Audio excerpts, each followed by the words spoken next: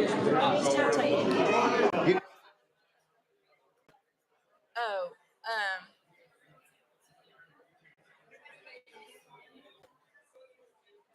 probably as close to the podium as she can get.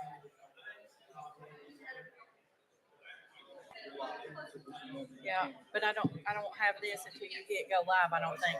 Is it? Okay. Hello, ladies and gentlemen, if we could come to order, please. Welcome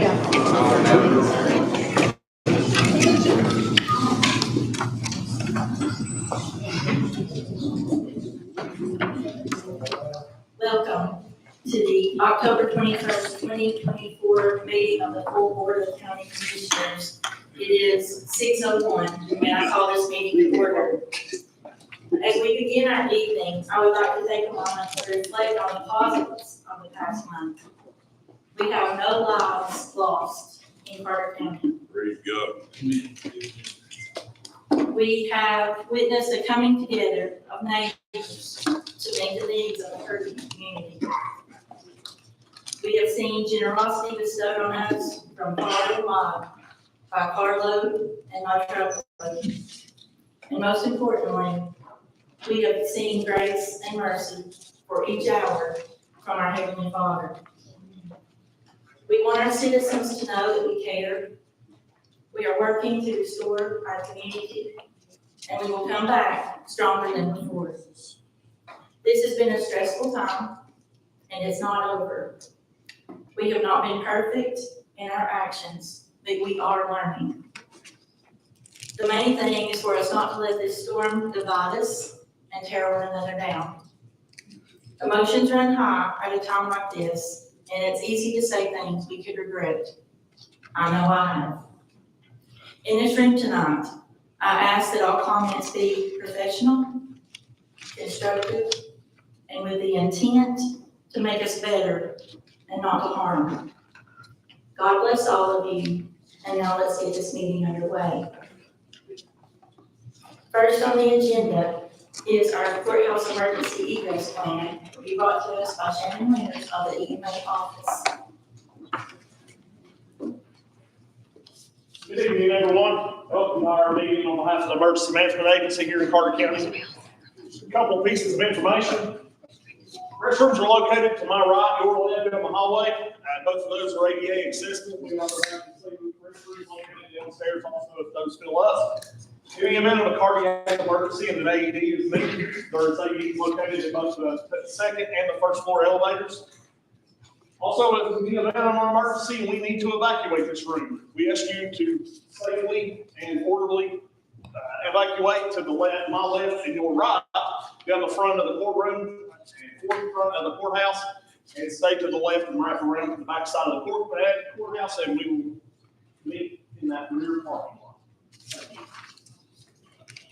Thank you, Mr. Winters. Please sign in, commissioners, it's roll call time.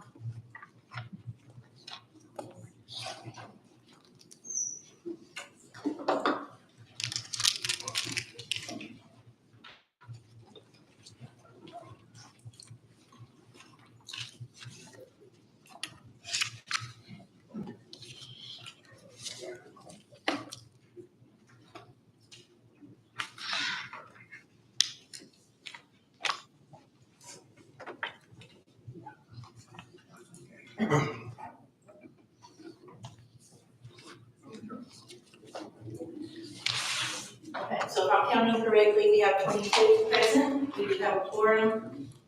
Those who are absent for reasons of illness. Look over the agenda. I do want to mention that after talking with the TEMA and FEMA representatives, they have agreed to an open forum for questions this evening. I didn't talk to them, the mayor did, but we will have an open forum for questions with TEMA and FEMA later in our agenda. Is there anything else anybody needs to add, delete, or correct?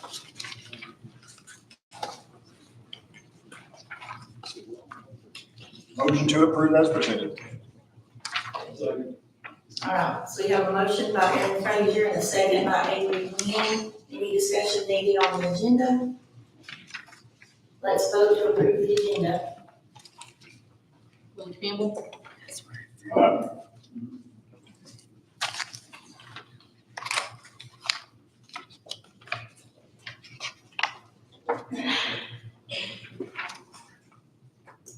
Okay, motion passed, our agenda is approved.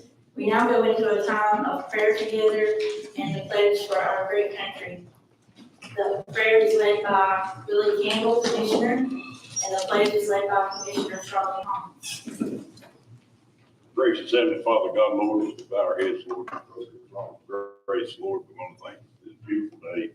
Lord, you've restored upon each one of us. Lord, we want to thank you for your love, mercy, and grace that you've had on each one of us, God.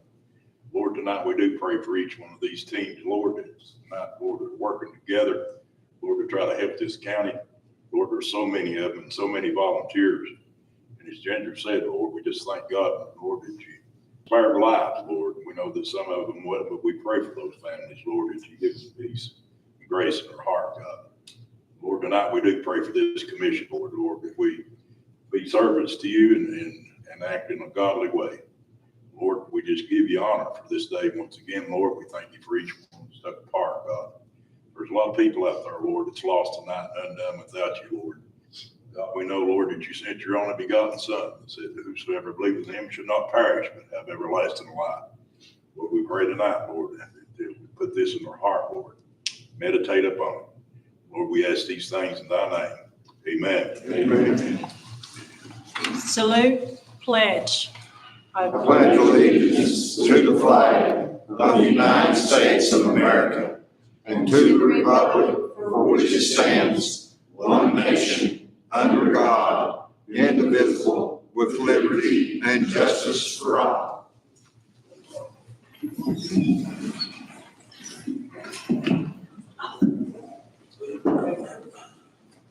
Will our elected officials, their guests, and anybody that's appointed by one of our elected officials, will you all please stand?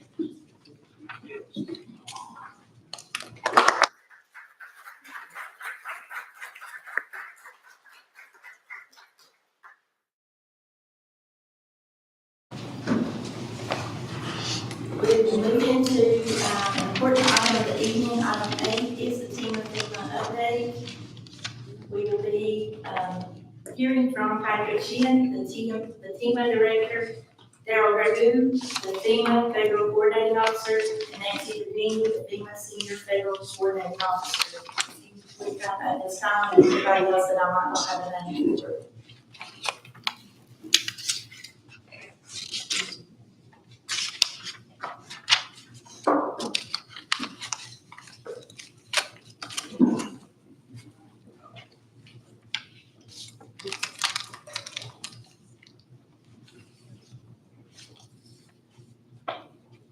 Good evening. My name is Patrick Sheehan. I'm the director of TEMA. It's a pleasure to be here with you today, joined by my counterpart, the federal coordinating officer, Mr. Daryl Ragu. Daryl Ragu, federal coordinating officer. Thank you for having us here tonight. It's an important night to have open and transparent answers and questions. Right? Appreciate that. Nancy Dragani, I'm the senior federal official here, really in support of Patrick and in support of Daryl and in support of Tennessee.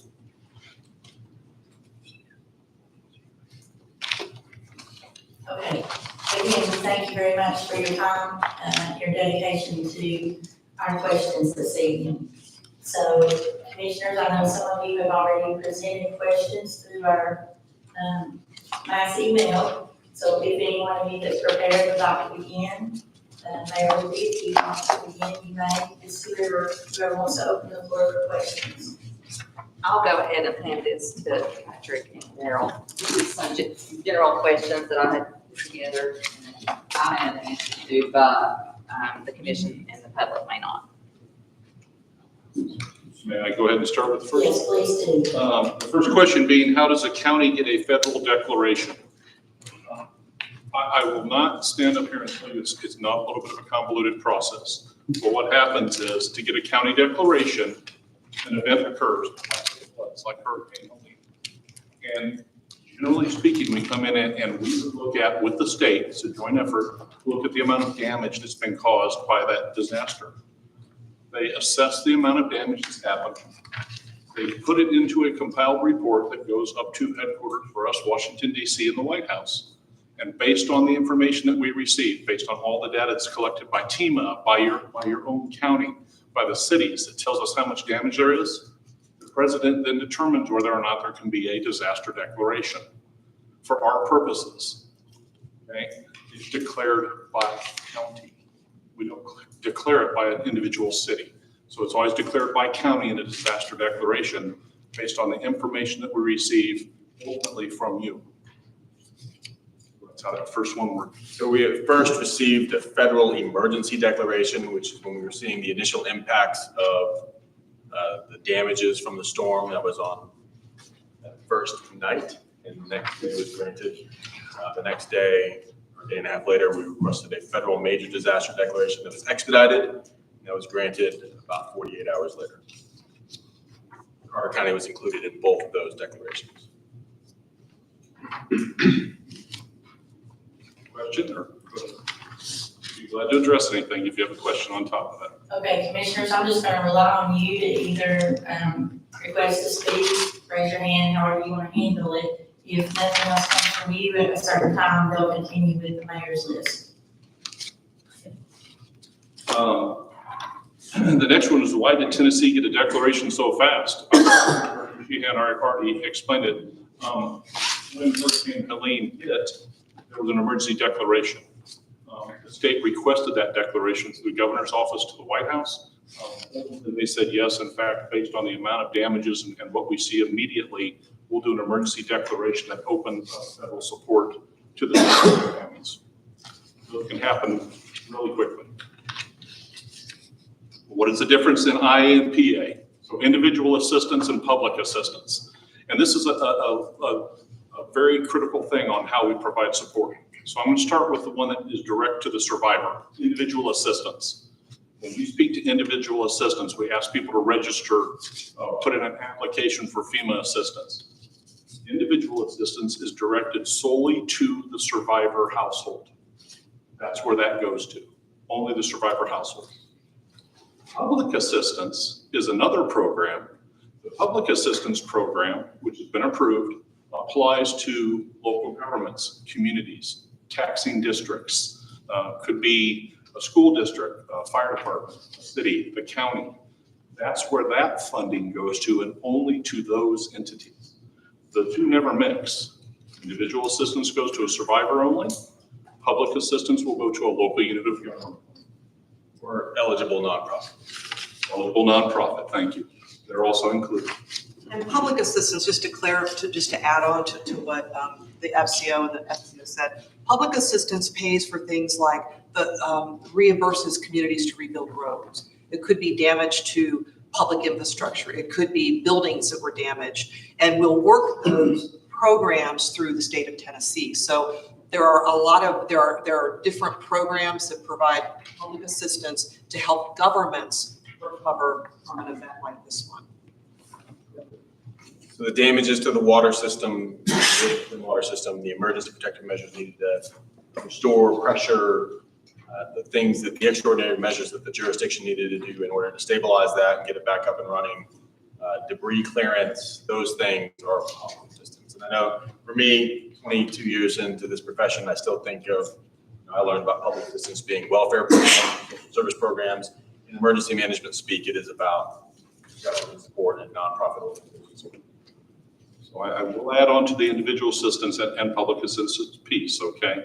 So for individual assistance, I want to really kind of dispel some rumors right now.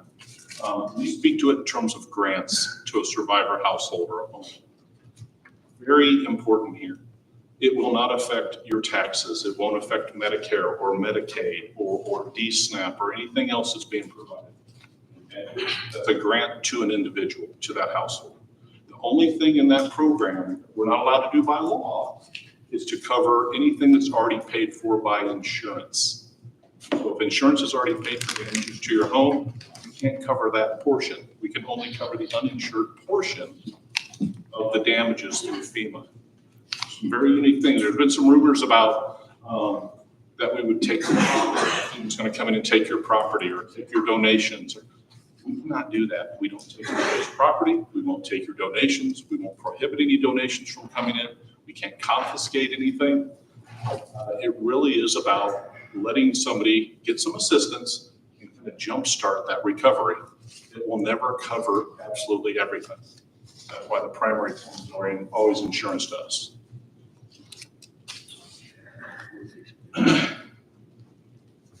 When does IA start and stop?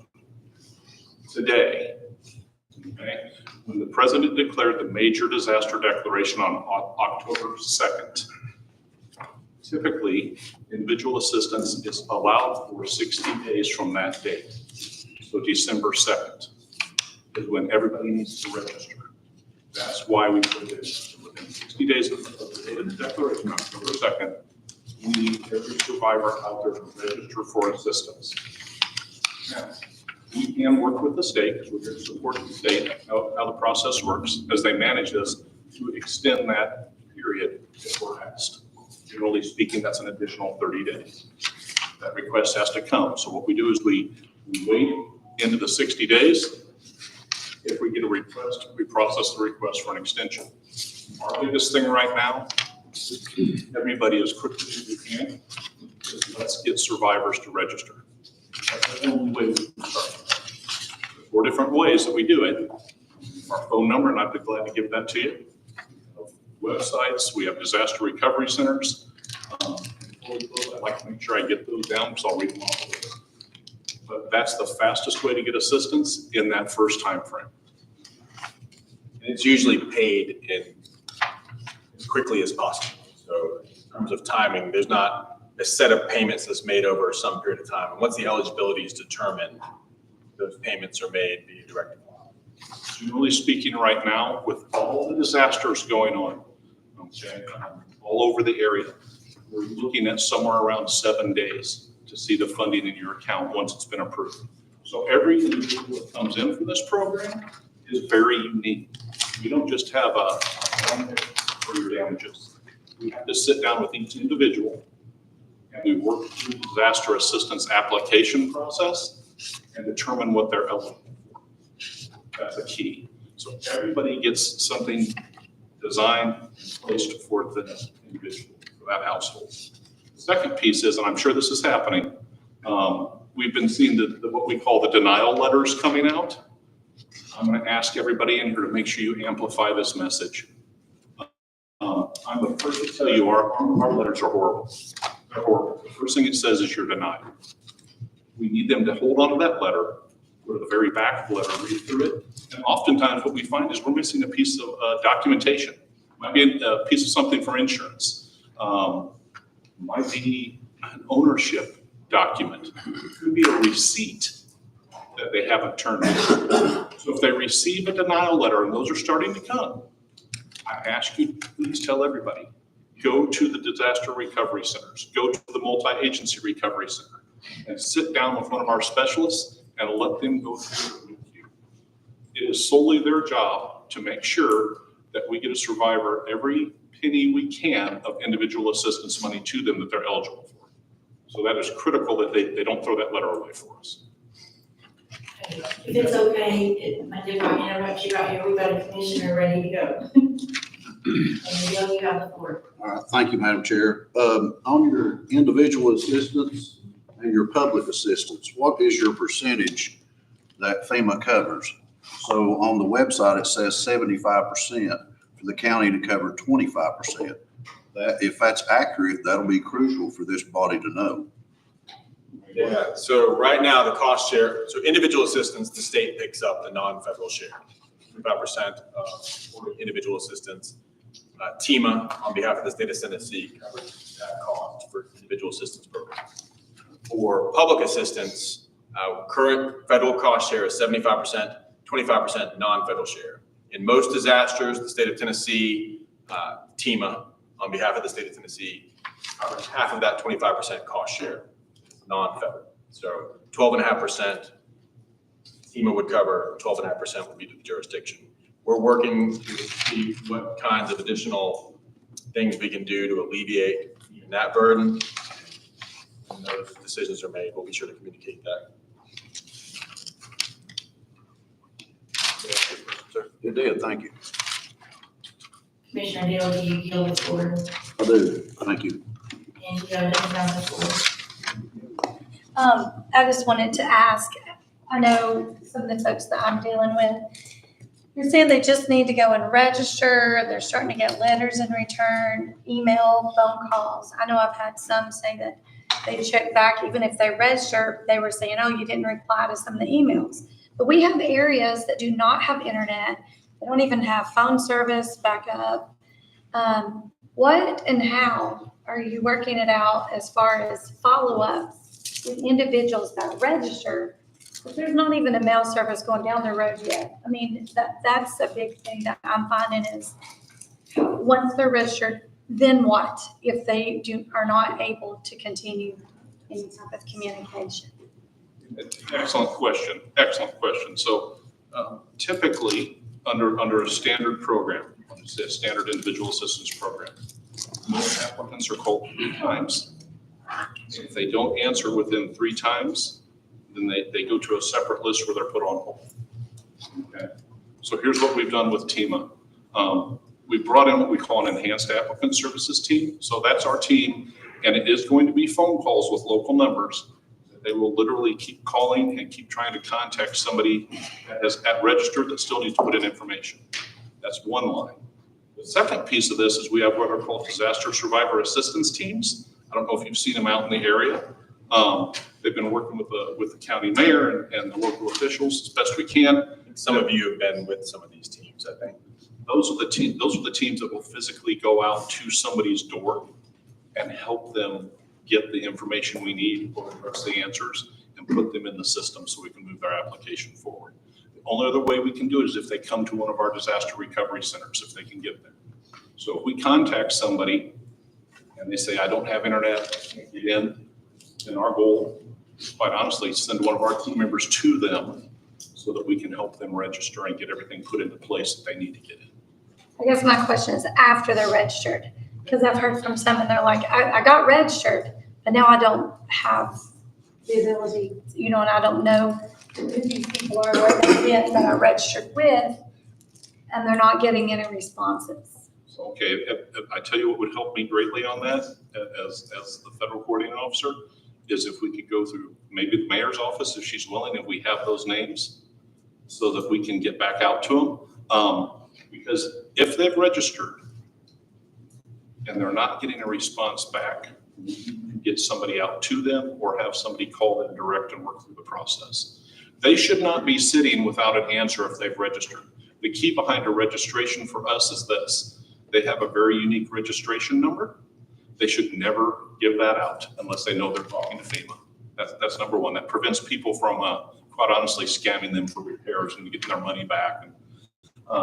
So that's a key. Whoever calls them from FEMA will know that registration number. It should tell them what it is. We have it. The other thing that'll happen is if somebody from FEMA calls them, they should be able to identify themselves, have the registration number, and then work with them directly on their claim, their assistance claim.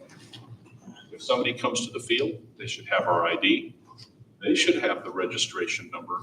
We will never ask for social security numbers, checking accounts, banks, or anything, but we have to make positive contact with them so we can complete whatever is in that registration or application to get them the assistance. So if something's not happening, I need to know so that we can put somebody on it that enhanced services, either to go direct to them or pick up the phone and call them and say, let us help you get this. I guess what I'm saying, we're gonna need, from the ones I work with, we need repeat individuals to not just go out and register them, but to go back to follow up is what I mean. There's no way to call, there's still no way. And that's what I'm saying. Yeah, I keep on saying registration because that's what we focus to the registration. Yeah. If somebody needs assistance, they've already done everything else and they need a repeat visit for us to come help them put something in or correct something.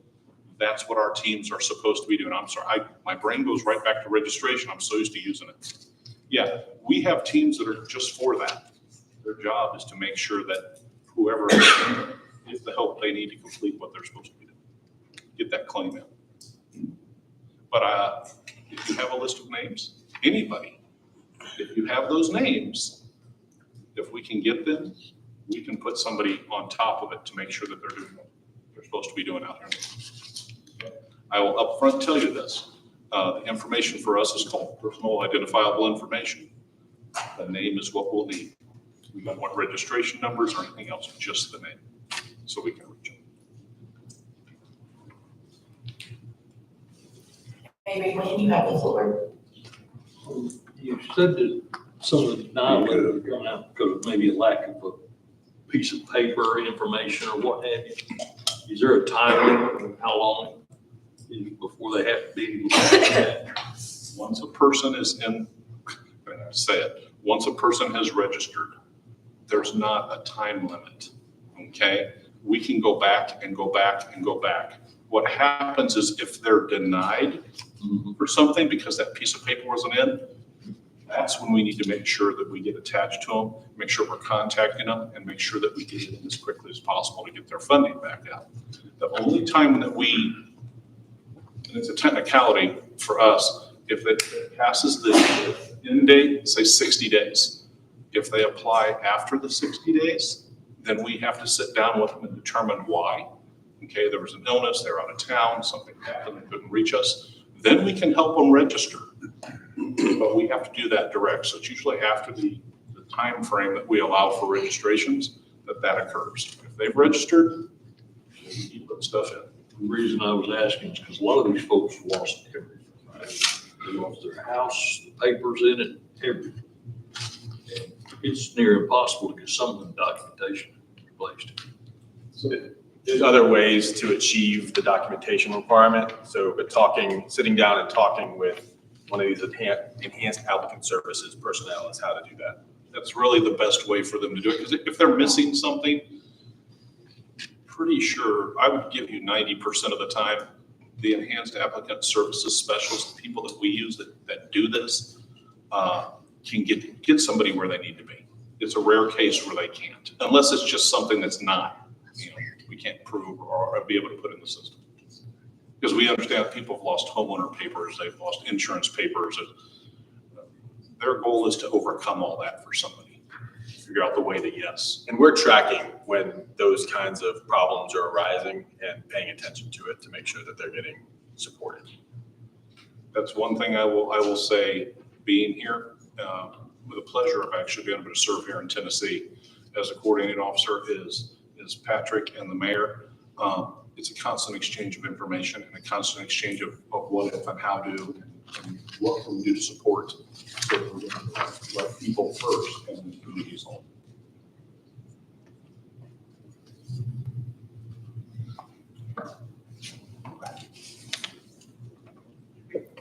Dr. Aycock, you may speak, sir.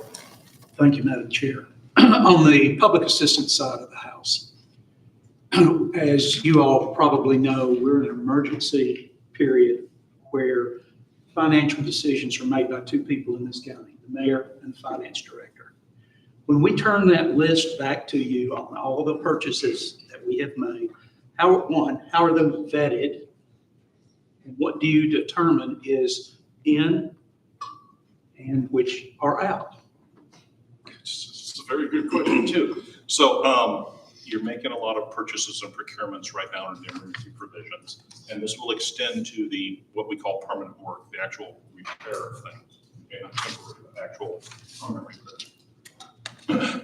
All of the costs have to be documented, every receipt, every bill, every procurement that has been made, you're not, so that we have all of that information in the system.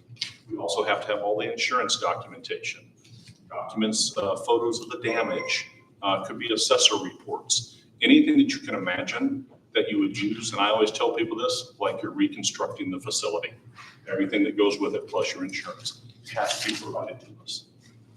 There's a step in the process where two things happen. We can scope it and cost it from FEMA, so we can do the actual scope and cost off the damages, the dimensions of the building, the description of the damages.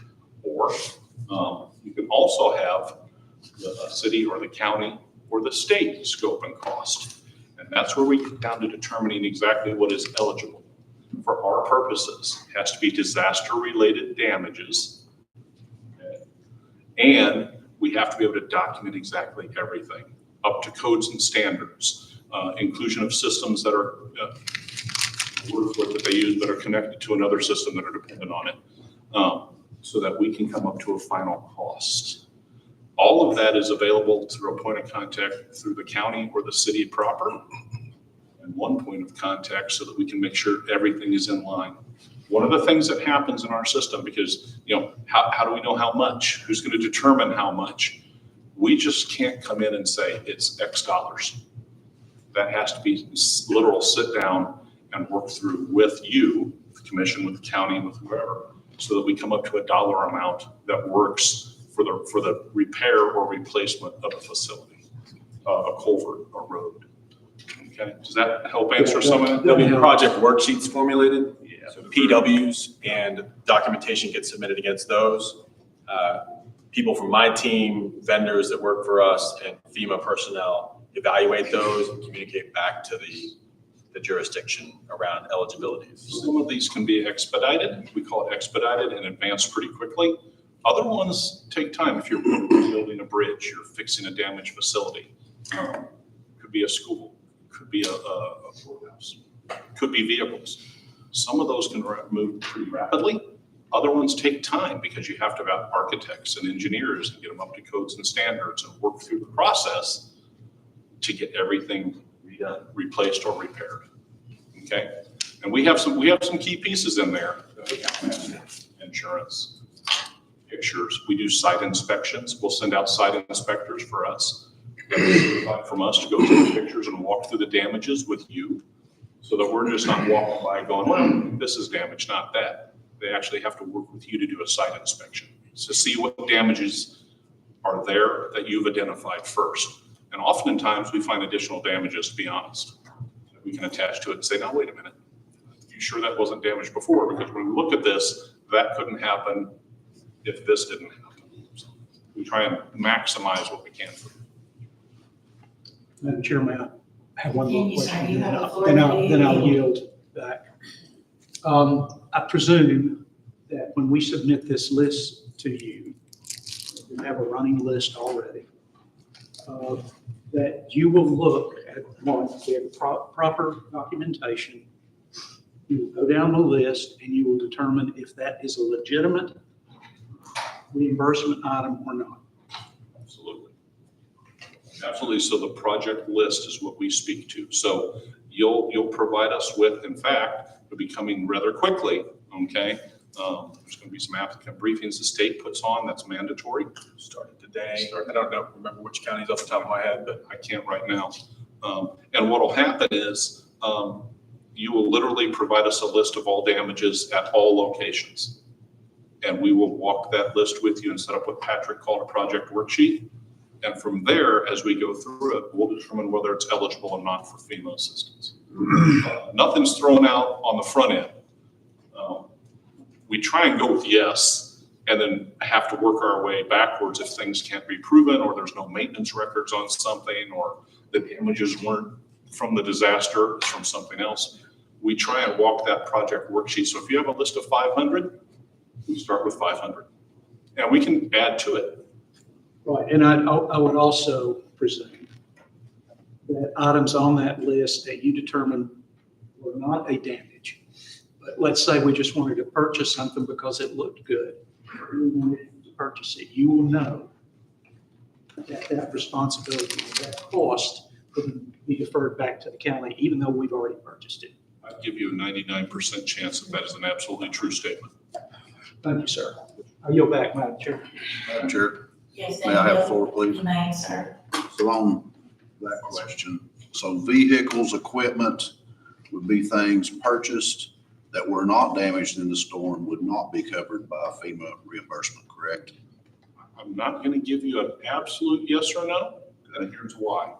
If you had, say, squad cars, right, where you had a tractor or whatever that was damaged, we can work with you to see if that's eligible for a replacement of the previous vehicle. If you went out and just bought something, that's the other side of this, and said, wow, we need to get that tractor. The likelihood is that's not going to be an eligible expense. But we can work to match it to something equivalent, lost vehicles, lost equipment. We can kind of work with you to get there. So if they did not have that piece of equipment and purchased it, it would not be covered. That is correct. Only time we would do that is for emergency protective measures. And usually we're talking pumps, sandbags, sometimes generators, things like that, that are used for life-saving or life-essential. And one other, on the split for individual assistance, 75, 12.5 from TEMA. Individual assistance, state covers the entire 25%. Okay. All right. So on public assistance, it's 12.5. Yes. Thank you for clarifying that for me. Thank you. Those are great critical questions about public assistance. It's a very detailed process. Commissioner Odom? Yes, if I could ask a few more things with the IA, with individuals, please. I know you talked about grants that are there, so one thing just daily that I'm working with is those who have either their car will not start due to all the water intake and covering water, or their car's gone, or those, their houses are damaged beyond, they're washing what we can out of clothes, and that's it. We're totally gone. But when you're sitting there looking at them and there's nothing, even if they've registered, there's nothing there. What do you have? I mean, I just need you to help me understand. How do you even think about like cars? If they only have liability and there's no insurance, even if it's an older car, what are we looking at? Because there's a lot of people that can't get to work right now. They don't have cars, and I'm trying to figure out what to do to get them going back to work so they can start helping themselves. But at the same time, I mean, what do you offer in the line of cars? And then and how much is like immediately? Because I'm not gonna lie, we've heard the stories that I was offered $42, I was offered $300. And I'm like, okay, I need to understand from you what is offered for the emergency. Here I am. Kevin, share with me that, please. Let me try and make sense of some of this. So the first things most everybody's heard of in the news is the $750. It actually went up to $770 for the new fiscal year. That's called serious needs. So anybody that registers that is displaced, that has an emergency, and there's a category of them that goes in there, can automatically get the $770. That's just an upfront. Okay? If you're living in a home that's habitable, so if your home's missing, different story. If you're living in a home that's habitable, they'll give you an additional $300 just for cleaning and buying supplies and bucking it out. So those are the first two upfronts. Follow me so far. The next one is displacement assistance. If you're displaced, you're out of your home, you can't live in it, it's destroyed, it's gone, it's not habitable. They're eligible right now for $1,666. That's a one-time, and it covers about a 14-day period. Then what they can do if you're living in that situation is they can be eligible for rental assistance, which is the longer-term assistance where they find a rental property or they locate someplace to live, and we can provide them rental assistance for at least a portion of it. What we find out is this when we do that. Some people will go to the hotel, and hotels are pricey. Well, rental assistance is a fixed amount. We tell them find an apartment, find a rental home, find something else, but don't go to the hotel, because if you spend all that money in 20 days, we can't provide you anymore. You have to wait for the next piece. Okay, and that number varies. I just can't give you an automatic, because somebody might find a home and they're eligible for that rental assistance, and they can go start with that right there. So the first two, 770, 300, everything else, and this is key, okay? You talk about vehicles. If you've lost a vehicle, you could be, I'm not gonna say everybody is, eligible for vehicle cost, the replacement cost. We have an amount of money that we can apply towards it for you, that we can give you. It's based off the fact that you meet all the state criteria for licensed laws insurance, and then you can show us the vehicles there so we can get you the assistance you need. Again, it's not going to make it whole, okay, but we'll get you started. Personal property, ovens, stoves, trying to think of everything that's possibly in there, they can be eligible for it. They just register and sit down and work with us and getting it. If everything's gone, what's the max grant? about 42.6. Yeah. So the maximum grant that you can get, if everything is gone and you're eligible, is a little bit over 42,000 on housing. Then the other side is an additional 42,000 roughly, which is called other needs. That's your personal property, vehicles, moving, transportation. You asked about transportation. They're eligible for transportation assistance. And it's no charge to them. It doesn't affect any of your income, but they have to be able to tell us. They need to tell us this is what I have to do so we can get that. A lot of times we find this, people don't want to tell us. They don't want to tell us that, I need help with my car, or I need help with transportation. For a host of reasons. One of the biggest ones we hear is somebody else needs it more than me. They're eligible for it, take advantage of it. And we want to help them get that, but they got to sit down and tell us, just like some of the other funding. Like we have funeral, this is one we're watching. Unfortunately, there was 17 fatalities in this county. Okay. But there are some people would be eligible for funeral expenses also. Yeah, of course, Nancy.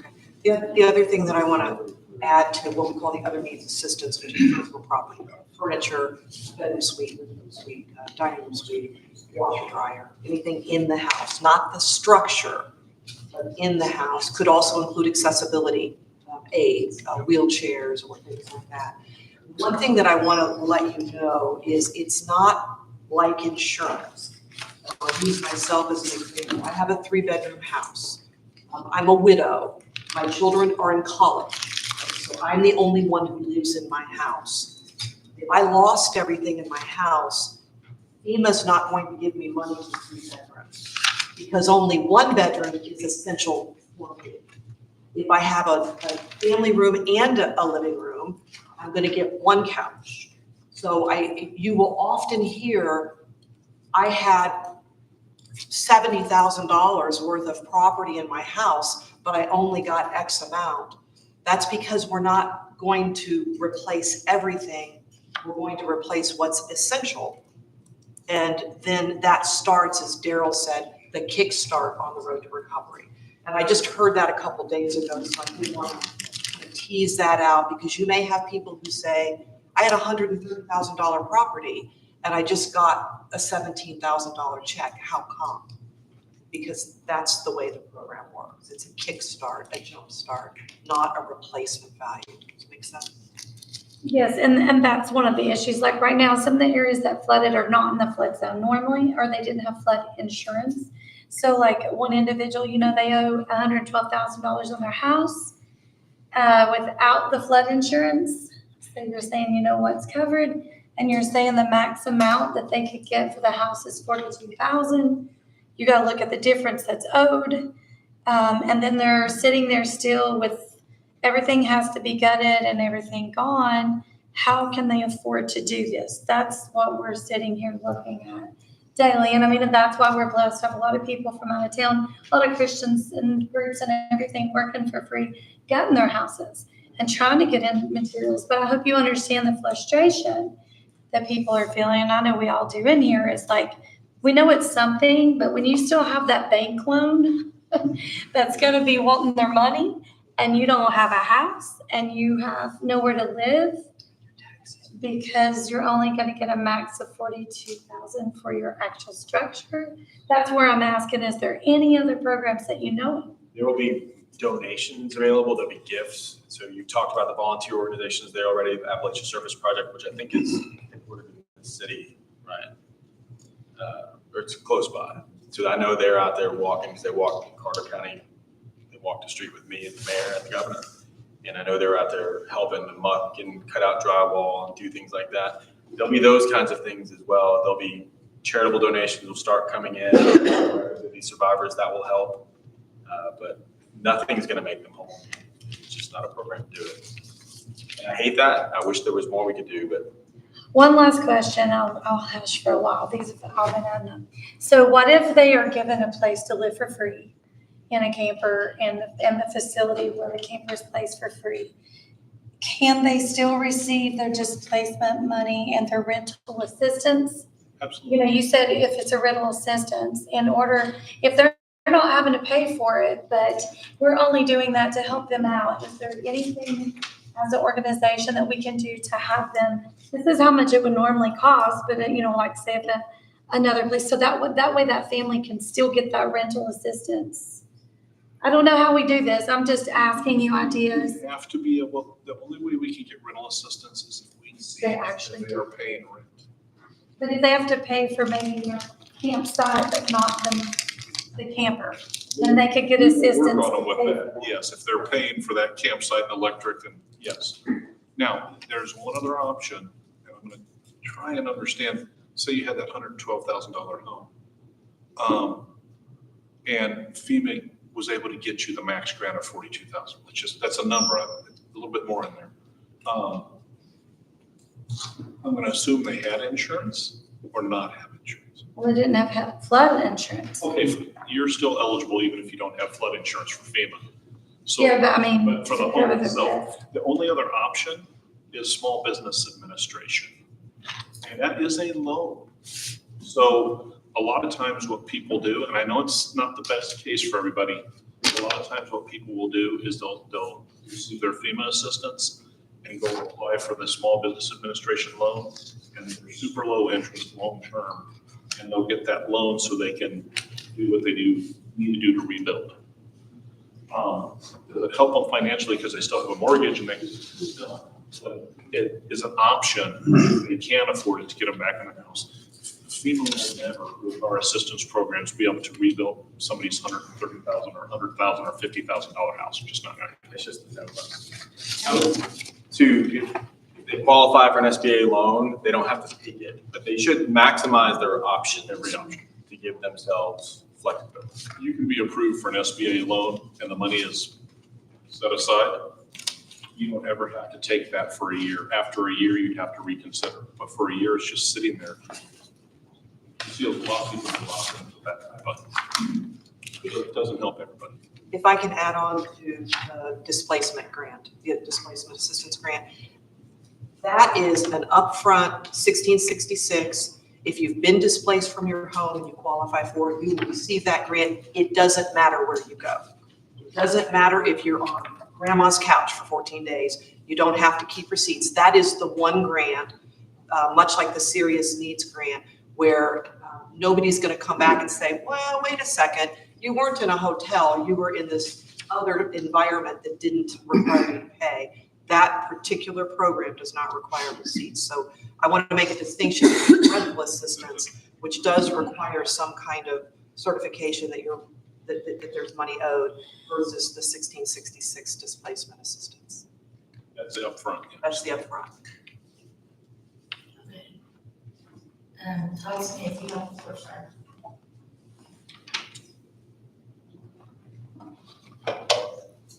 Oh, I can't hear, can I?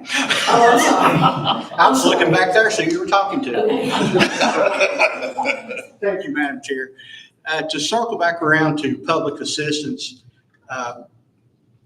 two of the questions that were asked, you said that those funds would either be to replace damaged items, damaged property, or to repair damaged property, or to buy emergency goods to address the emergency at hand. Is that correct? The initial emergency period, yes, the emergency protective measures, that is correct. Okay. If up in the far ends of our district, we lost the roads, we lost the bridges, we lost everything. If the county decides to purchase a four-wheel vehicle, a side-by-side or something of that nature to get to those people, is that something that we could possibly be reimbursed for? Promise you it's a yes, but I will have our team work with you to see if it is. Let's say you had a stranded area that was stranded, a community, and the roads were washed out and there was no other access. I would work with our team to see if we can make that an eligible expense for emergency protective measures. Can't promise you it's a yes. I'll try and get us to go there. For life safety, life saving. Thank you, Todd. Julie Glenn. I had a gentleman come into my office today, and he was talking about some of the damages to his home and his garage beside of his home. And I said, because he was looking at my FEMA application, so I had on my desk. And I said, did you fill out anything? He said, no, I'm afraid to. And I said, why?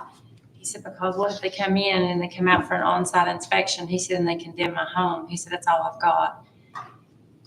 And I hadn't thought about it that way. How does that? Condemning is a local action. The federal government has no authority to condemn property. The state of Tennessee does not condemn property. So it would be the city or the county who has the inspectors to do those kinds of things and make that decision. Well, I'm sure he will be. That's absolutely correct. Doesn't mean they're not eligible for individual assistance. Well, I've heard a lot of fears from my folks. And I was fortunate to be on the ground with FEMA in Red Mountain. And I saw, and I hope y'all go back and tell you folks, they were polite and they were kind and they were very patient while they were filling out those applications for them. And my mom and dad took a solid hit in '98. And they did not qualify for FEMA grant, but they did qualify for SBA loan, as did my husband and myself. It was $18 a month to pay for our damages. And it was most certainly worthwhile to do when we had no other options because we did not have flood insurance. So if your folks are questioning, just as this gentleman was today, I mean, I've seen the good side of it. And I saw them on the ground and they were great. So. Lisa Childress, you had your name up there for a moment. Did you decide not to ask a question? Okay, thank you. Commissioners, is there anything else? Yes, Dr. Aiko. Thank you, Madam Chair. I'll make this quick. Going back to the public assistance side of the house one more time. What if during this emergency period, and I assume into the recovery period, we have an ask by a county department, for instance, that they would like to increase personnel in order to deal with this emergent situation or the disaster? Is that allowable under FEMA, and would it take the same split, 75-25 with 12 and a half coming from TEMA in order to pay those wages? So the easy answer from our side is yes, it will always be the 75-25 split from the federal and whatever TEMA provides.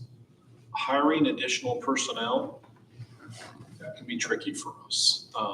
Would I recommend it without getting an approval first? Absolutely. We really have to go down that hard line. That's a hard line. Thank you. Are you back? Thank you, sir. Commissioners? Yes, Brad Johnson. Gentlemen, ladies, thank you very much. One thing on the public building side of the house, one of the largest, of course, we know we've lost roads, we've lost bridges, the infrastructure of traffic and transportation. But on public buildings, we have, as we know right now, and been told that we have a local high school that may or may not, I've not seen a report. I've seen it, it's damaged. It is. And I know that from experience in several hurricanes and disaster recoveries in the Gulf, military-wise with the Civil Engineer Corps, that I know that it takes a lot of time for design, placement, building, demolition, whatever those plans are. How does that come about? Is that the state Board of Education or does the federal education work into it? Both? Married? I have a call scheduled tomorrow with someone from the U.S. Department of Education to hear some things that they have to ask, but I'm not quite sure what they can offer. They don't really have an aid program for it. So I can tell you, as it is eligible as a public building under the appropriate category for public assistance. I can just tell you though, Waverly, Tennessee flooded just over 3 years ago, 2 schools, the elementary school and the middle school. And they worked with them to put an intermediate building in place that acts as both schools for a time period until they can find a suitable site to put the new schools. That action's now to the local government to try to find the Board of Education to find where those schools are going to go. But there's a lot of public assistance support that backs this. It's not an easy thing though, because we have to find a place for a school. We have to find Yeah, really. You don't bring property by the inch through. Some of the easy answers to that are, we've already asked the U.S. Department of Education to come in. We have a recovery coordination group. That'll be they're gonna be sitting down and asking questions. What are your priorities? What do you see would be an improvement if we could get this in? And they work with, at this point, there's 33 federal agencies, and I don't know how many private, to literally find grants and donations and dollars to help get communities back together, like the school that we're speaking. The other thing is, all of that, what you just said, is under public assistance. It's about locating the right place. Now, if it's in a floodplain, and if one of the things that is eligible, and it rests with the local government, is if you need modular facilities, that you have to ask and get bids and go through that process so that we can get it approved through our program, so that you can pay for those modular facilities. If you need like modular classrooms, or you need a modular courthouse, or we do that. It's just getting, and it takes time. Unfortunately, it's very. Well, I'm sure it'll take you 2.5 years to design, build, and replace exactly what it is. It's nothing fast. But then, on the other hand, the infrastructure of our county, such as the disaster, the impact, the first 72 hours or the first 96 hours is what I've always been trained. The evolutions that take place in a disaster is that, for one, we're not broke, but we don't have a large savings.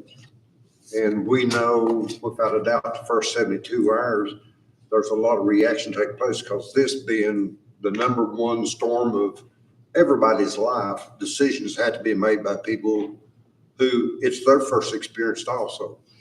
But such things like we had a community that was cut off by the major flood, and we know that there's medical issues where decisions are made and said, okay, we've got to get them, example, we got to get them a generator because they're on a life support machine or something like that. Those things is what the first 72 hours show, is what we have to do to get it up and going.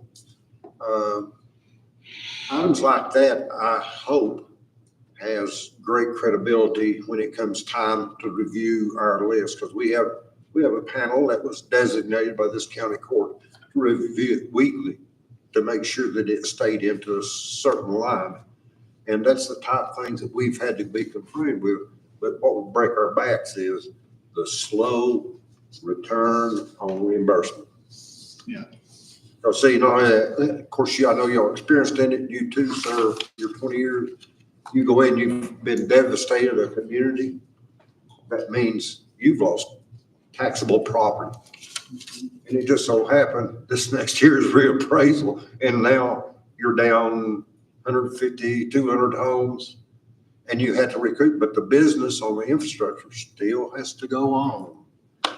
So the reimbursements, what we're concerned with, to make sure that we're able to survive.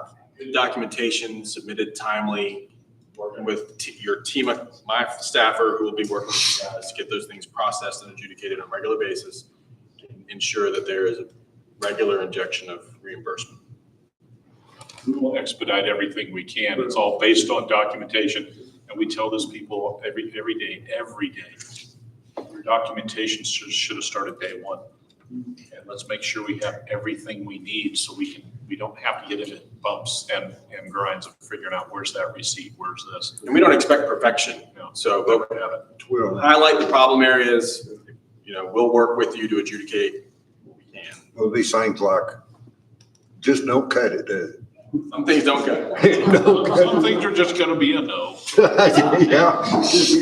You guys are accustomed to doing that to people. I know you have department heads out here who ask for stuff and you guys say no. I will give credit where credit is due, Mayor. You've already been asking and having our people try to reach out and say, okay, here's this or here's that, or yes or no. We're already starting. Don't think anybody's sitting still. But we want to expedite this and get the funds moving as quick as possible. So that in, let's sit down as a county as an action plan on how we're going to.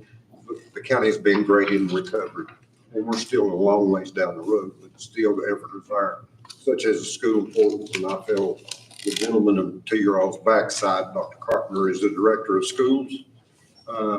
I don't know if you've all talked to him, but that's the biggest public building that I know of, unless I've overlooked something. And with that, thank you for your answers and your help. I yield back, Madam Chair.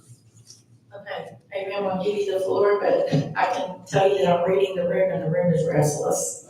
I just got one short question.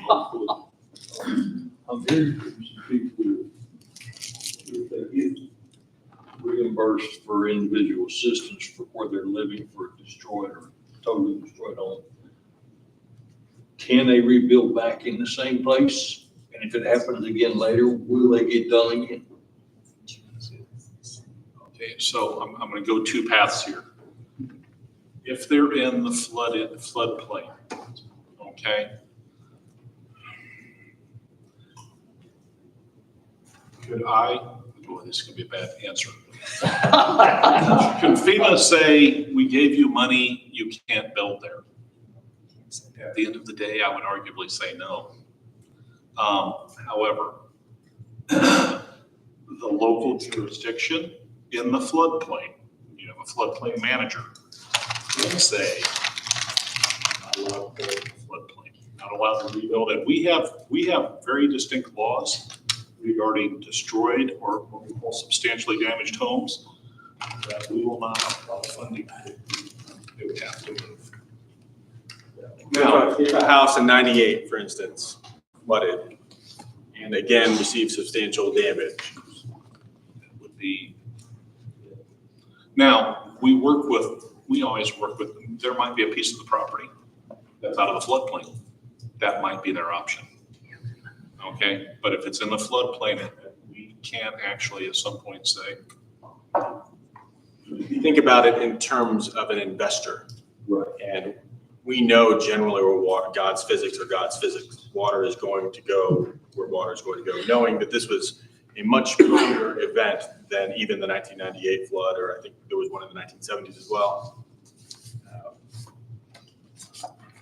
You don't want to put the same structures, the same people, future survivors, future Carter Countyans at risk by building in the same place. Because if it's flooded twice, that's a pretty good indicator that you're going to see flooding again. Yeah, it's a good question, but it's a question that people aren't going to want to hear the answer sometimes. But the floodplain manager is going to be the one that says it's substantial damage or it's in a floodplain, you can't rebuild. Which will be a community representative who will become very unpopular for some period of time. All right, we'll be there with them becoming unpopular too, so. If I may, ma'am, can I make sure we give out our stuff? We'll do that before I can give it to someone else. Thank you, Patrick. Yes, we have another commissioner with a question, so I recognize Lisa Childress. My question is about opportunities for temporary housing. In our area, rent is very expensive.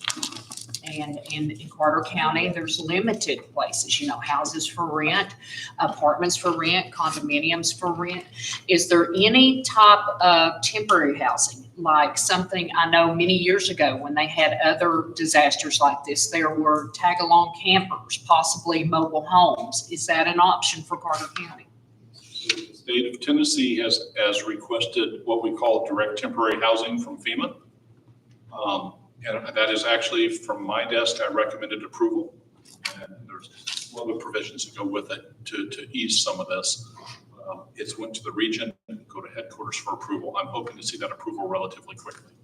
So that temporary housing that we speak of, you spoke to the trailers and the manufactured homes. Yes, they're literally, we will sit down with everybody who's registered and go through and see if they're eligible for that type of housing. Then we have to fix and sit to get them into the communities. It's not a short path, it's a long path and it's hard. Zoning, ordinance, all of the utilities have to be put in, place the units, et cetera. So They can't be placed in the floodplain. Can't be placed in the floodplain. I just understand that is, I'm hoping for the yes from headquarters so that we can get that moving. But it's every one of these is like a minor construction project to us. So it's going to take time. And if we have to say, no, we can't put it on your original lot, then we have to find an alternative to address the rental and the available housing. We've already bumped up for rental assistance, 200% over what because we have to use HUD. It's 200% is where we went. And I'll confirm above fair market rental, and that's based on what HUD says. And we're doing the same under direct temporary housing because we can offer, or at least we go lease apartments for people. We might do multi-family repair where we'll go in and repair apartments and bring them up to standard and code and place survivors there. The only good thing that I always say about this, and I want everybody to remember, is it's at no cost to the survivor. So anything that we do, we bring the home in, we get everything ready, we put all the utilities in, we lease apartments, that's on us. The only exception for that will be based on the lease agreements and based on location, where they might have to pay the utilities. We try and remove those too. We try and pay for everything. So, okay? We're really trying to be survivor-centric in every way that we can, and some of these things just take time to get moving or done. When that's on the table, I will guarantee everybody in here, you'll be seeing a lot of me. Okay? Because we have a lot of things to work through. It's a process. I understand. And I guess the other part of my question would be when you talk about it being temporary, are you looking at 3 months, 6 months, 12 months? Actually, tremendous question, and I should explain myself better. Ours is 18 months from the date of the declaration. So earliest date, that would be the end of the program. And I'm not saying it's the end because there's extensions that can be asked for. Would be April 2nd, 2026. Yeah. So from however long it takes us to get you in, that would be the first part where we'll have to have an extension. Okay, now you can give us the info. Okay, hold on. I'm going to run through this. There's the list of questions here. Who should register with FEMA? Any survivor that had damages as a result of this event should register with FEMA for assistance.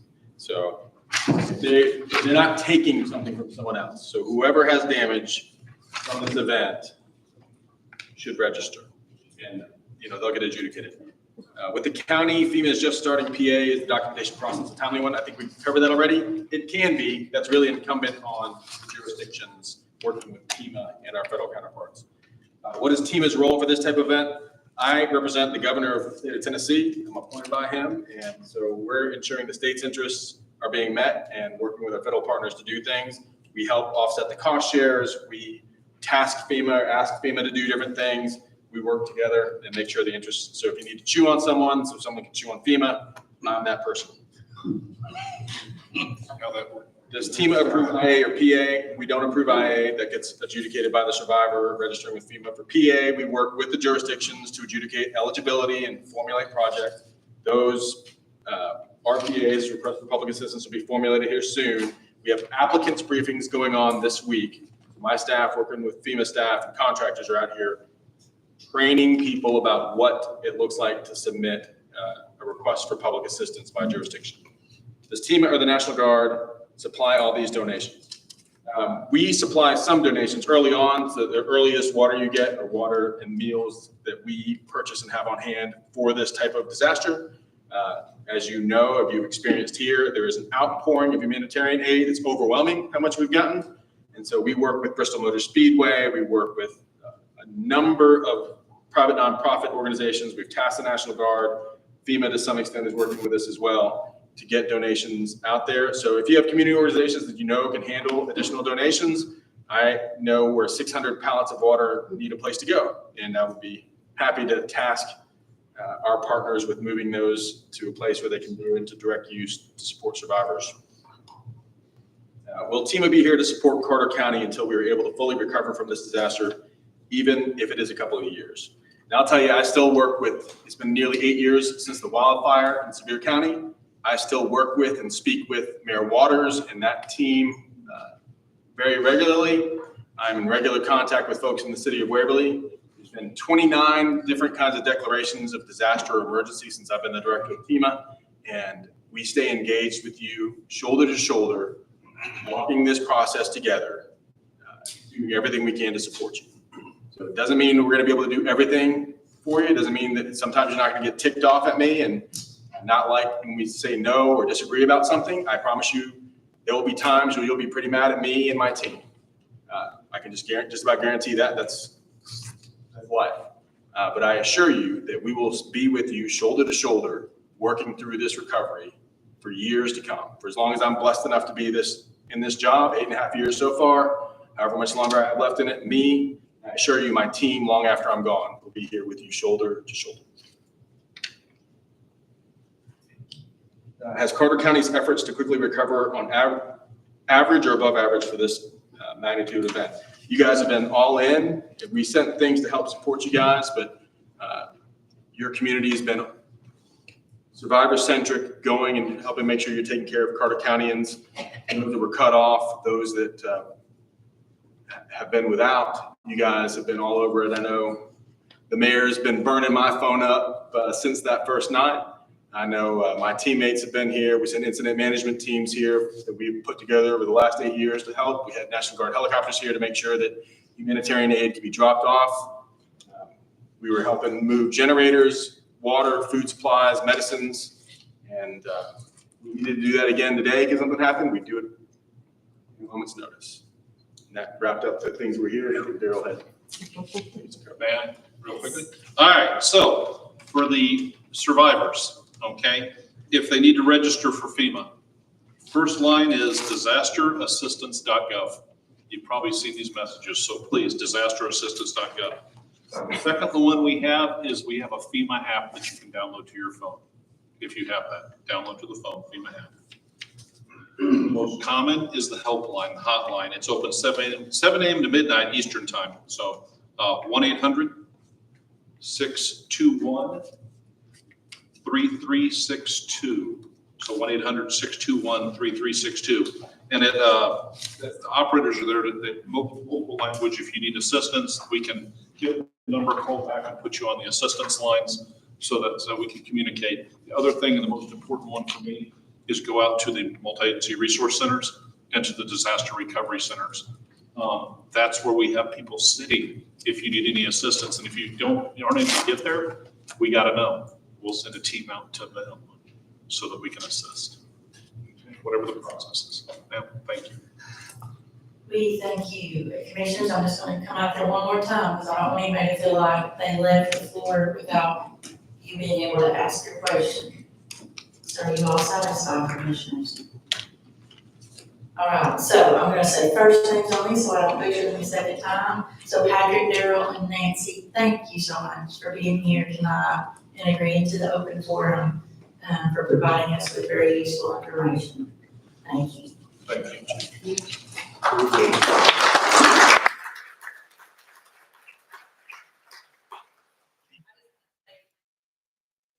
Nancy and Daryl, and as you notice, we were on first name basis. But they, especially Patrick, has been with Carter County from day one, since I made that frantic phone call to him asking for help. So I really appreciate it. Hope you know our prayers and our thoughts are with you. We'll be with you for years to come. You guys will get very tired of seeing me. I want to see the Sergeant Major James Carroll Gilbert Bridge rebuilt. So my dad held him in his arms on the 12th of March, 1969 when he died in Vietnam. So I'll be back when that bridge gets rededicated too. I'm gonna leave business cards here if anyone would like. Thank you. Thank you. Thank you. And as they make their way back to their seats, before we take a break, we are going to take a break. I did not see these people stand earlier when I asked to recognize elected and appointed officials and their guests. So we do have a group of people here from the state and the national level. And I just would like for them to stand and tell their name and what office that you're with. I want Carter County to see that our state and our national leaders are here going through this process with us. So don't be shy. If you don't stand, I'm gonna call you out. Okay. Hey, good evening, commissioners. Thank you all for just the opportunity to be with you. I am Michael Hensley. I work for United States Senator Marsha Blackburn, and I just want to say thank you all. We've been working closely with Mayor Woodby, with your emergency management director, and with a lot of your key stakeholders from day one. Senator Blackburn has been on the ground. She'll be back on Thursday in Carter County, working on those details now with Mayor Woodby. But just want you all to know we're here as a resource. We've had virtual pop-up office hours that we've held to assist the survivors. We now have had a presence in all of the multi-agency resource centers. So we're going to be working to follow up on the FEMA applications, the SBA applications. If any of your constituents have had Social Security cards damaged, or if they've lost veteran paperwork, if they've lost IRS paperwork, we can work with them to get those documents replaced. They're very important documents, and we need those sooner rather than later. So don't hesitate to reach out to us. And I've got a stack of cards and would love to get those in your all's hands. That way you can refer your constituents to us. Thank you so much. I'm Nick Castle. I'm the field representative for Senator Bill Haggerty. We do all the stuff that Michael said that we do. But anything we do for you all, please reach out to us. We're glad to help in the way possible. Cody Woods, Congresswoman Harshbarger's district representative. It's an honor to be here tonight. I know I've spoken with most of you in the past couple of weeks, if not left a message to you. But I just wanted to let you know that we're certainly available. We have been here in Carter County over the past couple of weeks for many days on end. I want to let you know I've got a staffer that's dedicated to the Marks Center that's down the road here. She's helping with federal assistance casework, and she's been here the past 2 weeks, and she will continue to be here and have a presence until we're done with this and moving on. So we're a resource. You guys have my number. If there's anything we can do for you, please don't hesitate to reach out. Thanks. Hi, I'm Renee Jones. I'm state representative-elect for District 4, representing Carter and Union County. Very happy to be here tonight. Kind of serving as a liaison for this board to the state. I've talked to many of the commissioners over the last 20-some days. Thank you all for all you're doing. Worked with Mayor Woodby and have also worked with the federal side of it. So we're just really trying to make sure your voices are heard. We'll continue to fight to make sure that all the available state dollars that we can get for Carter County we get, and we'll make sure that, I know one of the things that we're working on is some block grants that maybe can fill in some of the gaps that state block grants that maybe can fill in some of the gaps that we may see moving forward. So thank you all for what you're doing. I'm so proud of Carter County and all of the boots on the ground work that you all are doing and getting through this. So continue, hang in there, piece by piece, we'll get through this. Thank you. Did I miss anybody else? I kind of looked their way, but is there anybody else in the room, state or federal? Okay. Well, we thank you for being here and showing that you are serving Carter County. So at this time, we will dismiss for a 10-minute break.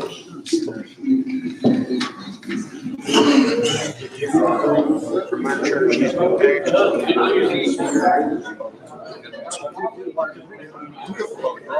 You'd never get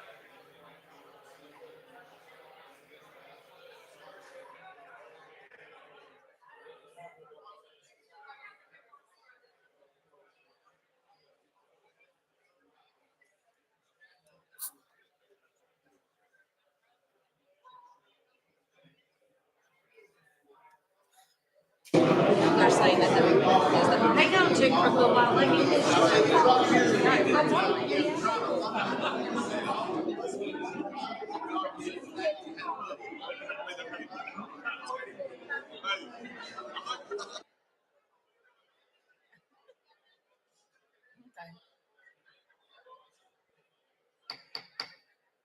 10 minutes are up.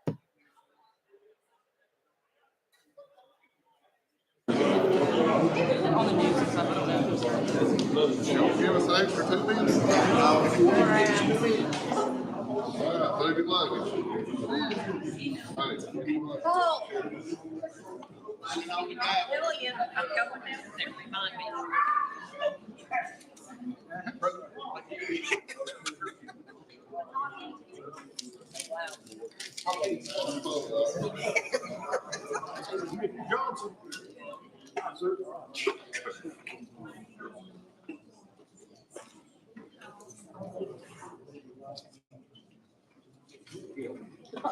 I smell gasoline. Are you wearing gasoline? They good? When you check it out. Because I am. Right. Well, thank you for coming back so well. You did great tonight. All right, so we are down to item number 9 on the agenda. There will be 2 votes for these, as that's how the clerk's office has them in her system already. And as you all know, it takes a little time to change anything. So if you will please direct your attention to the September 16th minutes first. We have a motion already for passing those minutes as written by Eric Frazier and a second by Gary Kemp. Is there any discussion, corrections? All right, we are voting on September 16th minute approval.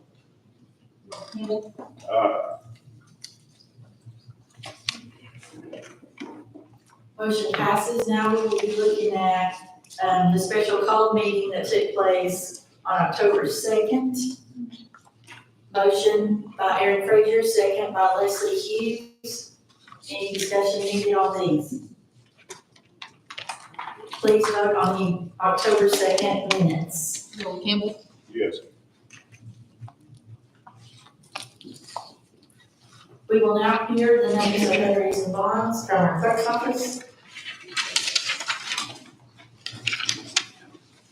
Hannah Kirbyfield, Rebecca M. Shirley, Beverly Faye Duggar, Brenda Gray, Mary Mullins, Kim B. Hughes, Richard C. Gray, Edgar R. Presnell, Sharon W. Phillips, Cynthia Karen Morgan, Kathy Bates, Jim Hughes, Lori L. Hilbert, Susan Farrell, Bill Kristen Brown, Jamie McGee, Brenda Chambers, McKendra L. Norris. We have a motion from Vice Chair Collins and a second from Angie Odom to approve these. Any discussion? Please vote on notaries and bonds.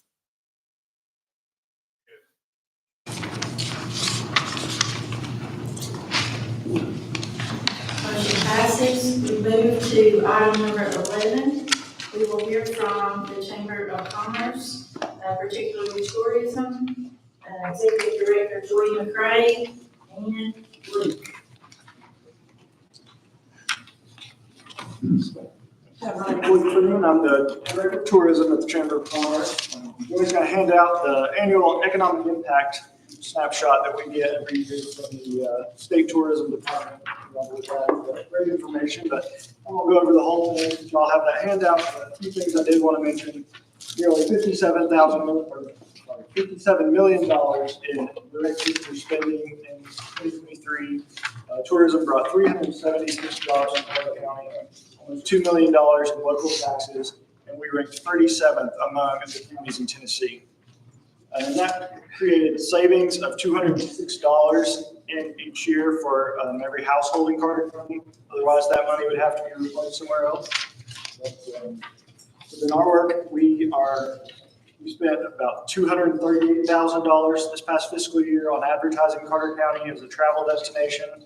We primarily focus on places in a regional drive market, Charlotte, Atlanta, those places, kind of close by for people to come take weekend trips, stay for a week. But those are where we focus most of our efforts.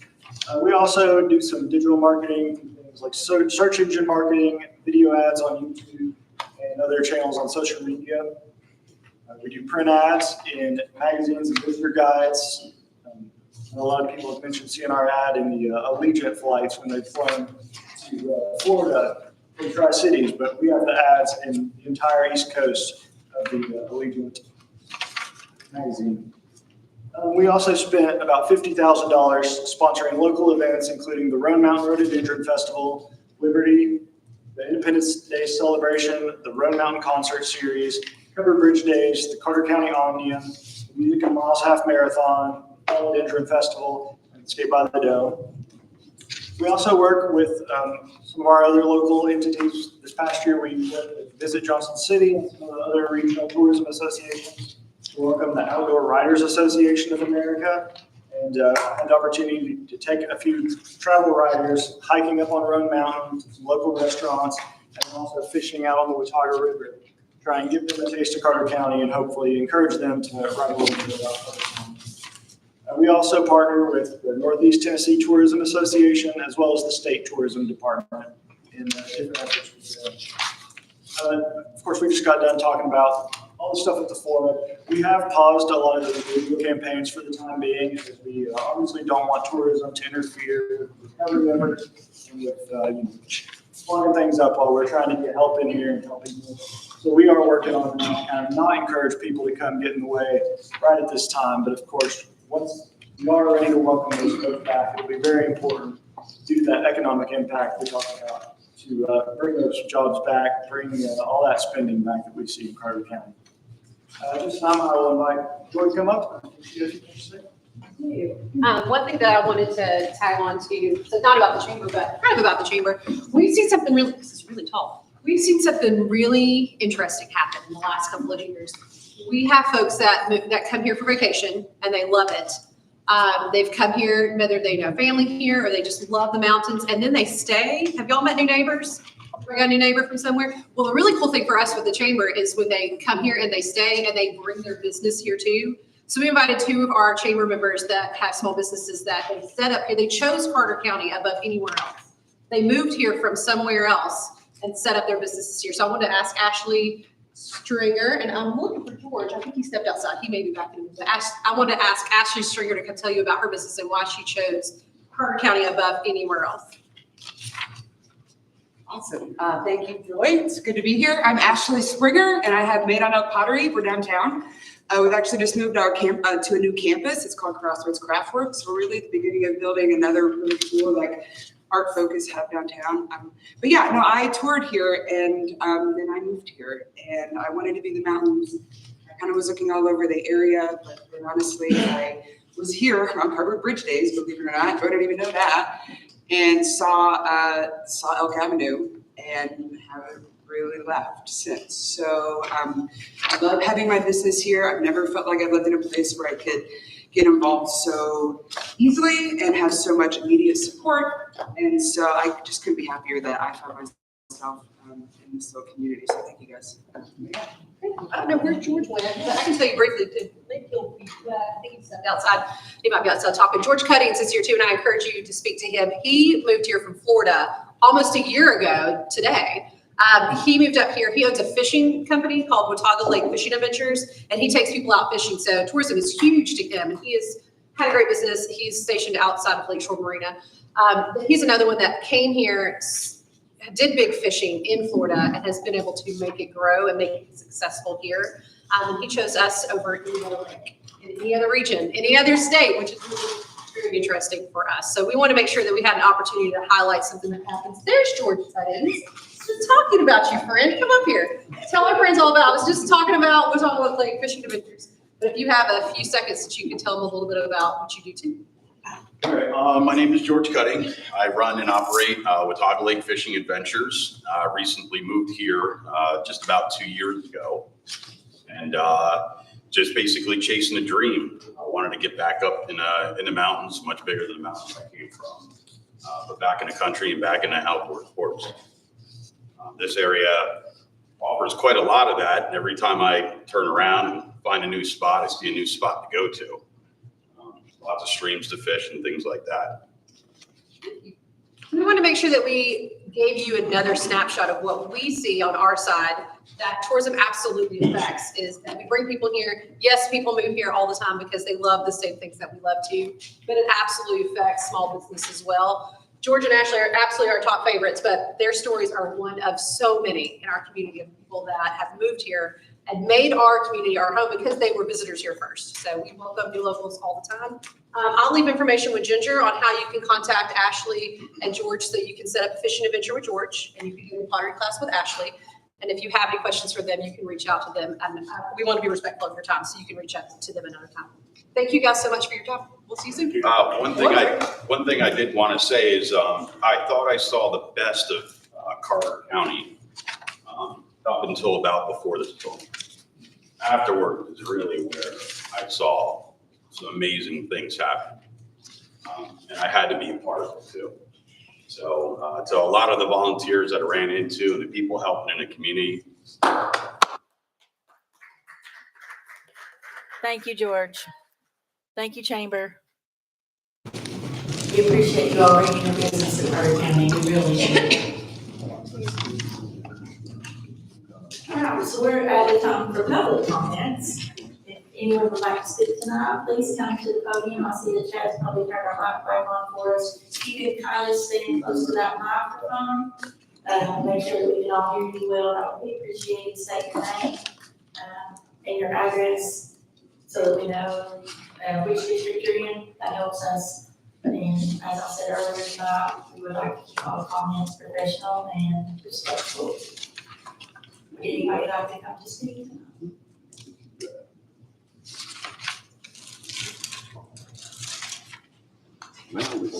Okay. We will move to item number 13, our finance director report, Carolyn Watson. The information from both Budget Committee and Financial Management are in your packet. Your financials are also in your packet. If you have any questions about either of those, feel free to call me or email me. If you're not getting on the office phone, feel free to call my cell phone. We've had some issues with the office phone recently. One other comment, there are 2 requests for proposals in your packet. I need to also bring those to your attention. I think the mayor will have additional information with that during her report, but I do want to make sure that you did see those in your packet as well.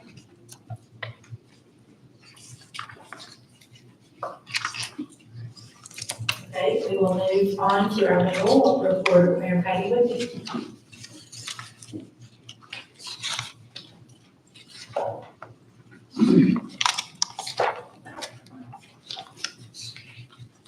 Thank you all for the wonderful questions for Director Sheehan and the FEMA reps. They're good questions, and I hope that we can get those out. I'll go ahead and touch on what Carolyn was saying. I'll just go ahead and the undisclosed board members of the debris scoring committee assigned to go over the RFP bids for debris removal due to the Hurricane Helene concluded that TFR company best suits the county's needs while meeting all the requirements. The second backup choice is the PJ company. So that's for the debris removal. And then for the debris monitoring, the committee chose the Thompson company to serve the county. And there was no other bids for that, so there's no backup for that. And there's no approval needed by the board because the committee, the scoring committee had already done that. If you've got any questions, we can answer those now, or you can review the packet and the proposals and submit the questions to me and Sonia, and we can answer those as you see. Would you include the contractor on the debris? Debris removal, it is going to be TFR company. And the secondary choice or the backup choice is PJ company. And then the debris monitoring company is Thompson company.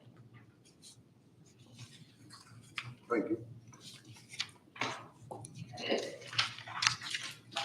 Okay, I just want to take a moment to talk to you and tell you kind of how much I appreciate all of you and everything that you've done for the community. So I did put something together because I'm still trying to get through this without having some emotions, but I wanted to show my appreciation for this commission and the citizens of Carter County. We do have a long road ahead of us, so. This past month has been hectic time for the foothills of the Appalachian Mountains.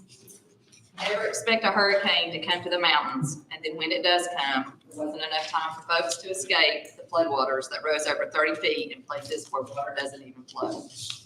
There have been many stories I have heard about how the hand of God has surely upon this region, and how only things that have happened could have been done with his divine intervention. God has caused connections to be made, needs to be met, and love to be shown in ways only he could orchestrate. Now we are at the heal and rebuild stages in Carter County and East Tennessee. And as I watch those who are at the forefront of this devastation, I'm incredibly amazed at the grace and mercy of God. People are being the hands and feet of Jesus. They are helping their neighbors. They are feeding a multitude. They have opened their homes and businesses, welcoming anyone who needs literally anything.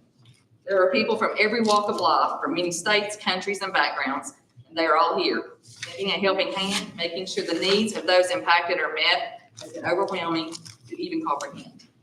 The devastation seen is unbelievable. There are places the land is literally gone, but perhaps what stands most prevalent is that the love of Christ can be seen in even the smallest of acts and the desire to help. As I watch our community rise from the rubble, I'm reminded of this verse, 2 Timothy 1:7. For God hath not given us the spirit of fear, but of power and of love and of sound mind. I've seen the glory of the Lord and his mighty power of nature, along with his mercy and grace and love pouring into our community.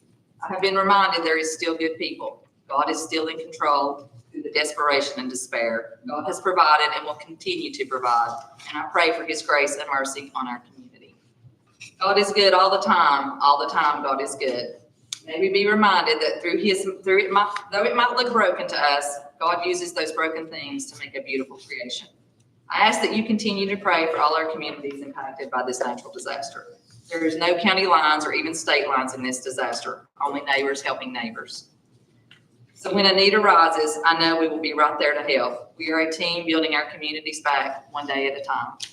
There would be no way to name so many wonderful people who have played a vital role in helping our community. From the largest of resources, such as the National Guard, doing supply drops and evacuations, to citizens who were just asked to help get water or needed supplies and get them to their destination. So I will say thank you to all of you and express my sincere gratitude to so many who have helped us during our time of need. Our community is exactly what I have always known: the best place to live, the best people, and most of all, the best Tennesseans. I'm very proud to represent you. Thank you, and God bless each of you for the love and support you have shown from my home, your home, our home, Carter County. Thank you.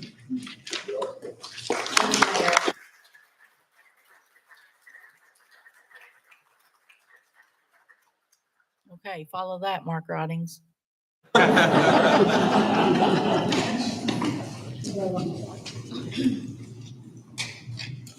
This one can't talk that.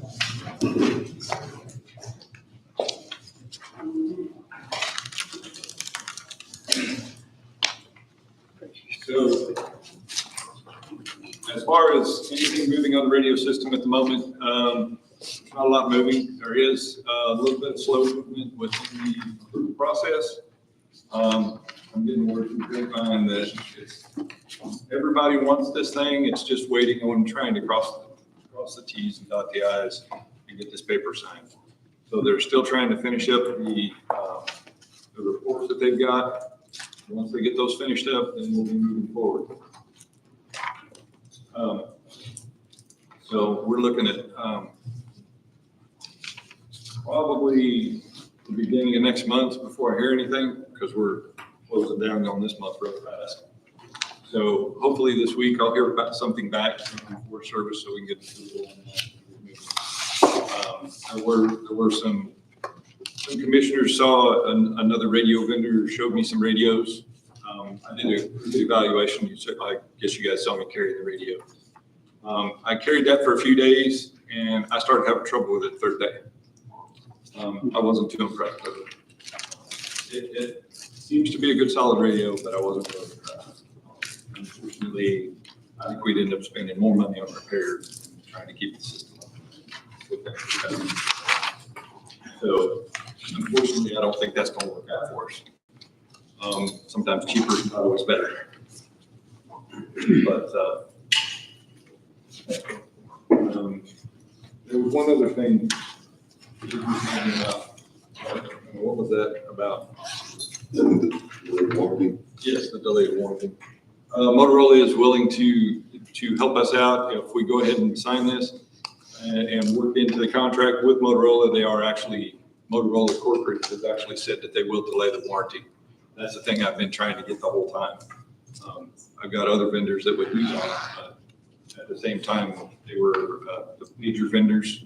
They sold the equipment, they extended the warranty for me, and I asked them to hold the batteries until we started deploying them, and they're actually still holding batteries for me. So once we get those going, they'll be up and running, and I'll order the new batteries from them. But Motorola did say that they would extend that warranty and put it on hold basically until we get the system up and running. And that way we won't have to worry about each of the warranty waiting on White Rock to get it all signed and get it all. So that's a major hurdle right there. Okay, it looks like Trey Crawford has a very technical question for us. Okay. Do not.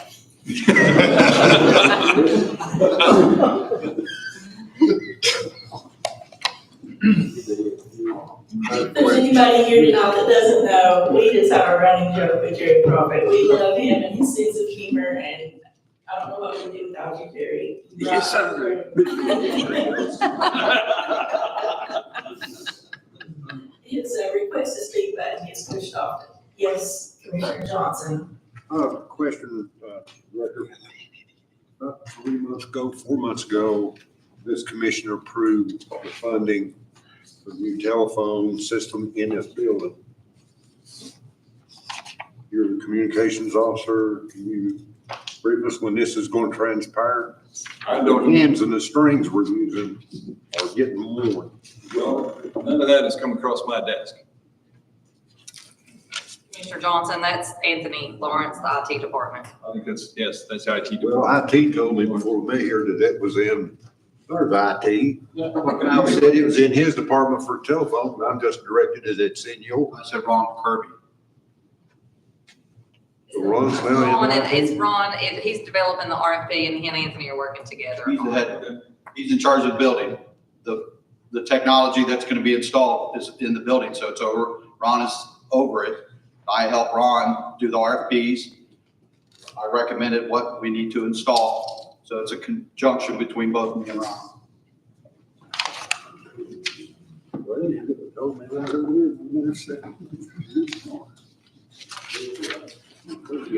Okay, Commissioners, do you have anything for Mr. Ridings? I didn't even know you were trying on the radio, but I would like to say thank you for being open-minded and willing to try that. Definitely open-minded. Okay, all right, thank you. Thank you. Okay. We will move into our budget committee report, hosted by Dr. Bob Lincoln.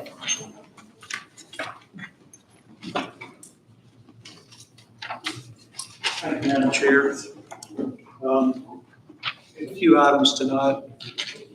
Move through those very quickly. Under 16A1, we'll have 4 invoices to be paid in Parks and Rec.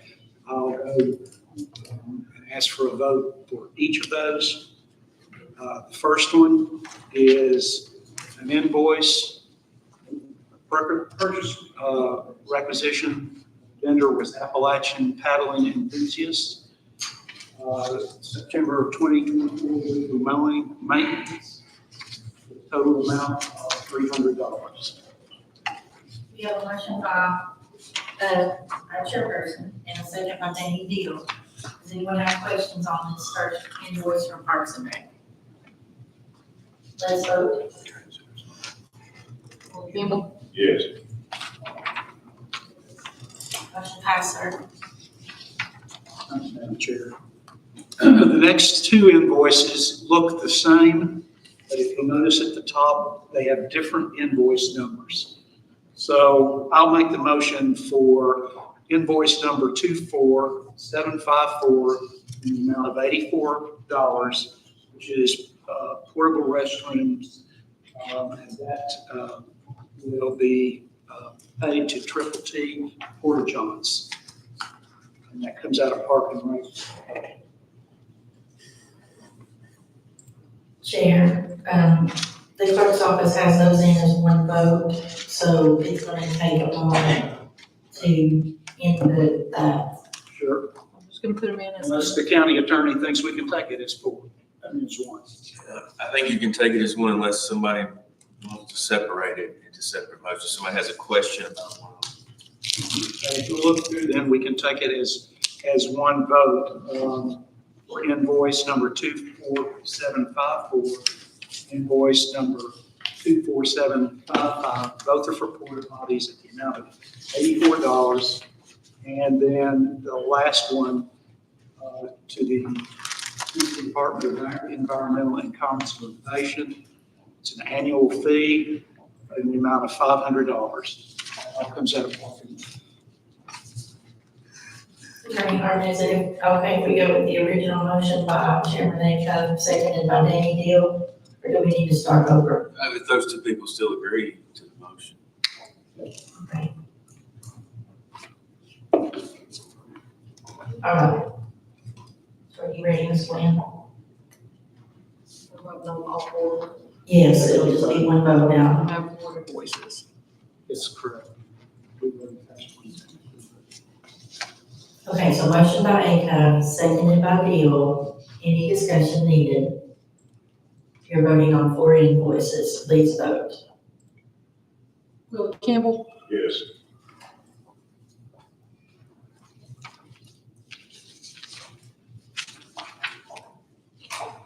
That's unanimous. Thank you. Second item is a motion to approve IT services with Go River Tech. That's also included in the packet. We had regard looking at this contract, and this is the end results. It passed out of budget unanimously. Okay, that motion is seconded by Todd Smith. Are there questions? It's in the amount of $1,250 a month, 12 months, and that is billed monthly.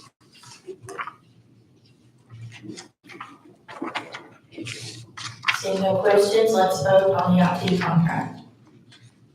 Will Campbell? Yes.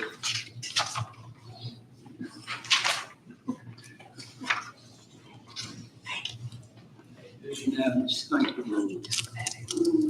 Okay, now we move to budget amendments. Third item under number 16, to approve county fund budget amendment 101-3, items 1 through 12, in the amount of $84,803.77, with $18,550 coming from the reserve accounts, nothing coming from the unassigned fund balance. You can go through each of those items if you like, or you certainly have those in your packet. Whatever your pleasure. Motion is seconded by Gary Kemp, so we are in discussion stage. Let the chairman know if you want to discuss any individual item.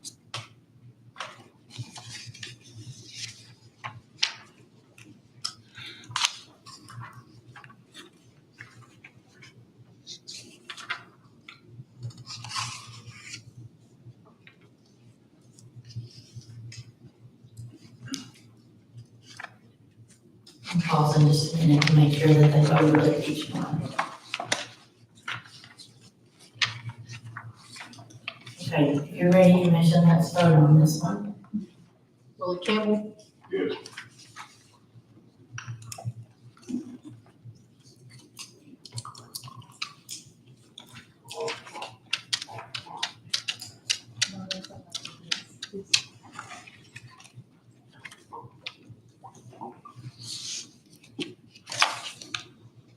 Thank you, that's unanimous. Let's move to item number 4. I'll make the motion to approve drug fund budget amendment 122-1, item 1, in the amount of $1,000, nothing coming from the unassigned fund balance. Motion seconded by Commissioner Frazier. Does anybody have a question or comment? Please vote. Willie Campbell, Yes.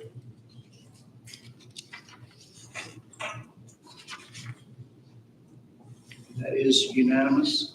Let's move on to item number 5, and I'll make the motion to approve the animal shelter monetary donations in the amount of $3,830 and $4,500 in unrestricted donations totaling $8,330.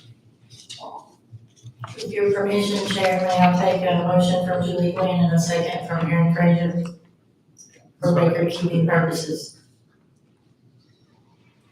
Thank you, sir. Any questions? Let's vote. Willie Campbell, Yes. That is unanimous. Item number 6 is a motion to approve the animal shelter non-monetary donations totaling $675. Motion made by the chair, seconded by Angie Odom. Are there questions? Let's vote. Willie Campbell, Yes.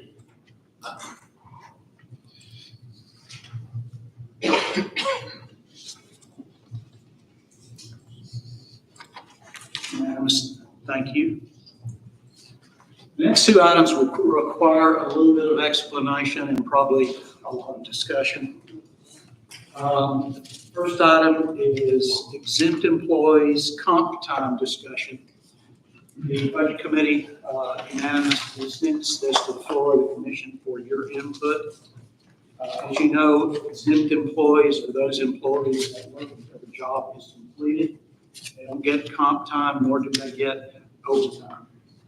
So one of the items that was brought to us that several of our employees, particularly EMA, have already reached or are very close to the comp times that they accrued, particularly during this disaster. And I'll tell you what, one of the discussions at the budget committee is to raise that ceiling, particularly during times of disaster, higher than what it currently stands. And, Attorney Harden, correct me if I'm wrong. I don't recall the handbook, employee handbook correctly. I think we have a ceiling of 80 hours. That's correct for those, yes. So, and as I said, our EMA folks have already reached comp time ceiling. And one of the suggestions was to raise that comp time in the budget, but the final vote was to send it to the floor. So, Madam Chair, I open the floor for discussion if there are comments. Yes, thank you, Chairman. The floor is open. What do you want to raise it to? Suggestion was, I think, 120. Commissioner Stout is here tonight, but I think he made that motion, which was discussed, and then we decided we should send it to the floor to let everybody have an input on this particular item, because they are not the only exempt folks in our employment. That would include road superintendent, that would include the animal shelter, that would include planning, and it also would include landfill with the permanent director eventually. Am I missing any others? I don't think so. there are about 7 that are Exempt. employees that would be affected by this. It wouldn't include the roads. Yeah, I was just saying, not the road superintendent, but his, Oh, yeah, I'm sorry. his director or deputy director positions that are.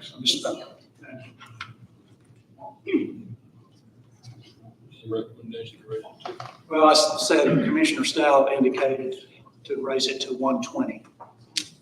Do we think, and I think one of the caveats there was to have it at that rate only in times of disaster. And then it would move back to that lower amount following the end of that declaration.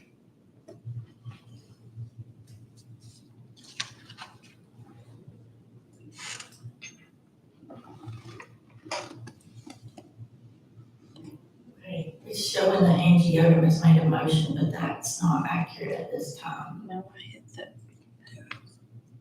Oh, that's okay. I think we need a formal motion from the floor. Absolutely. I move that we raise it to 120 to revert back to the 80 when the emergencies are over. Is there a second to moving comp time to 120? 80 currently, and use that, assuming, Avery, that you mean during times of emergencies. Okay, so Wayne, can you help us get this corrected? The motion will need to come from Avery when you're ready. And do we have a second to that motion?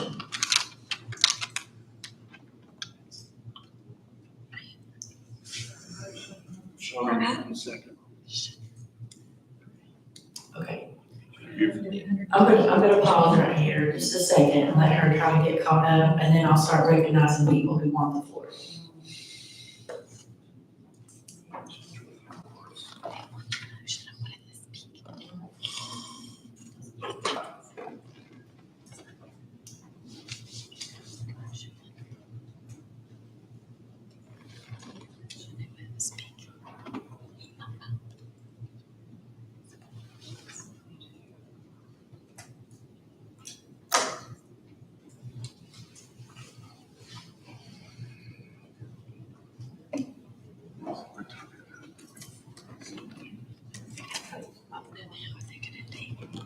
Yes.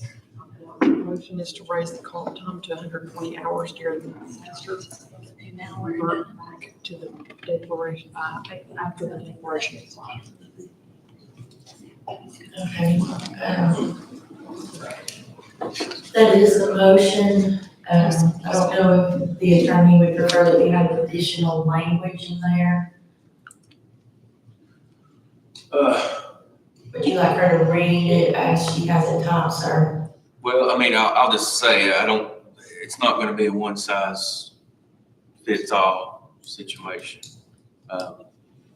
So specifically with the EMA department. So we have a director who is an exempt employee under the administrative exception under federal law. And we have a deputy director who is not. So both of those individuals have well exceeded any cap that you're considering already. And under federal law, at least the one has to be paid, either time and a half overtime or comp time for every hour he's worked above 40 a week. That's the deputy director. So then you get into the quandary of, well, if the deputy director and the director are working side by side, hour for hour, one of them is going to get compensated, and one of them is not. So that's a decision for you all to make. In that particular situation, the cap you're considering would get close. And obviously, if it reverts back after the emergency's over, whenever that is, I mean, those hours don't just go away, they're there. So the thought going forward is, at least from what I'm told, it's going to be quite some time before either one of the EMA individuals will be able to take time off, and take comp time off the books. So whatever is accumulated is going to be there quite some time. The cap you're talking about may facilitate the other employees, like maybe in finance or potentially the road department, but not for, particularly not for the EMA.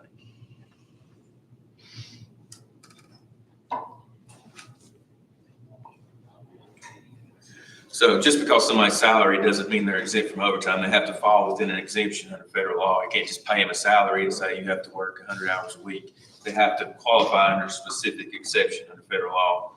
And like I said, just with the specifics of what I looked into, I know all the different ones. But EMA in particular, we have one exempt and one not.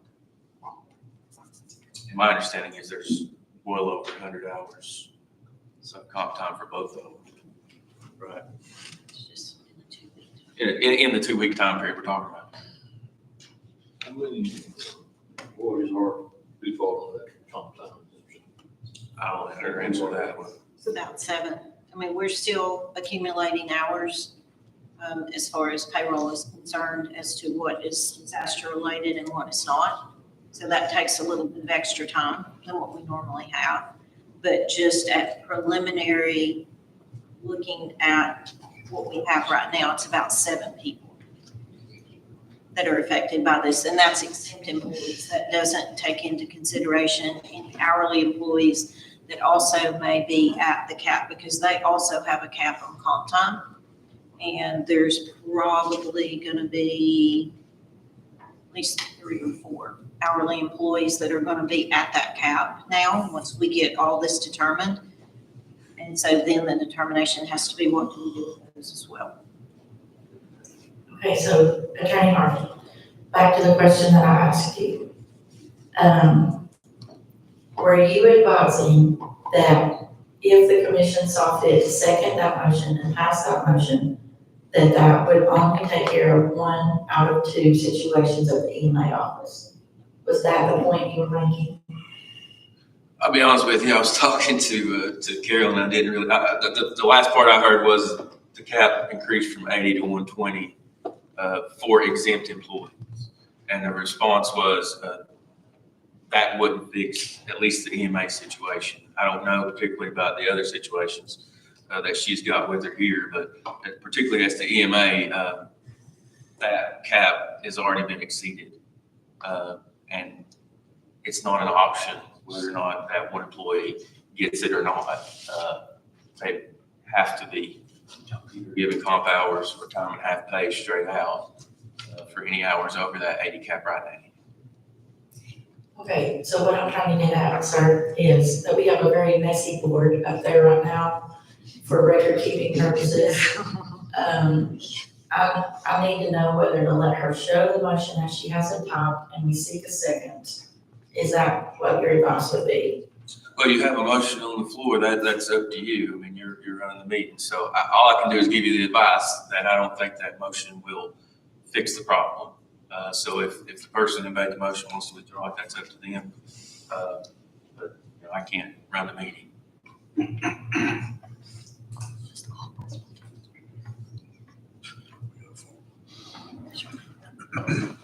Mr. Wynn, do you want to keep the motion on the floor? Well, if it doesn't affect everybody involved in this comp time, I don't see there's any reason to vote. Okay, then you would like to withdraw your motion. Okay. He is withdrawing the motion. So now, I have Angie Odom's name at 2 places. I hit the wrong button. I was going to speak earlier and it wasn't supposed to be a All motion. right, well, we'll have you wait as it shows on the screen. You're 3rd right now. Charlene Thomas, did you wish to speak? No, just wait a second. Okay. Withdraw. Nick Holder, you have the floor, sir.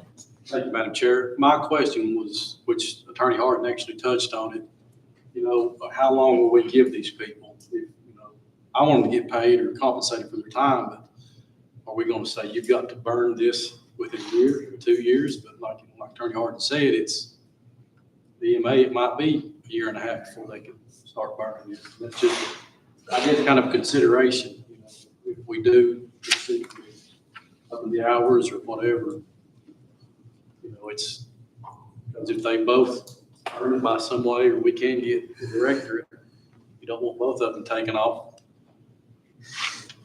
Just a consideration is all.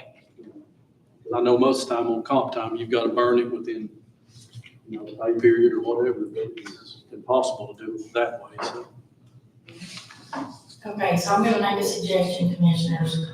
As people speak, will you kind of keep a running note of the pieces and parts of a motion that could be made that covers everything going to be discussed? It's kind of right there on your papers. Keep a note. Nick Holder has suggested that we set a time frame in which the comp hours can be used. Okay, do you yield the floor, sir? Yes, Madam Chair, thank you. Okay, Aaron Frazier. Attorney Hart, so the federal guidelines say in excess of how many hours are which would be 80 an hour case, we have to start paying them time and a half? No, I mean, it's simply, for most employees, more than 40 hours in a week. So the 80 is like an arbitrary number that the county has assigned to it. I mean, typically an exempt employee would get 0 comp hours, right? You don't get any comp time or overtime, you're exempt employee. Okay, but you had stated that federal regulations, once you exceed a certain amount in those federal regulations, it's paid out at time and a half? Yeah, I was just using the county part as an addition to that. No, I mean, literally, it's above 40 hours in a work week is time and a half overtime, but as a government, we can get comp time at the rate of time and a half. But that's the rule that we've attached to it in Carter County is the 80. You know, if truly we could have had an exempt employee with 0 comp time capability. It's just, that's your salary, no matter how many hours you work. It was just an 80 hours, kind of a, I don't know what you want to call it, an extra benefit that they could accrue that much comp time. Obviously, the trouble is if you've got a cap and you can't take off, and you know, if you can't exceed the cap, you can't work. We've got 2 employees in one department who right now are, you know, very heavily relied upon. So I don't know when that period of time will end, when those individuals will be able to. I mean, I don't foresee that I would think that they're still accruing additional comp as we're still moving forward here. So I don't know when that time period would end, when they would ever be able to take it off. So your options are, if you're going to keep that hard and fast cap, you're going to have to be paying them time and a half for every hour over. Mr. Frazier, do you yield the floor? And again, I'm talking about, and specifically in the EMA situation, I'm not saying what is fair. I'm just telling you, one employee is exempt and one isn't. There's a difference between what's legal and what's the right thing. That's up to you all to decide. Okay, Angie. Sorry, earlier it wasn't a motion, it was to speak. I'm half asleep tonight. So my question, or my concern here would be, I know we keep saying for one, it's not fair and for the other. But through this, there's multiple departments that it's involved. So my question in how to do this motion would be, who decides for how long the emergency would be? When does that count? Because overall, every county is going to be different. And who decides which departments it's not affecting? Because you're saying it's 7 people, different departments it has been. Is it going to keep being the other departments? And even though one is exempt and one isn't, one is just as important as the other. So you're looking at someone that's higher up, not basically the next person down, making more, doing the same thing. And that is very unfair in a situation. So, I mean, personally, if we're going to do it, you need to make it just fair for, if we have to call it something different, like a disaster pay, a separate disaster pay or something, that there's no way you can do without these individuals just on comp time. If you've looked around the community, it's a long time deal.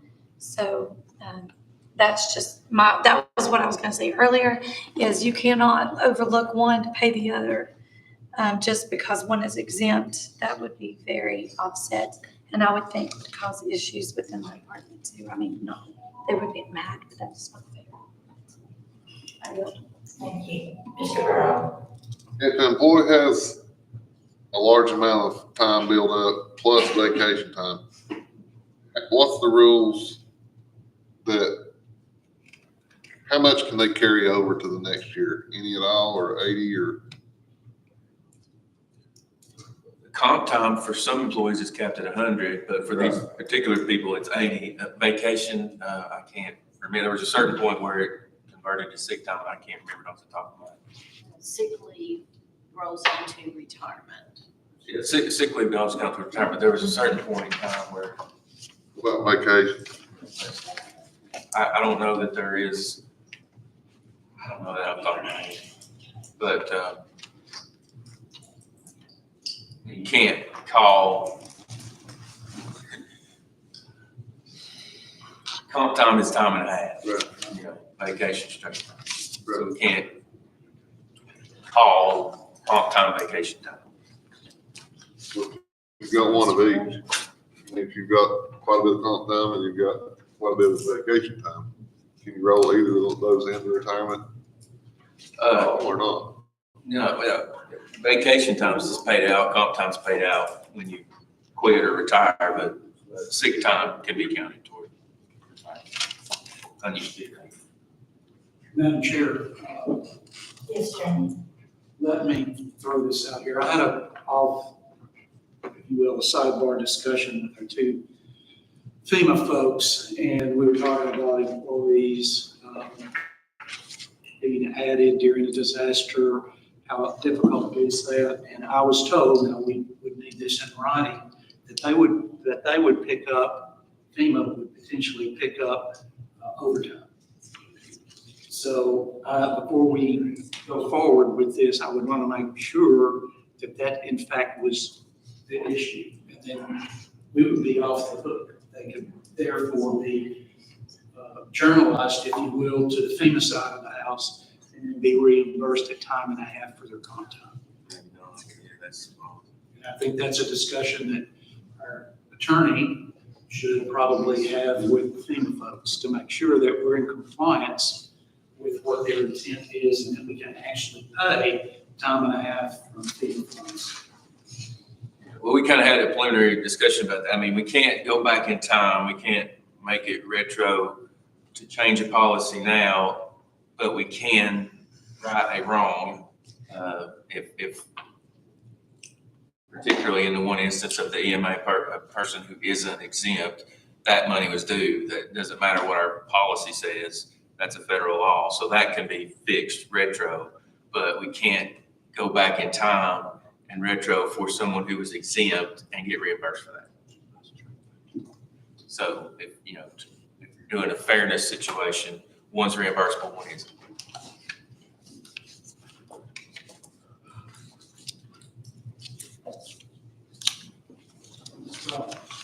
I'm not going to argue with the county attorney, but it seemed to me with my discussion was that if they declared that those hours actually occurred in this disaster and they journalized it and we had proof to submit to FEMA, then therefore they would be done.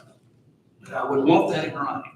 Right, yeah, there was some initial guidance that was shared and it basically boiled down to they will follow existing personnel policies at the time the disaster was declared, and we can't go back and change them after the disaster has happened. That's my understanding. I'm not a FEMA representative, but just based on the information I was given, that's the way I understand it. Now, if it works the other way, wonderful. That'd be great. I can't tell you I would count on that based on what I've been told so far. Chairman Akers, Leslie, you've been waiting a little while, so I'd like to yield the floor to her. Attorney Harden, you spoke about one of the employees is non-exempt, and he falls under the new overtime law that went into effect on July 1st. Is that correct? Well, it's the same law, it's just the new threshold. Yes, He the falls under salary that threshold, because he doesn't make the minimum salary. So if he falls under that threshold from July 1st, I would like to separate out this discussion a little bit and make a motion to go ahead and compensate that employee starting from July 1st from the hours that he's worked over 40 hours every week. The federal law started July 1st and we should have already been following it. Well, unless he was accruing comp time, I don't know. I don't know since July 1, if he was already maxed out and was working over and not getting paid time and a half for not accruing comp time. I have no idea. So that would have to be clarified. I don't know that answer. But yes, I mean, he was due comp time and overtime for any hours worked over 40 in a week since July 1, since his minimum salary is below the threshold.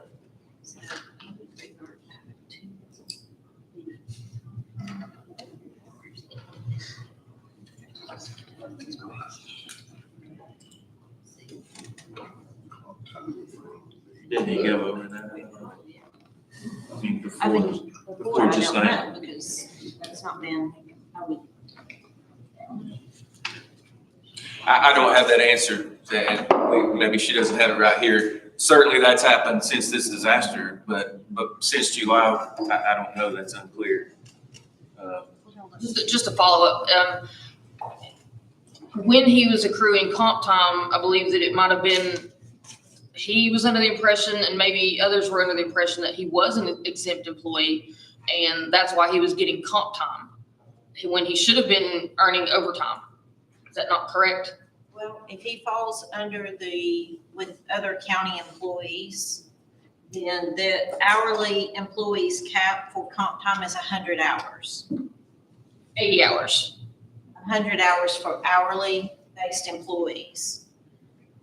He was under the impression that it was 80 hours, and that's what he's been at the entire time, because he was told he was an exempt employee.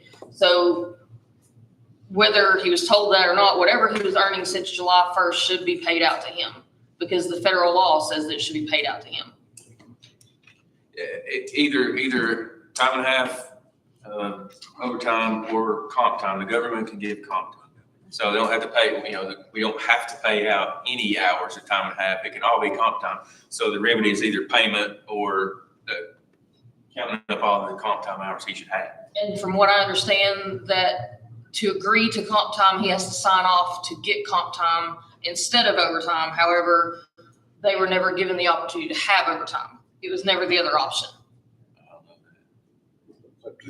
Yeah, there's a comp time agreement in the employee handbook that every employee is supposed to sign when they become employed. Yes, but if you don't have the option to get the overtime anyways, then it's kind of a moot point. You're signing the comp time thing, but you don't actually get the other choice.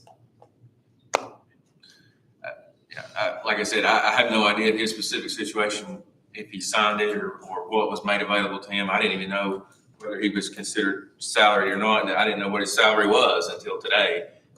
All I can say is he's not at the minimum threshold. So certainly any time he has worked over 40 hours in a week since July 1, he's due time and a half, comp time, or overtime. Okay. My motion still stands.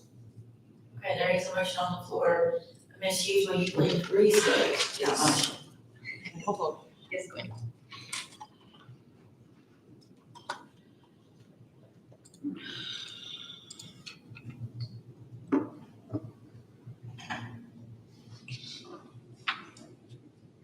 My motion is to, since July 1st, 2024, since the new federal law was put in place, to pay the hours of overtime over 40 hours each week to the EMA deputy director for the back pay and for going forward. Say.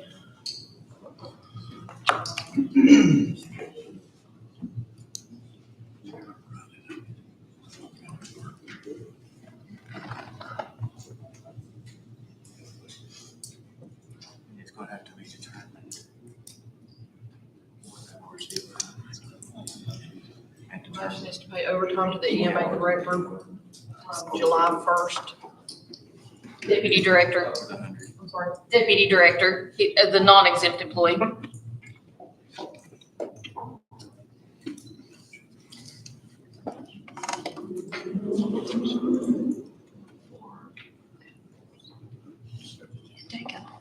So commissioners, there is a motion on the floor. Do we have a second?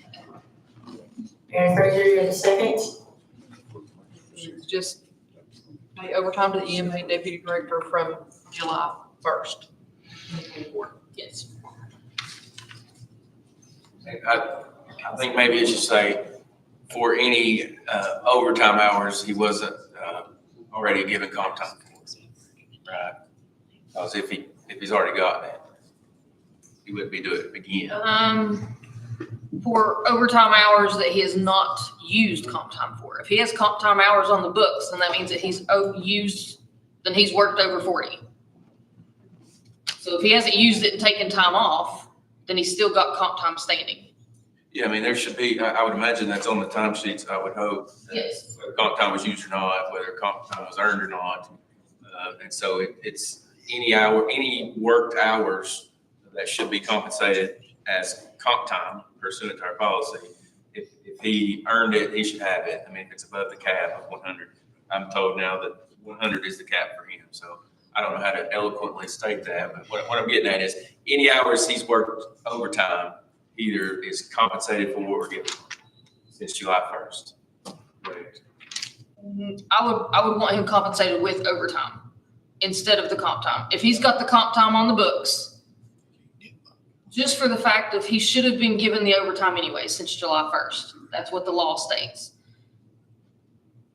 If they're forced to sign a comp time agreement that they agree to take comp time, but overtime was never an option, then he never had the option to sign something stating I want overtime instead. What I'm saying is every employee has to sign that comp time agreement. We don't agree, the county doesn't agree to pay any employee time and a half overtime. It's all comp time. It's up to the county to decide if and when at a limit we start paying it out. So that's what every employee gets comp time. Agreed. However, the law states overtime. No.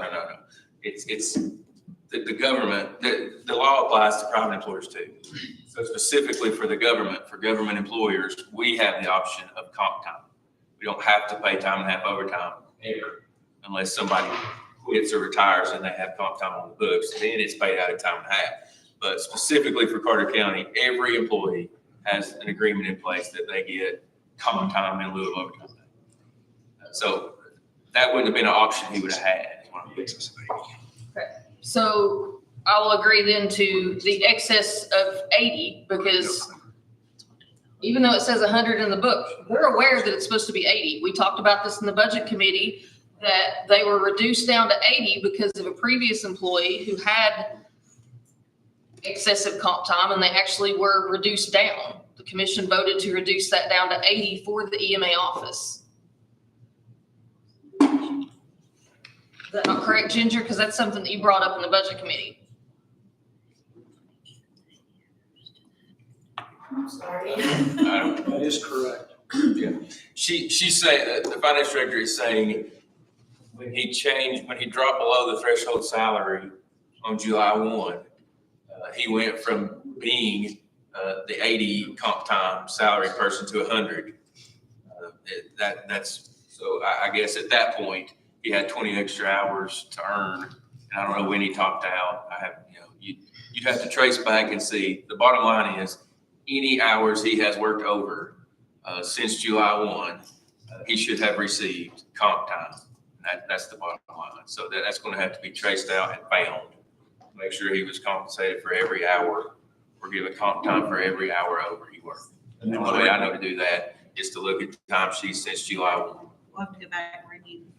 And then when he exceeded the 100, that's when it would have gone to overtime?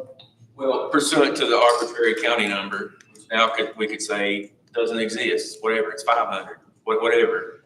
That's a rule that you all can change right here, right now, and say we have, as much comp time as necessary during this period or whatever. That's up to you all. That's not a magic number under the law that people start getting paid out after. It's just a county policy. So do we know where he is in terms of hours? We'll have to go back and search every time sheet from July.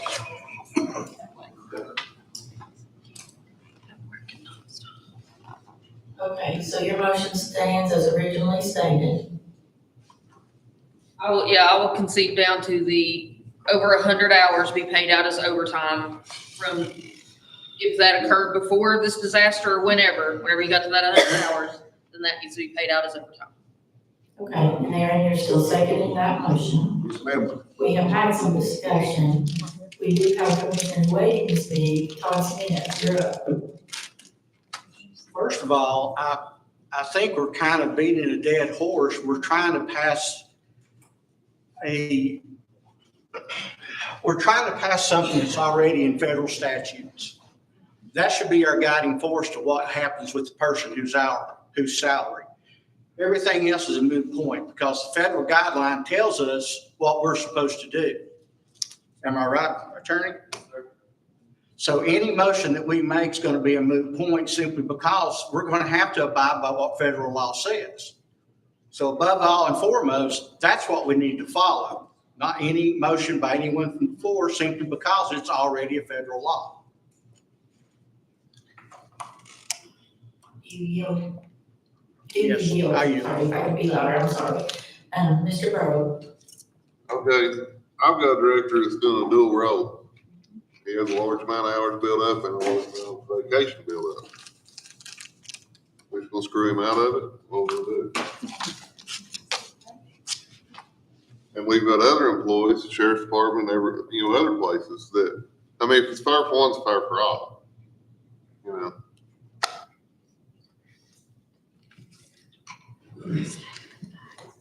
I mean, really, when we ask a man to do double the duty, double the job, I was with him till 1 o'clock in the morning, up in the middle of the night.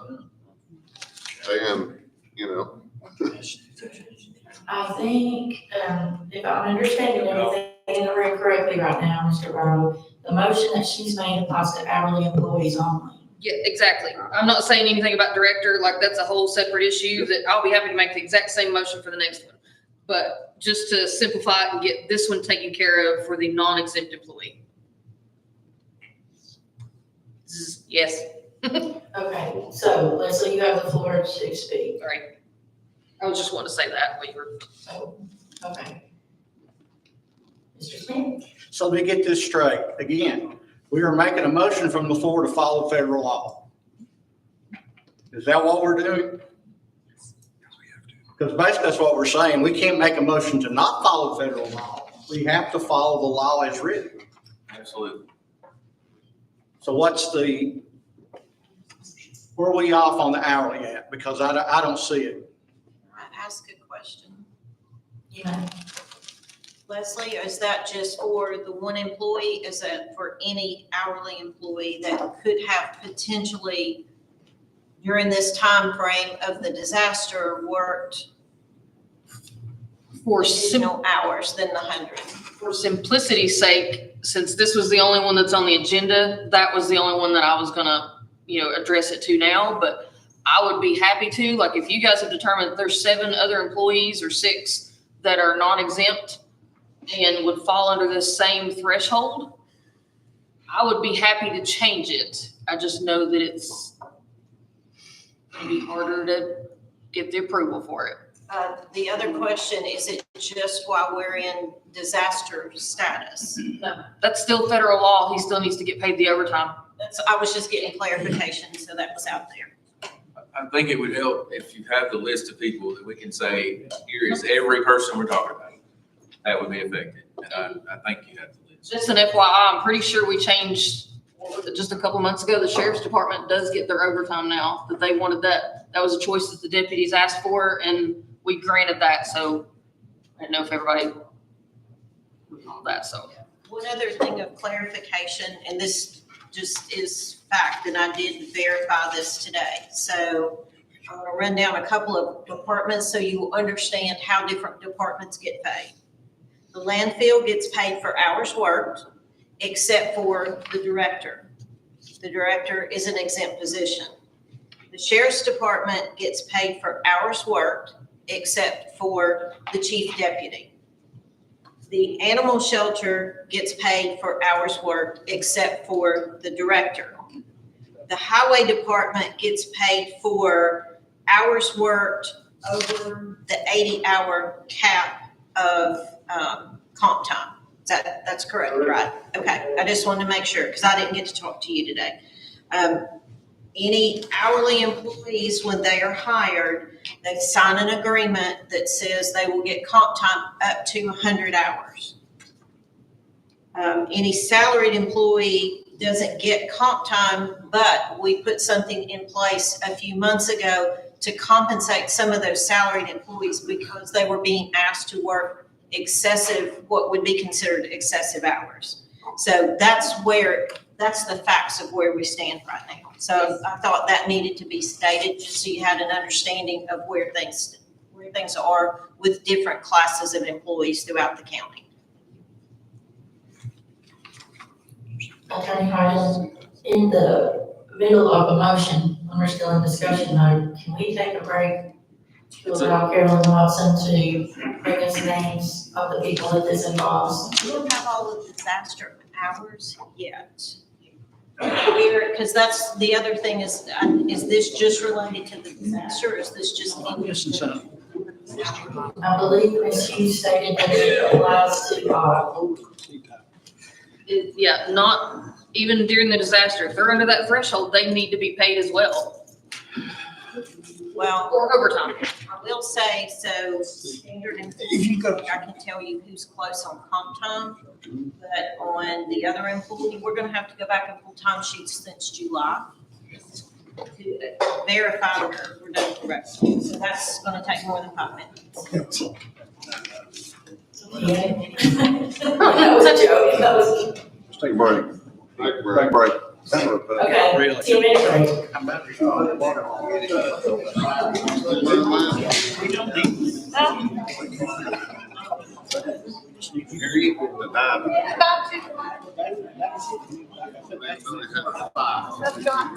What we do to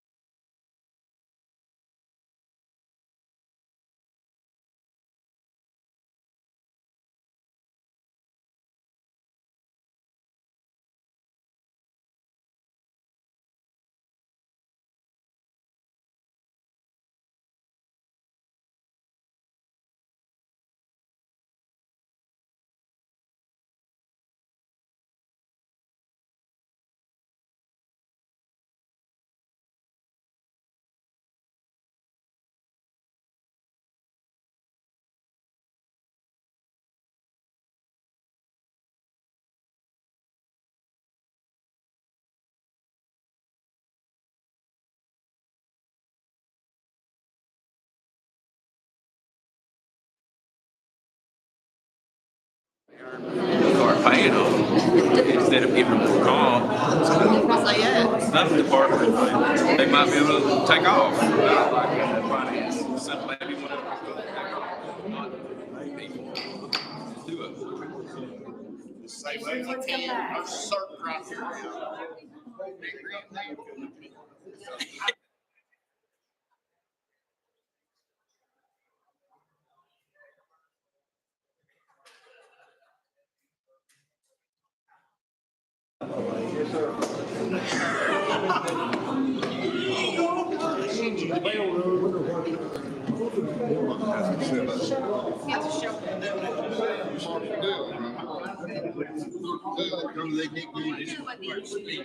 Much better.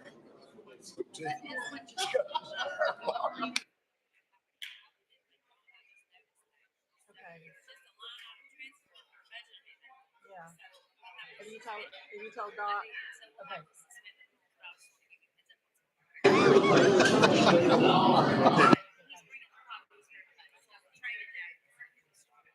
Okay.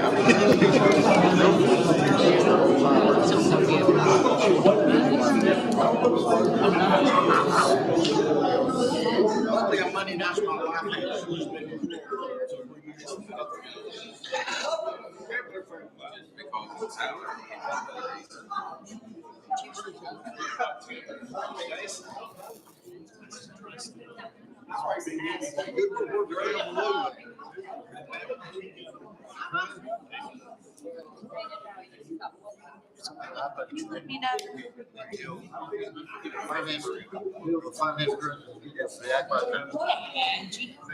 Did you get that chart? That's what I was trying to find the wording.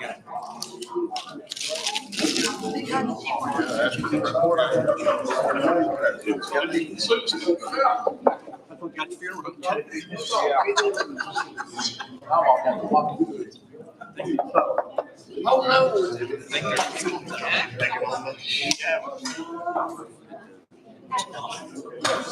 This indefinite. Yes, I think we can. And you can interrupt that and say what you will. Taxes. It takes a second. We haven't had no taxes. Sorry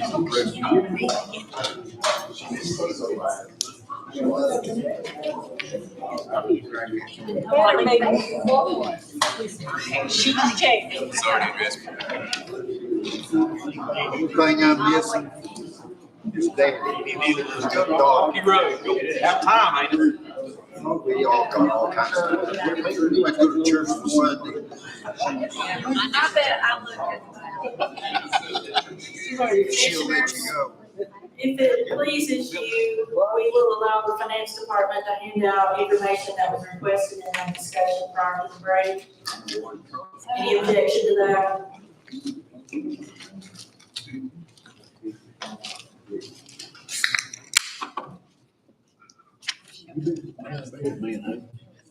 You can use the 10 of me. No big deal. We ain't off looking in the sun. You get that one couple of months now.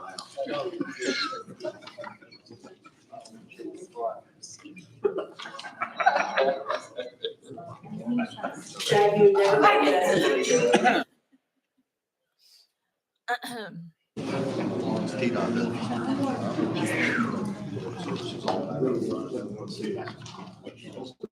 Thank you, sir. We need the quickest amount of copies I've ever seen. Okay, commissioners, as he enters the last row with the handouts, let's come back to order. Before the break, Smith, you had the floor. Are you? I yield. Okay, thank you. Avery Lynn, you may have the floor.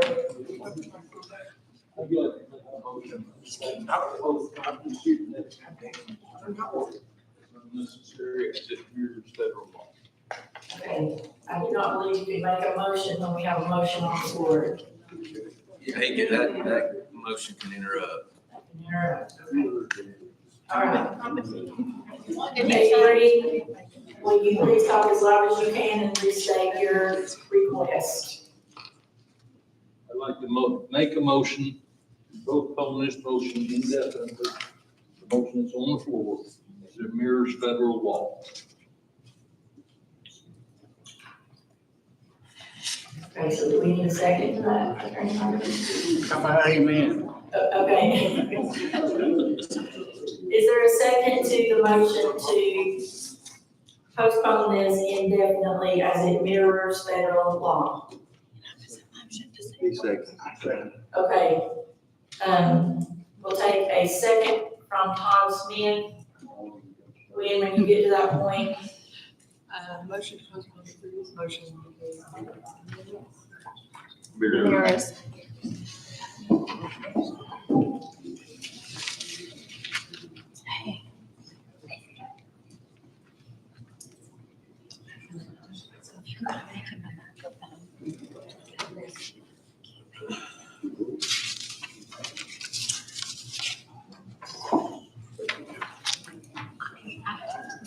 second came from lots of people, we're gonna go with Tom Smith. Yes, he did.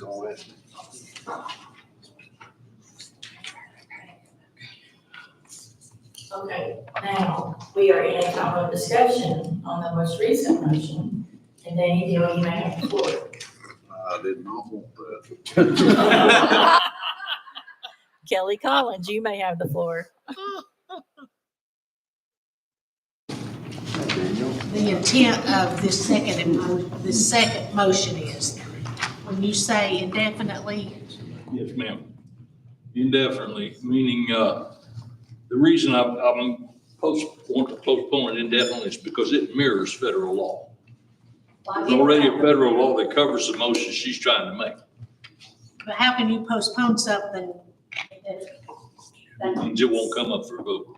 well, that to me, that contradicts each other inside the same motion.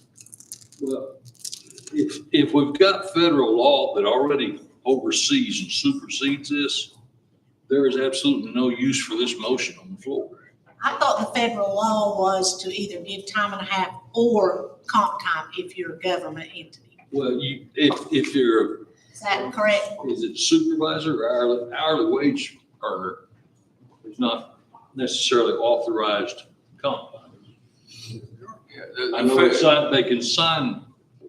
Yeah, the federal law requires either time and a half overtime paid out or comp time for all hours over 40 in a work week for most employees. It's a little bit different for first responders, police and fire. But the general idea is if you work more than 40 hours in a week and you're non-exempt, you're due time and a half overtime or comp time. In the situation we're in as a government, we can do comp time. That's what the law is. Regardless of what motion is passed here, that's what has to happen. So that's on that question. It's already federal law that he either gets paid time and a half or comp time. I thought your motion was time and a half. So that's not the same then, is what he's saying. Because they're trying to use the county's comp time policy to say that they shouldn't get all of the overtime that came from July 1. If you want to go back to this motion and say let's just apply to the federal law, then in my understanding, it supersedes it and that option to have comp time goes out the window. Well, federal law allows a local government to authorize comp time or overtime. Correct, yeah, I promise you that one, that the county can pay comp time. Federal law does not require the county to pay time and a half overtime for hours over 40. We can give comp time. We could say we're not giving any comp time, we're giving everybody overtime, time and a half. We can say we're giving comp time up to 80 hours, and then after that, we're paying everybody time and a half. Okay, so Avery, is your intent then that whatever they've got over their current comp time policy, which is either 80 or 100 or wherever it arbitrarily is, that after that 100 hours, then anything they've got over 40 hours a week be paid overtime? At the moment, we need to find out exactly how many hours has been worked. We need to find out who has worked those hours, And we don't have that time available tonight for the director of finance to do. Correct, and that's what So the that's why motion I is to do, is for want her. it indefinitely until we can get that information.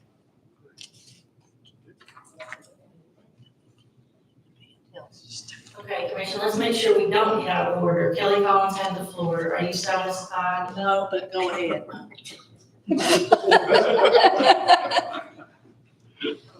Still doesn't make any sense to me, but I can't get this off, so.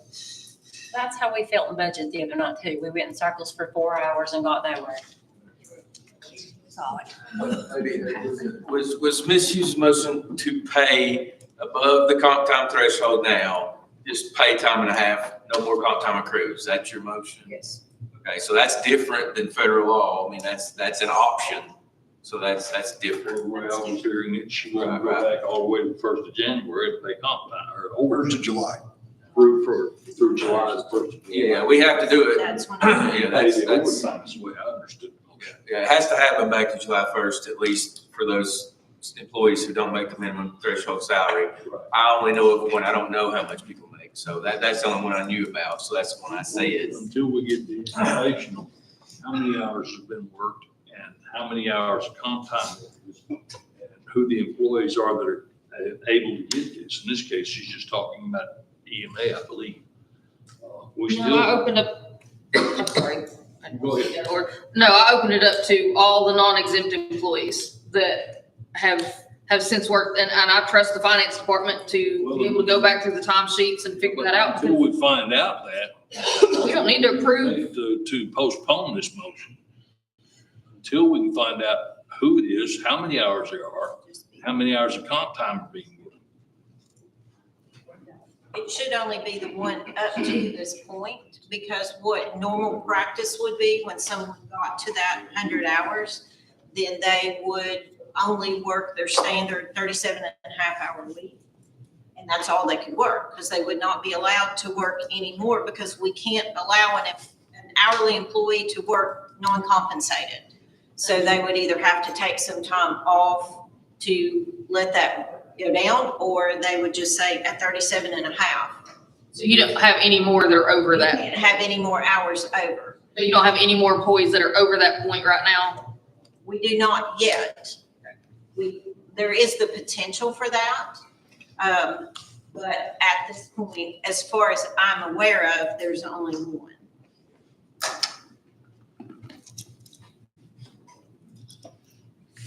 Okay, so Attorney Harden, I have to ask you, was I correct when I said that we cannot take this motion, that the motion that was on the floor? No, I believe that the motion that Mr. Wynn made can interrupt the main motion. And that was done. But whether or not you all vote that up or down is up to you all. It seems to make the only decision to make. We have to follow the federal law no matter what. So the decision to make is after the cap, are we raising the cap to accrue more comp time, or are we paying people out time and a half at that cap? That's the only option on the table right now. Are we going to raise the cap to another number? Or are we going to pay everybody that exceeds the cap? So we have to do one. Okay, so, motion on the floor is to postpone the previous motion because it mirrors federal law, and Nick Holder has the floor. I was just going to ask Commissioner Hughes if she would defer this motion until possibly next month, so we could figure out who all is going to be affected by this over comp time cap. And then if Herbie wants to do whatever with his motion, I mean, just to give our finance director time to say, okay, whoever has 65 hours overtime over the 100-hour cap, this is what it's going to cost us, and this person has it. That's all that I was going to ask, but I'm so confused now, so. Well, I think you're asking for an amendment to a motion that we've moved on from. That's exactly what I was asking.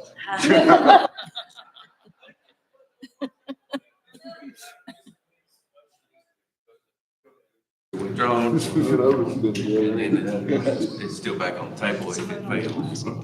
Okay, so Aaron Frazier, the floor is yours. I just want to make the comment that we've already got a policy in place. The horse is out of the barn. These people need to be paid, period. It doesn't matter how much it is. They have done work helping the citizens in this county. If you don't pay them or you try to change the rules after it's already in place, that's not fair to them. Thank you. Yeah, the problem with waiting, at least in the one example I'm talking about, is those hours have already been worked, they've got to be reported on a timesheet, that already violates the policy that exists. Something's got to change for at least that one employee. I don't know about the other situations, but either time above the existing cap has to be accrued or time and a half has to be paid out. One or the other has to happen on like the next timesheet.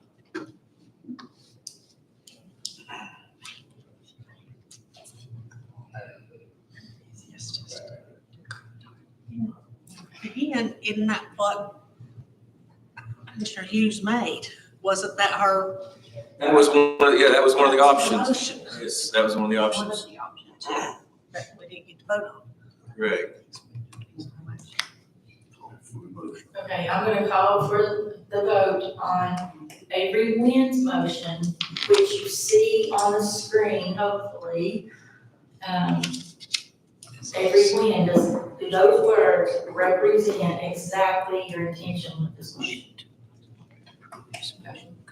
So, calling for the vote. Campbell? Motion to table it for.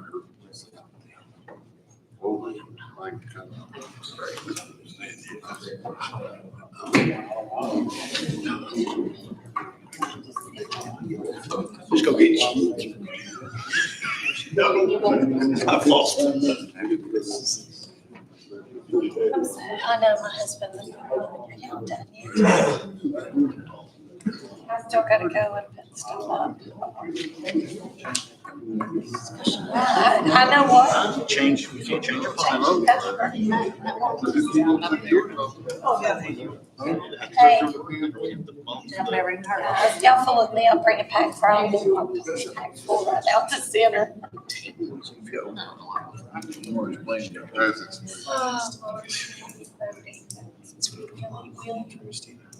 Yes. Mr. Rasnick has left for the evening.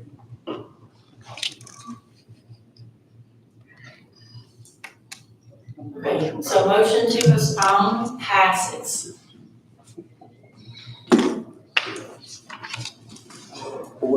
Chairman, I will gladly let you lead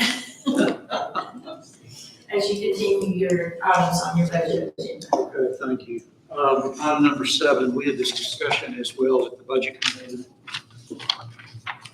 Item number 8, I'm confusing myself. Additional personnel discussion for EMA and the finance department. Let me give you the background here. EMA asked for additional personnel, particularly as they are facing this disaster and what they're doing in the county. And we also took a look at a position in the finance office because we felt that Tina Campbell would be a very good individual to do due diligence for debris and catalog everything for FEMA, since she is so good and exact at getting things done and categorized in the right place. So those were 2 items that came before the budget committee. However, after speaking with FEMA folks, who've been on the sidebar, they indicated that positions coming or being paid by FEMA are extremely difficult, whether they be full-time positions or part-time positions. So I would recommend to you that until we get something from FEMA in writing, we need to step back and take a look at these positions. The request from EMA and also the request from the finance department to have a temporary employee to take on Ms. Campbell's responsibilities. I want to make sure that, as you do, that if FEMA agrees that we recoup those dollars. If they don't agree, and Nancy indicated that she didn't think they would, then we need to go back to them and get that in writing. So that's my recommendation to you. Someone, well, since I'm the chair, I can't make that motion. Somebody would need to make a motion. I hate to have another postponement, but I'd like some strong direction from them once we sit down, and I want it in writing and I want it to sign. I don't want to be left hiring employees and we're not going to get reimbursed on the backside from FEMA and TEMA. You're saying that this part-time. Well, apparently it didn't make any difference whether, according to the folks at FEMA, told me in the hallway, it doesn't make any difference if it's part-time or not. They have a hard time approving to pay for positions. And I think we need more than a hallway discussion to make sure we're on the right track, and they will cover those positions for extra help in EMA, extra help in financing. Because when we left budget, we assumed, the budget committee assumed that those were recoverable items through the FEMA process. And I know Commissioner Deal heard the same thing I did. When we asked those questions about employment, and then I went down the hallway and talked with Nancy about that, and she advised me that they are very cautious when it comes to paying employees. What you need is a motion to postpone this until we find out what FEMA will pay. Right. So I think we need to have that discussion with them. The mayor needs to, the county attorney needs to, so that we know where we are before we commit ourselves to something that we're going to regret. Chairman, Yes, ma'am. since this was on the agenda as a discussion, I don't think a motion of any kind is necessary. Yes, ma'am, you can discuss it all you want. I'm just telling you what my hallway conversation was with them. Okay, so what I'm saying is, if you have no other budget items, I don't think you could move on from number 8, is what I'm saying. If you want a motion, we'll see if the floor goes Well, forward. if you and the county attorney didn't, who's our parliamentarian, doesn't think we need a motion, then I'll look for a discussion, see how people do. I check with him before I spoke. As I do, I check, I go to him. It's just on there as a discussion, so if somebody made a motion to do something, you can, but if there's no motion at all, it's, the end of the discussion is over. It's just on it, it's not on there as a motion to do anything. But certainly, you can make a motion to delay it if you need to, but it's not necessary. I honestly think that if Okay, you go, hang on. I'm sorry. I'm sorry. I'm sorry. Go ahead. Vice Chair Collins. I couldn't hear all of the budget meeting when I watched the video because the sound was a little off. But why wasn't this already asked, or was it asked, and I missed it in the budget meeting about personnel being paid by? We were told that those items, as it relates to these positions, was reimbursable by FEMA. But You got that in writing, or you just were verbally told that? Who told you that? that was brought out that we as we were in discussion, I don't remember who brought it out, but they thought those items would be paid for, those employees would be paid for by FEMA. A budget member, or actually someone from FEMA was at the budget meeting? And said- Nobody was at the budget meeting from FEMA. We anticipated that those would be FEMA expenses. Obviously wrong, from what I heard tonight. I think maybe the budget committee needs to do a little homework at the next meeting. Back to you. Aaron Fraser. Can't the mayor currently just reassign people as needed to fill in holes for the finance department or EMA to do running and different things like that, or whatever? And if they're in desperate need of additional headcount, wouldn't that make more sense and give other people the opportunity to accrue comp time, take volunteers initially and voluntold people later, instead of adding permanent headcount? Because if we add it now, it never goes away. But she certainly has that authority to reassign people. And I have done so for the EMA office. I have reassigned the young lady out of the circuit court clerk's office to be the administrative assistant for Billy and Shannon at current time, depending on that office holder's need for her back. We do have her working in there as of today. We also were asked to replace that position if Tina was reassigned to other responsibilities. We were asked by the finance department to hire somebody to replace her, to do her duties. As the mayor has the authority during the state of emergency, we were talking about 2 years. So I haven't, we don't know the timeframe. Right now, the EMA department's okay. We have someone assigned in there to help answer phones, direct, the traffic, to do all the administrative things in the EMA department. I'm not privy to anything at the finance level yet. Hey, Chairman, I'd like to call on Jason Clausen. Would it not be better to hire someone in than paying someone time and a half or comp time and a half if this is going to be ongoing? If we're going to pay somebody overtime to do the job? I think there it was felt that we needed somebody in that position that knew the county very well. And after speaking with our outside contractual folks, they too felt that Tina would be the best choice because she knows the county very well. But then we don't have anybody to take over her responsibilities in the finance department.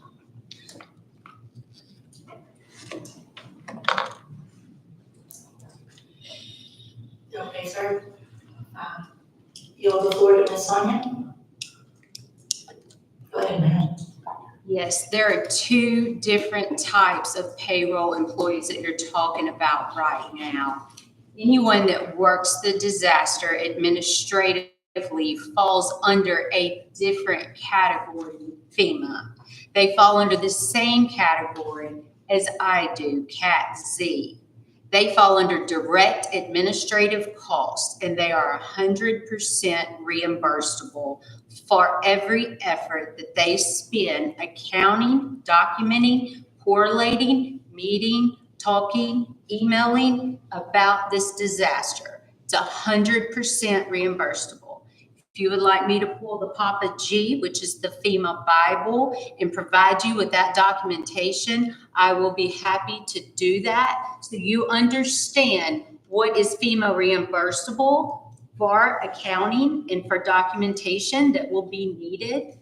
Direct administrative cost, that is reimbursable, and you can get that from that Papa G. And I provided your attorney with a copy of that, and I can specifically pull the pages so you will know what is reimbursable. That is on the administrative side. If you step over and temporary hire people to do directly storm-related work with the debris, that is 100% reimbursable because you have put a temporary employee with no benefits in a temporary hire position to be able to do that. And I will provide your attorney also with that documentation. If you wait to get a conversation with FEMA and a signature, you will not get that. And we will be sitting here for 2.5 years waiting for me to submit the paperwork to FEMA to get reimbursed. And that's the way FEMA and reimbursement works with your employees that you have on hand. If I may, not to be argumentative, Sonia, but I have known Dr. Ahab to be a very effective communicator. Where's the misunderstanding between his conversation and your document?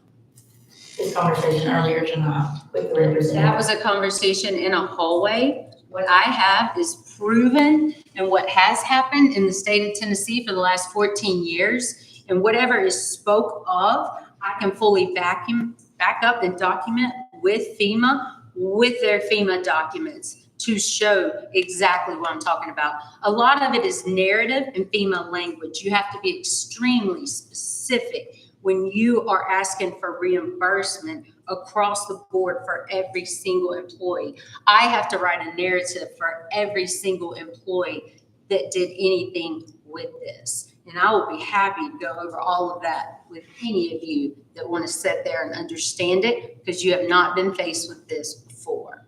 This is a brand new ballgame for y'all.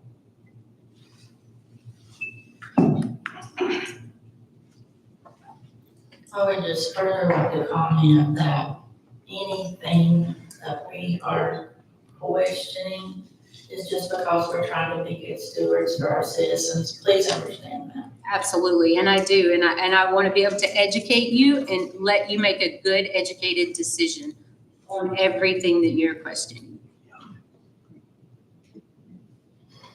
Madam Chair, Yes, sir, you may have the floor. to guarantee that the county gets reimbursement for those positions, I'd like to put into motion that we defer these positions until we get confirmation from FEMA in writing that these are reimbursable 100% hours.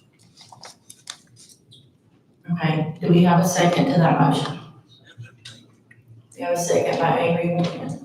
Let's give the clerk a moment to type in a new motion that she didn't have prior to this meeting.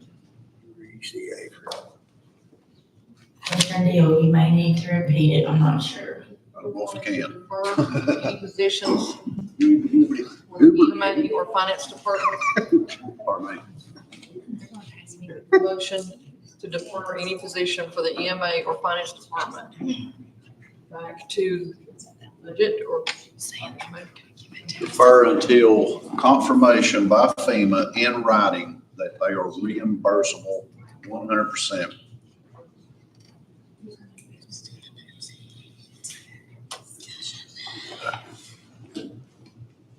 Our button's not working because the motion's not on the board, is that correct? That's correct. Okay, so Aaron Fraser, you have the floor, okay. Who is being tasked with getting the signature from FEMA?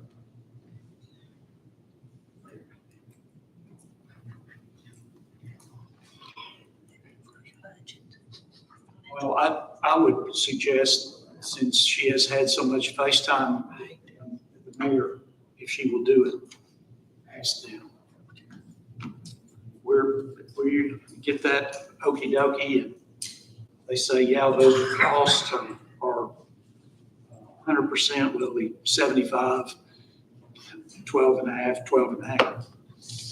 I'm assuming the way they explained it tonight on the PM side of the house. I don't mind to do these things, but I also want everyone to understand I'm in the thralls of leading this county right now.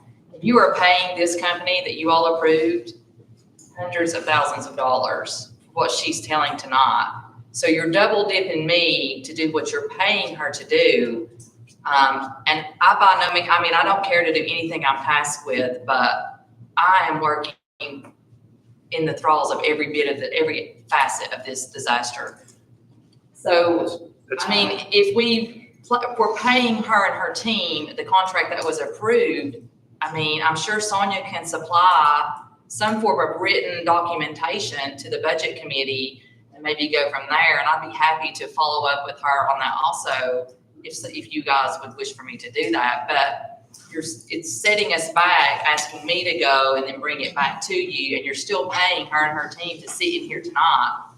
I'm just bringing that to the forefront. There's being money put into her and her team right now as we speak. And it's at a very, very costly amount for her to be sitting in here tonight. Just want to make sure that is taken into consideration. But I'm here to help, and I'll help Sonia get that written documentation as you need. I just want to know that this company is contracted with us, and a lot of money is going to them.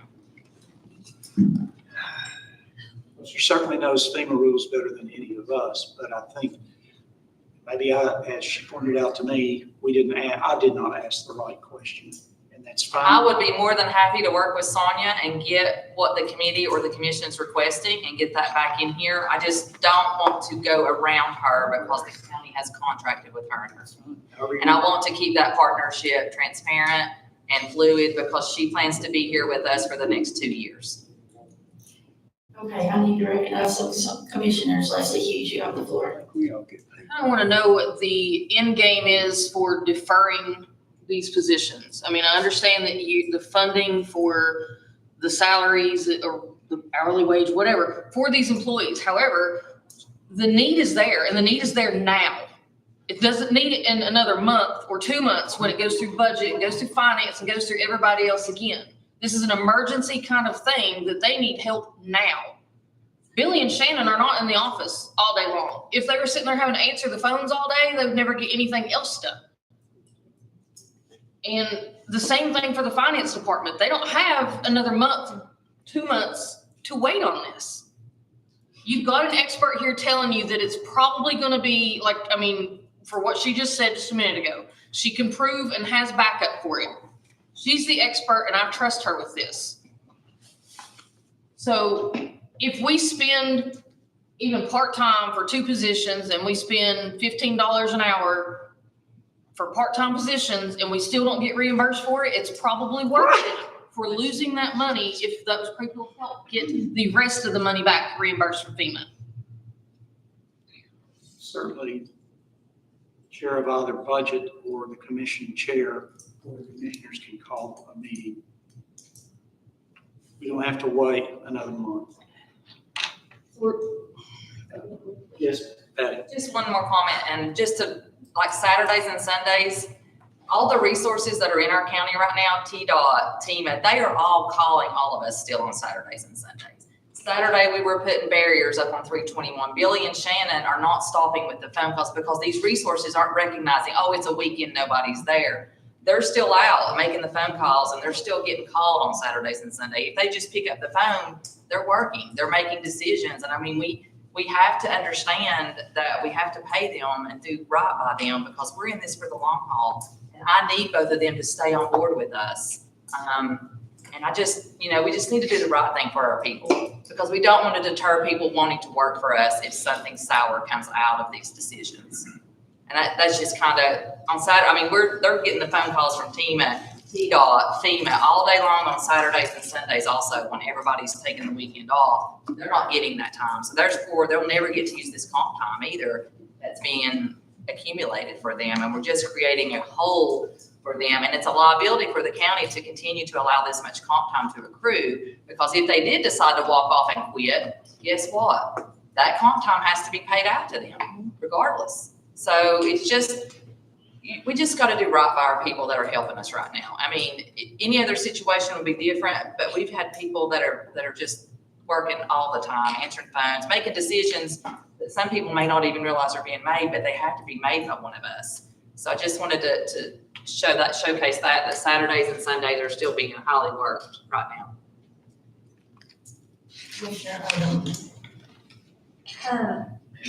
I just want to point out when I was just asking the person that we have hired to give us guidance.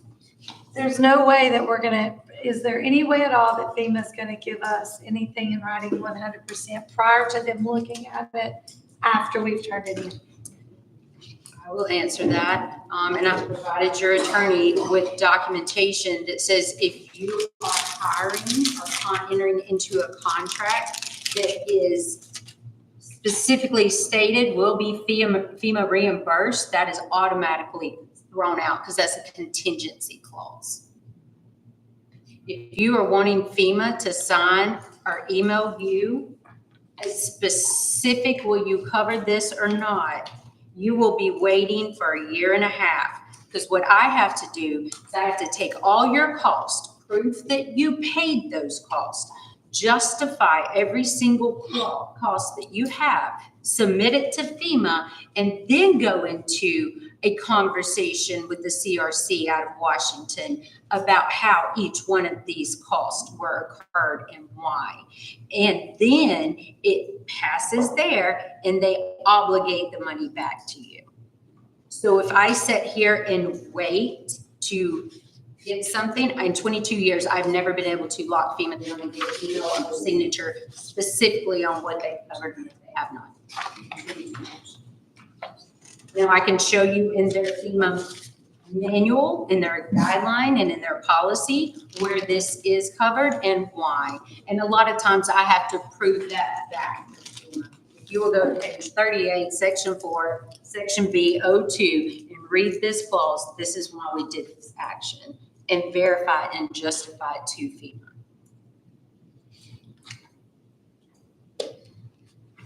Todd Smith?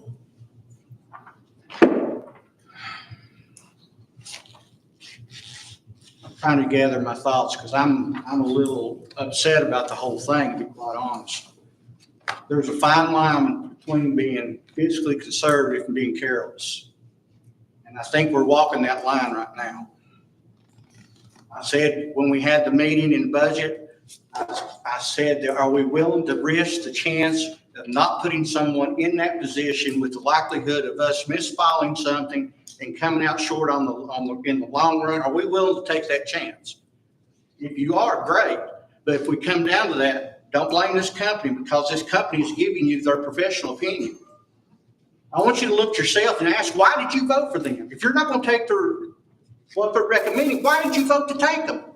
You're wasting our time. You're wasting your time. You're wasting our reputation. I have a problem with that.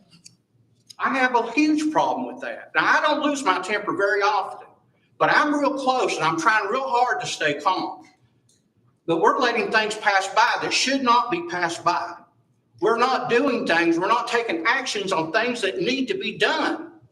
And that's our job. Whether you like it or not, that's what we're tasked with. We are tasked with getting this county through this problem and getting to the other side, not sitting here spinning our wheels. So I'm going to ask you again, do you trust this company or do you not? If not, revoke the contract. You have the power to do that. Revoke the contract. I yield. Thank you.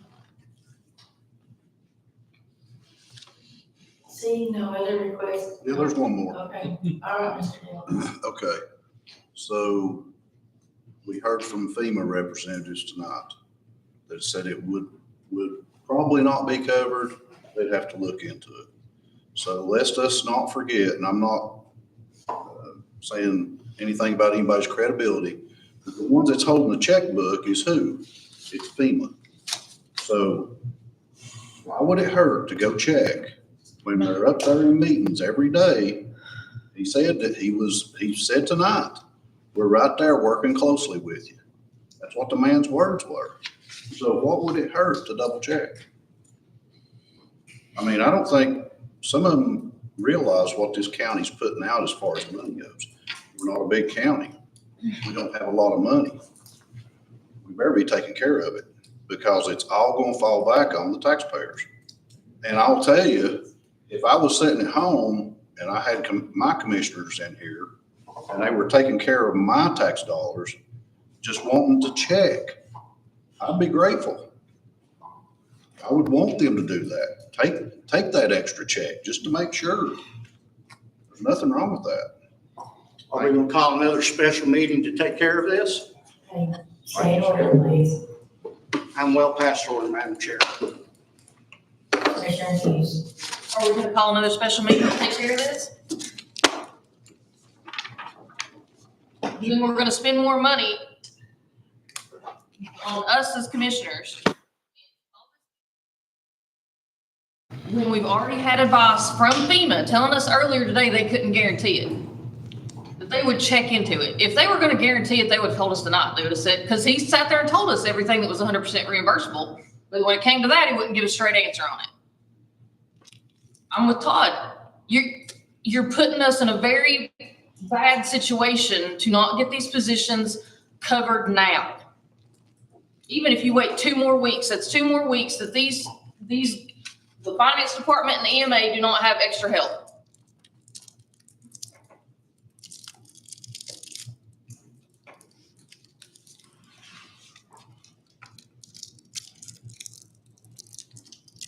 I think you guys are gonna have to start trusting the people who actually work in this. I know you wanna be fiscally conservative. I know that you wanna do what's right for your citizens, but you guys have never been through this. I haven't either. But when you've got these agencies and these other people telling us that you need this help, it would be ignorant to not take that advice.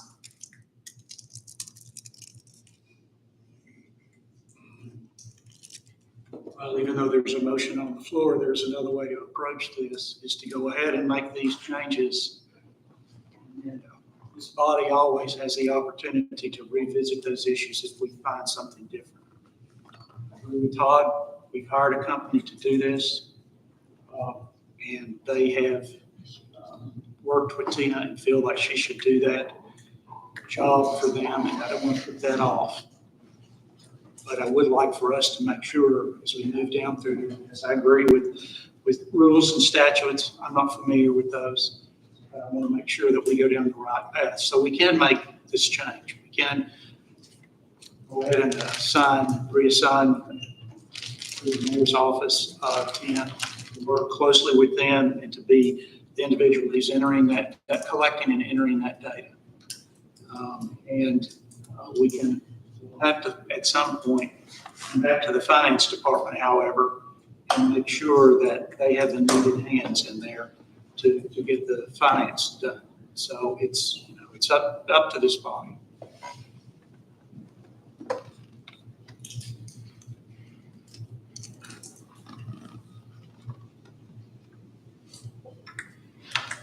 Okay, my screen went blank for just a second, so just making sure nobody has a request out there right now. Okay, I'm gonna call for the vote on the motion to defer the position for the EMA or for the next department. Willie Campbell? Yes. I'm sorry. Yes.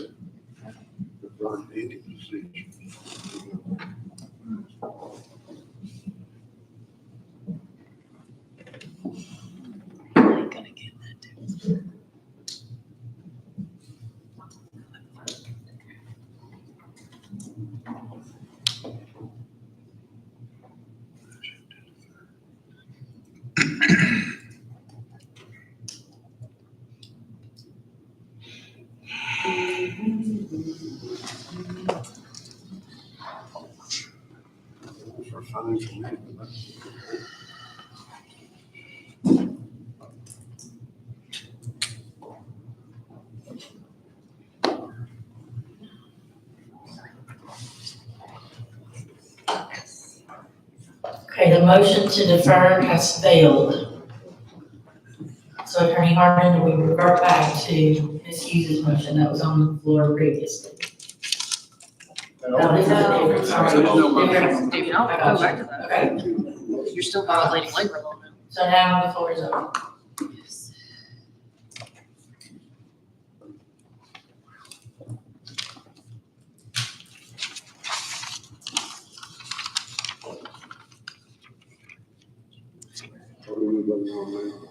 So Mary Fraser. we're open for a motion. Attorney Hart, is there any provisions for us hiring temporary employees in the employee handbook or any of the guidelines that we currently have existing? Emergency. I mean, the only powers I know of specifically are during the emergency itself by the mayor, but, no, I mean, if the department heads hire employees, I mean, the county commission doesn't hire anybody. I'm just talking in general around the county. If Carolyn wants to go out and hire somebody on a temporary basis, I know that if we amend that budget to include that, it becomes. Like specifically for the finance department, she has the authority to hire new personnel within the budgeted amount through the commission. So certainly, yes, that could happen, but we can't hire people without the funding there to pay them. No, that's not what I'm saying. If we have to increase her budget for that line item.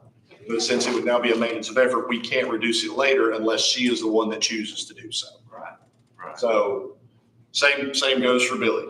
When we add this in, we're there for 2 years to show the commitment to get through this on the other end. My question to you two guys would be, is once we're out the other side, are you willing to remove these positions once the majority of the duties can no longer be assumed? And I understand my position is just a temporary position. I totally understand that. Okay. Carolyn, have you already got the amount of salary that is necessary for this position?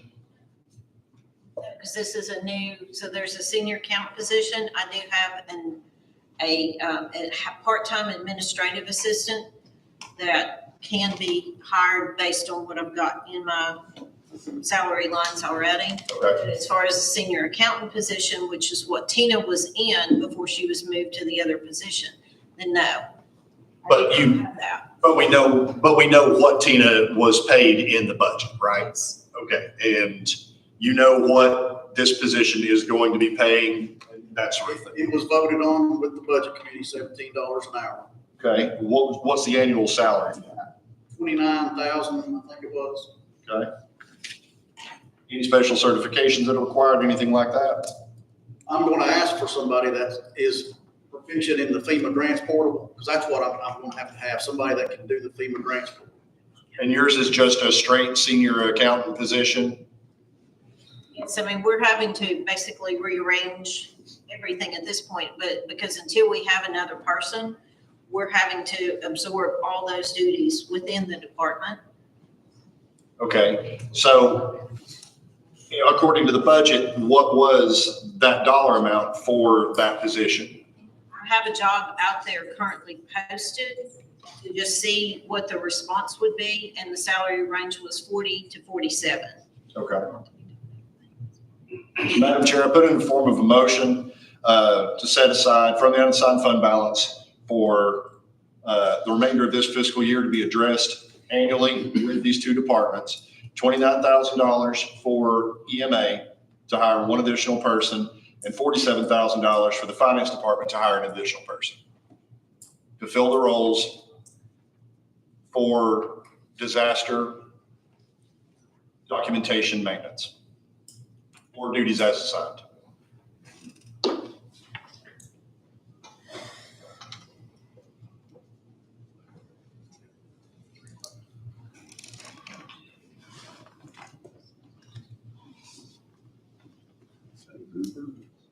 Okay, there's a motion on the floor.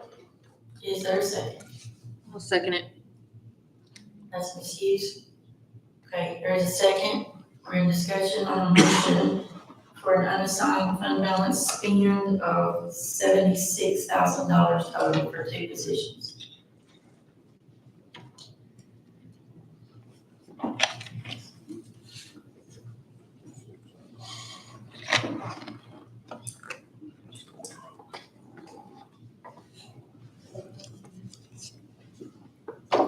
Ms. Collins. I want to make sure I understand this. We're going to hire 2 new employees temporarily.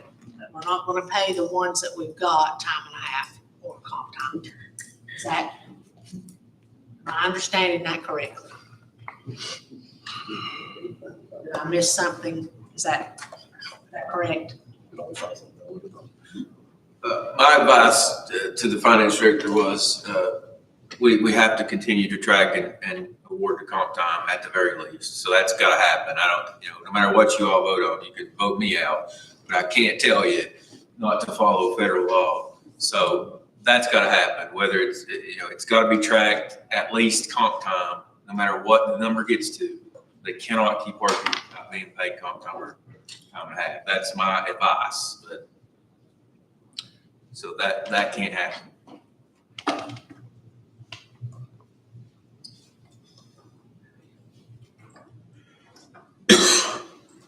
Don't work. But it's not working. Okay, thank you. My question is, in these positions, and I could be wrong, but even with other grants that are out there, if you hire somebody to do something or it's paid under that money, they're not allowed to do any other hours doing anything else to get that reimbursement.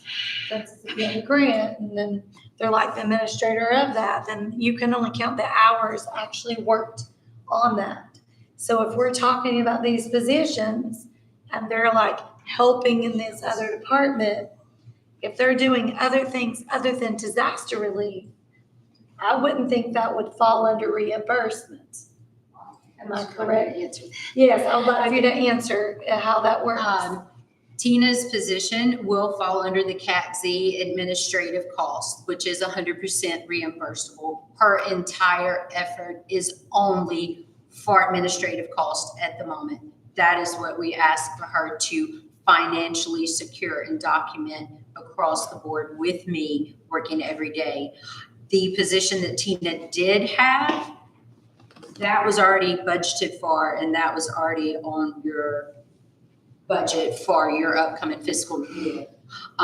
You will have to pay Tina, and when Tina is finished, and I take 2 years of her salary and ask for FEMA to reimburse that, that's when you get that back.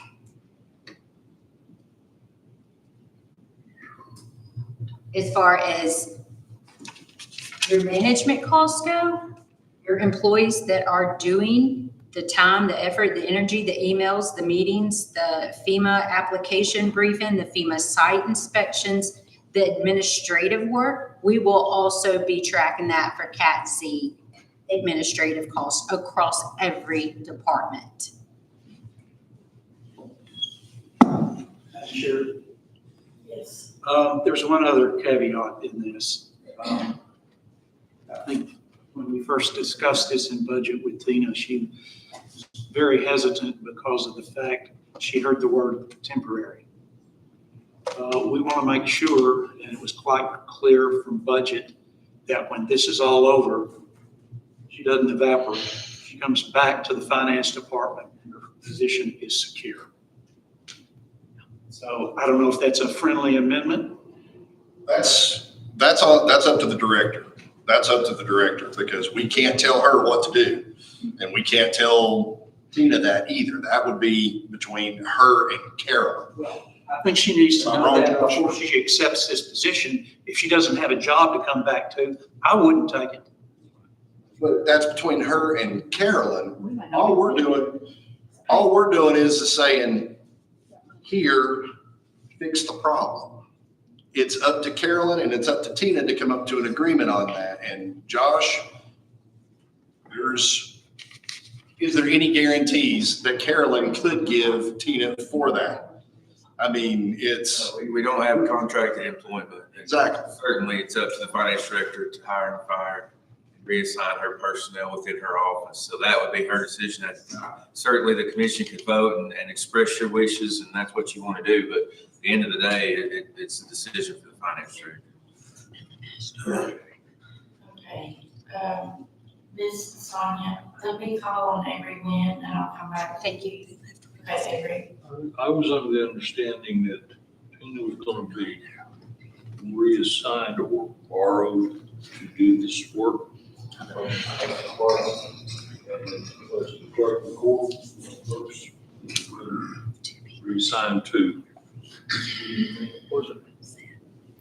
Is that the understanding that's going on at the moment? And then they're gonna hire one as a temporary for? Well, let me go ahead and ask Sonia to stand back up, because I think probably she can answer this better than us. The way I understood it in budget the other night, I was thinking that we could just move Tina to a position and hire a person in the finance department temporarily. But I think the way we worded it the other night in budget is not gonna help us get our money back from FEMA. Is that correct? Would the person that we use have to be assigned a FEMA role in order for that to be reimbursable? Correct. I cannot reimburse her for doing her normal county duties that are not affected by the disaster. Well, let me make sure, yeah, if she's not doing her normal duties though, if she's doing disaster-related duties, but we wanted to keep her as a permanent employee, does that work? Yes, that is reimbursable. You would have to restructure your finance department. And Dr. Acuff, I believe, will you explain to them the three choices that I brought before we even got to this point of discussion with Tina? Yeah, one was we could hire a temporary person to do that. But we all defaulted that would not be in the best interest of the county because anybody that came into that position may not know our county as well as Tina does. Correct. Second thing is I pointed out earlier, was Tina's work ethic, and she's already been working with you. Correct. And at EOC. Sorry. And we felt that was the best option to have Tina work with Sandra and be able to be her left and right hand at times. And she would be the go-to person for that. Correct. And I had actually brought to the Finance and Budget Committee your option, and this is from a consultant telling you you're gonna lose millions and millions of dollars if this documentation isn't done right today. You're gonna lose money. Your choices are to hire an outside firm to come in and do solely financial documentation for this disaster. You can hire two new people to be specific for this. Or you can redistribute your finance company and give me one person that I can work with daily, every day, all day to get your millions back. We are talking about $26,000 to $76,000 in your budget to accomplish millions that you're going to be out. One bridge can cost you 12 million? 12 million. One bridge. It has to be documented financially perfectly. And that's what my request was to your finance and your budget meeting. Hire an outside company, hire two additional full-time employees that are disaster specific only, that do not know your finance department and all other departments in your county, or give me one person out of your finance and redistribute and restructure and do what you need to do to function financially as a county. That was my options to that board. Okay, Dr. Anko. Your belt is pushed. Oh, sorry. Oh, that's okay. Okay, Julie Wynn. The other plus side, when we discussed this the other night about Tina, is she's very efficient, she's very good at her job. There were two things that Sonia told us that she would be trained for. One was risk management when this is over. The other was grant writing. Both things our county needs. Absolutely. So that was, to me, that was the defining moment where, I thought that this was going to be a great idea. Those are two things that are going to be invaluable to us over the long haul. Okay, as someone who's been here 6 years and has made a lot of mistakes, you all know one of the main pieces of advice I give is that you ask a lot of questions and you make your motions very, very clear. At this time, I do not think that motion reads clearly to accomplish all that we wanted to read. So not only does it need the other words that Aaron gave for 29,000 and 47,000, it would need the words up to, or not to exceed, right, maybe. And I can't tell you all what motions to make or how to change motions, but it doesn't say anything about the word temporary or the word disaster anywhere in that motion.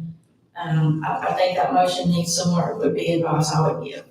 Well, I was going to correct that when we got around to asking, but yeah, because I did say to be readdressed annually with the finance director and the EMA director on an annual basis during the budget. If they are still performing duties for that. And I will acquiesce in up to not exceed 29 and 47,000.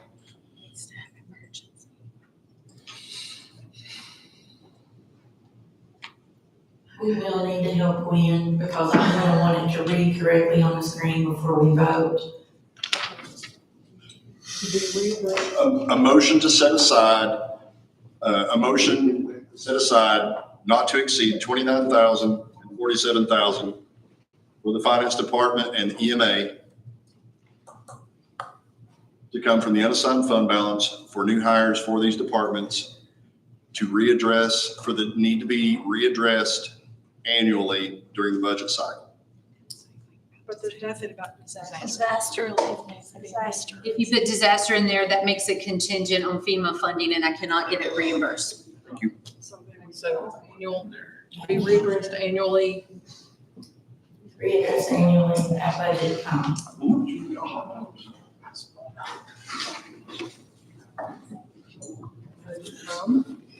I think that's the word he used at budget time. Yes.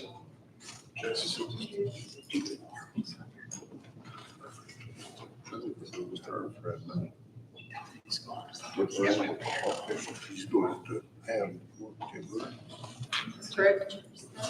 Looks good to me. Here's my second. What do you think? Yeah, that's good. I would highly advise putting temporary in there with no, extra benefits. Temporary new hires. Temporary hires with no additional benefits, because these are like hourly temporary.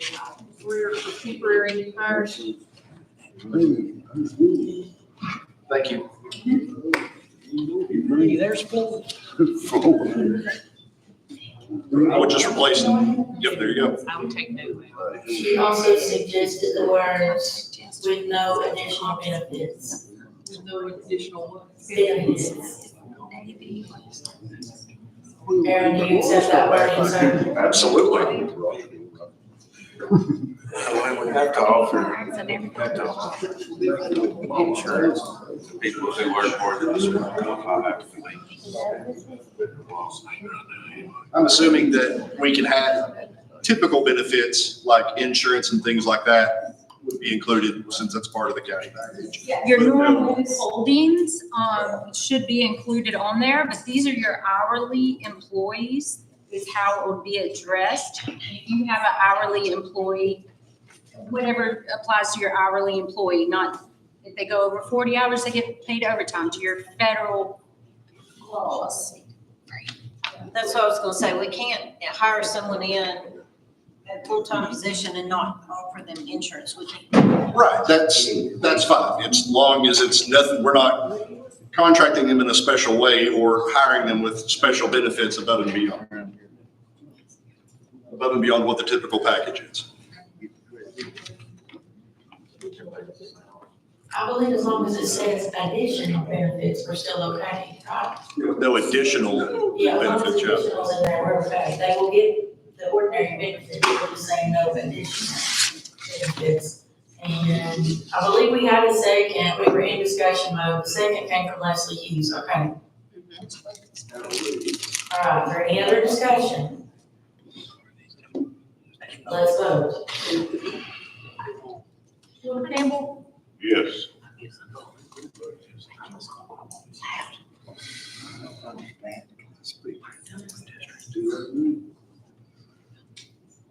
Don't work.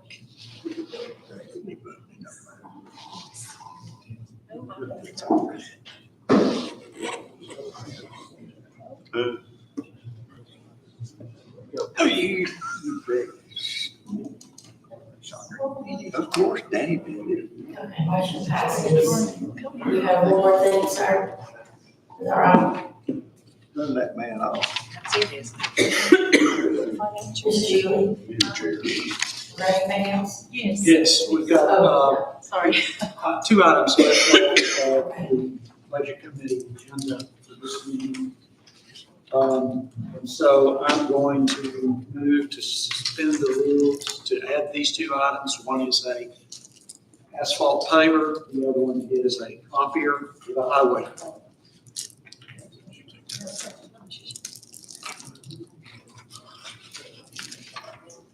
So we have a motion on the floor to suspend the rules. I'll second it. Ms. Collins seconds it. Okay, we have, it must pass by 2/3 vote. Pardon me. We're just making a motion to suspend the rules so that we can hear something right now. It doesn't. It was to consider two additional budget items as it comes through budget.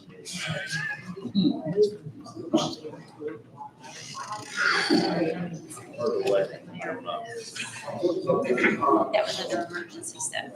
Oh, I thought it said that. Okay. All right. I was just making sure. Sorry. One point, I'm sorry. You should have that copy that Chad laid on your desk.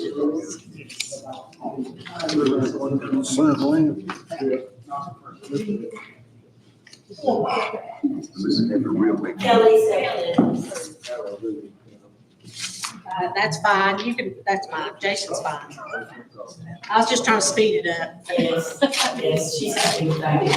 All righty. Does anybody, not understand you're voting to suspend the rules here or not? We're not voting on the item itself yet. Just voting to suspend the rules. Please vote.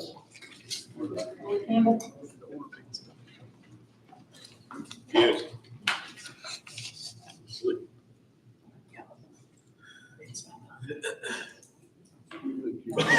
Rules are suspended, sir. Thank you. And one additional item to consider is a replacement for the paver at the highway department. You should have that paperwork on your desk, and you will notice that the amount with the discounts and trading in our old one, the total comes to $564,338.17. All that will be borne by the highway department. There's nothing coming out of the unassigned fund. I'll second it. Kelly, all seconds the motion. Dr. Acuff made the motion. My phone doesn't move to the second on there. I see, sir. Are you sure? We just need our clerk's office to get it written down for us, and then we're ready to vote. One point of privilege before I step forward.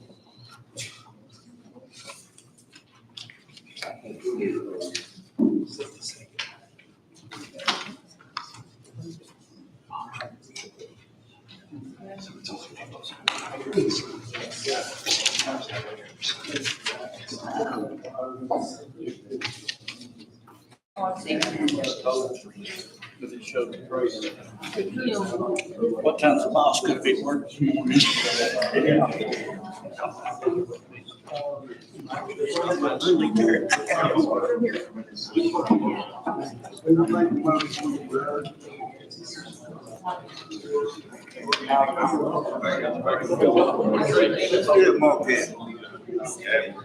Go ahead,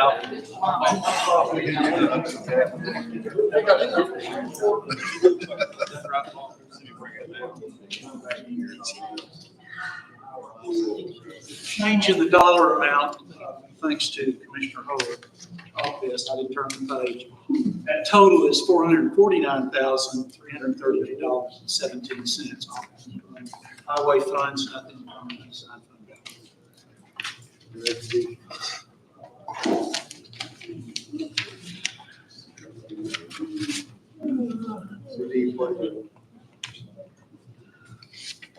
ahead, please. Dr. Acuff, Yes. I believe this is an amendment to their current budget. Is that right? Yes. Okay. I just want to clarify that, like, some that might thought we were actually spending. We don't have a budget amendment in the packet, but. Let's vote. Okay, just make sure, this is what it needs to say, please. Got it, Chief. Okay, Let's vote. Whoa, whoa,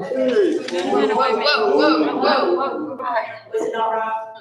Oh, That's the cost of the machinery. They have part of that money already in that line. We need to appropriate an additional amount from unassigned fund balance, not pull 400,000. Yeah. And They requested $100,000. 100,000's all right. 100,000 is what we're moving from. We have part of it. unassigned fund balance. Their highways and unassigned fund balance. It's on the very front sheet. Yes, I was just saying, it should be in your packet. It was just not put on the agenda. All it needs is a. That's from unassigned fund balance to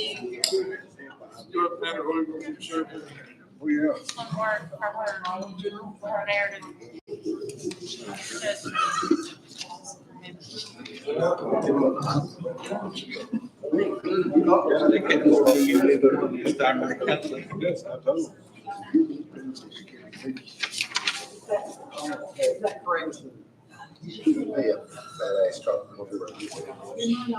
Besides, I can be over and do you. Right. That's it. It would be to move from, to move $100,000 from. Back up a little word backwards. highway unassigned fund balance. The unassigned fund balance, or the general fund? It's from highway unassigned fund balance. Put down the wall and have it possible.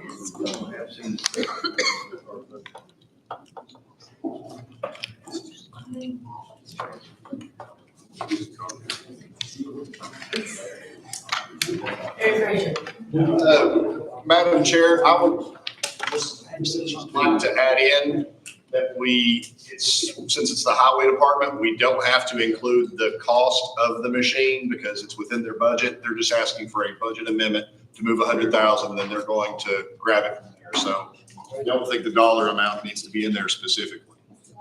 I know we've got a quote for it and everything like that, but their funds, if we move it, they can spend it however they need to.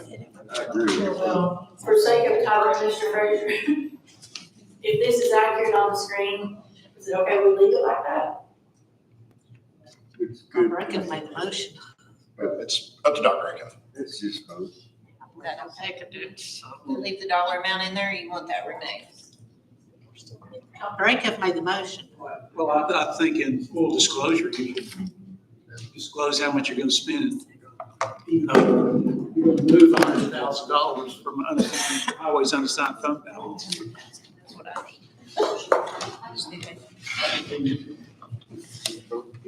Anyone disagrees? We keep the 100,000 in there. Finance department. You're thinking it over.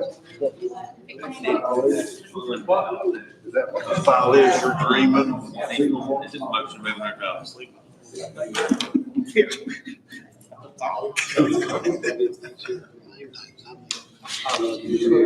How much? I made the second and I'm good with that.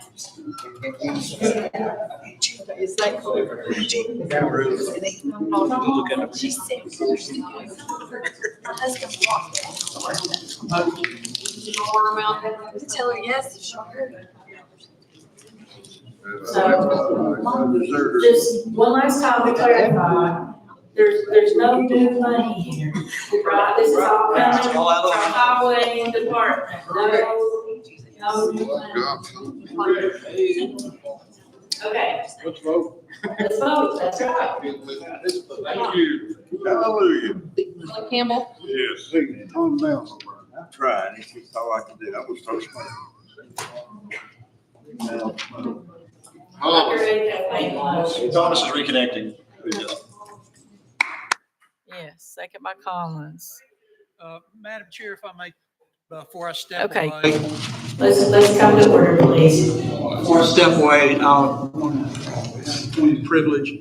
We discussed at the budget meeting a new program, and I'd like for the sheriff to come forward, or Sean, whoever you want to sign that duty. Several of us met in his conference room today, including the mayor, and I think it's an opportunity not only for a partnership, but helping part of our community that is sometimes, if not often, neglected, so.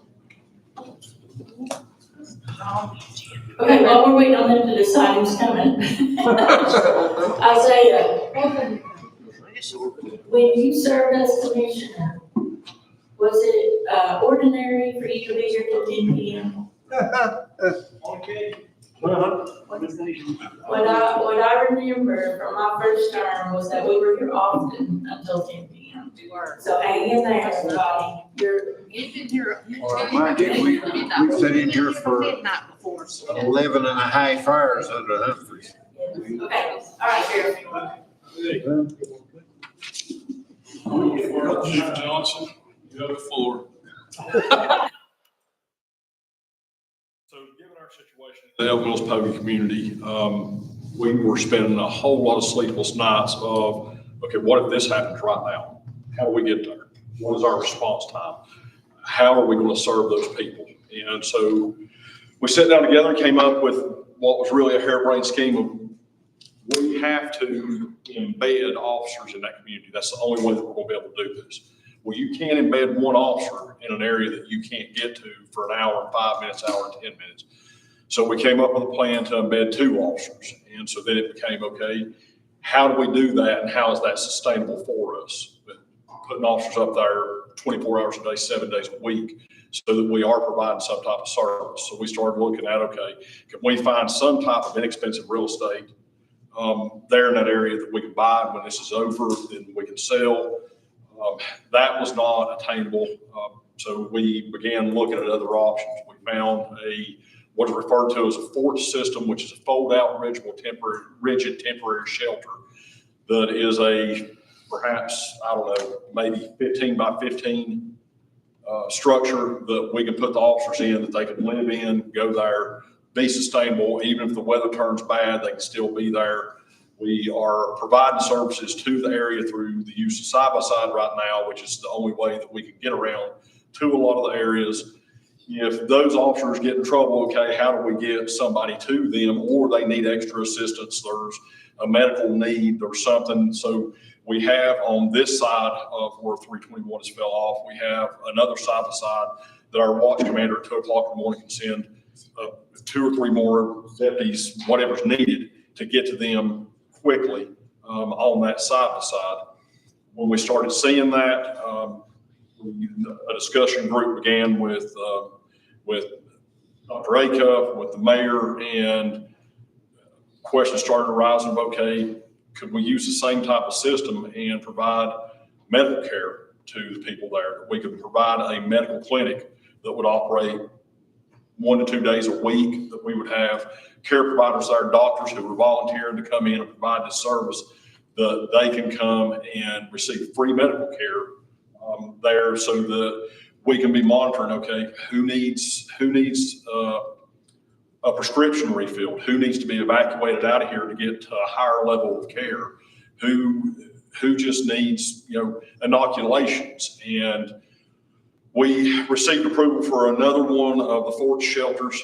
It will be delivered, Mayor, if I'm correct, tomorrow. It will be set up. We have already ordered the markings for it, to where people will know that that's what it is. We're preparing flyers. I'm taking one of the doctors up tomorrow morning, and we're going up just for them to get an idea of the lay of the land, what we're walking into, so they can decide, okay, what type of equipment, what type of supplies are we going to need for this? How much is this going to be used? And we're going to take and make sure that the FEMA workers there, where people are coming and filing claims, are giving those flyers out to them to make sure that they know that this is going to be available. And likewise, if they can't get to it, if need be, we can offer them transport down to it just to get them to the medical services that are going to be offered. But that's something that so far, we went active Monday morning with it, and Friday, yeah, never mind. As I said, we've not been sleeping a lot. So Friday morning, we went active with it. We were there. We've been there ever since, nonstop. We've patrolled a lot of miles so far, just making contact with citizens and letting them know that, hey, you're not forgotten. We are still here. people are still here for you. We have been received very, very well, and I can now sleep at night knowing if an emergency comes up in the middle of the night, no matter what time of day, that we'll be able to be there within minutes. And that is something that I'm very happy that we were able to get that service there. I'll be even more thrilled when we're able to provide some medical services there. We were talking today about, okay, how do we get people the prescriptions? How do we get those delivered to their house? And we're way outside of our wheelhouse with this. So we've left that with Dr. Rakoff and his colleagues, and they'll take care of telling us what the needs are there and getting it there. Have I hit everything with that? Been up here long enough. I would have been done 3 minutes ago.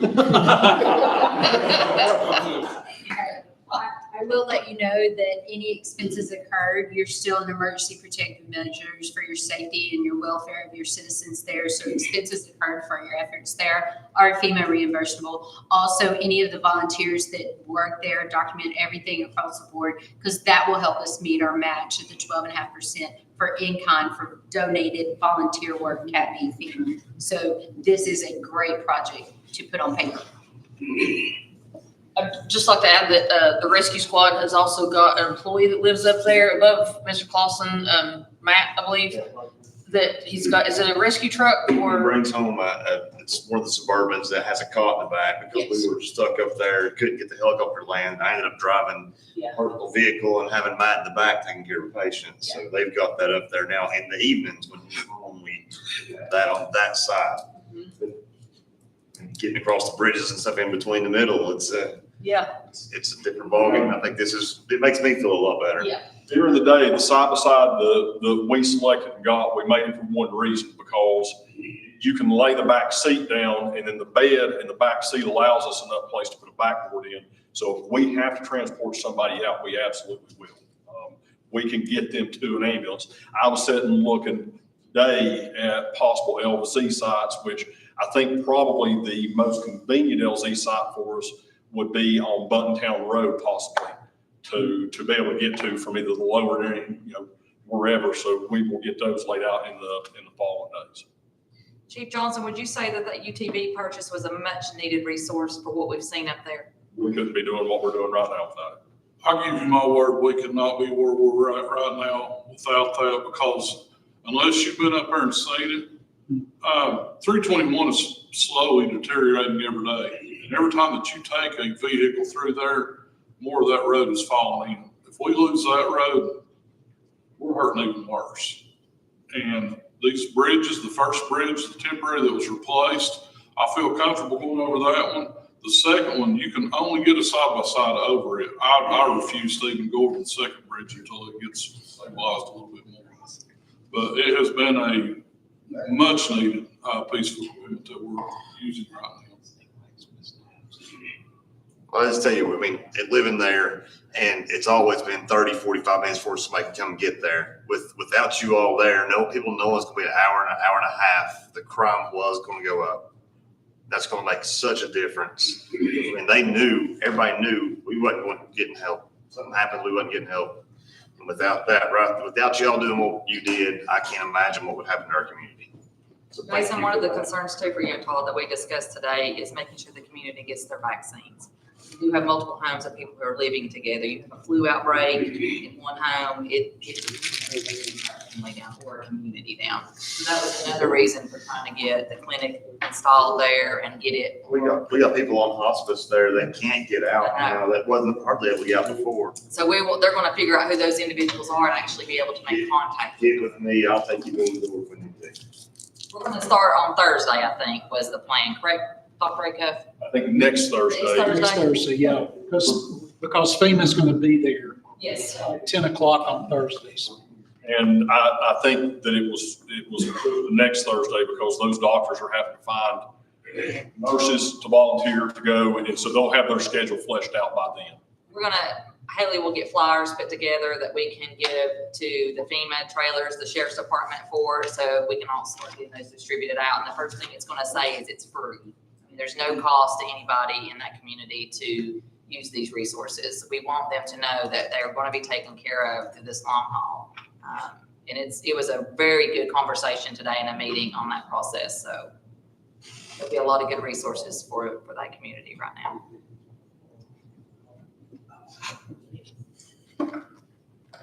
Sheriff, what options do we have as far as blocking traffic from using 321?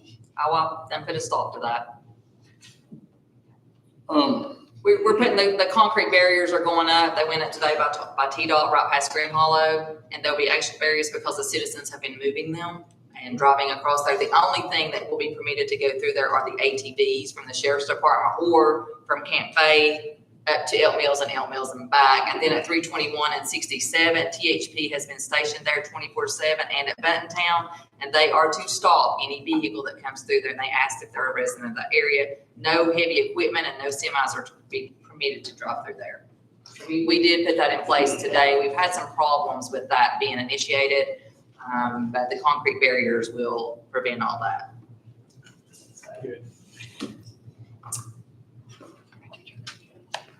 Run.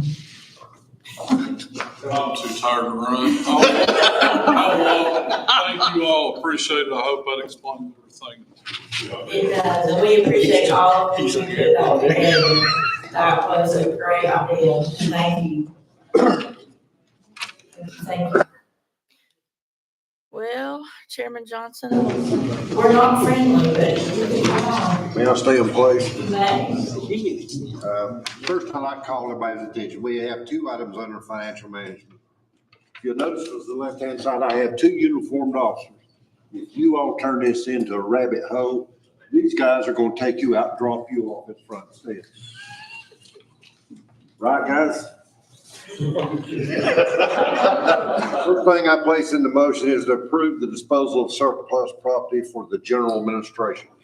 In your package, you'll notice that property that has been sold or auctioned off. It has been taken because of tax through the Chancery Court.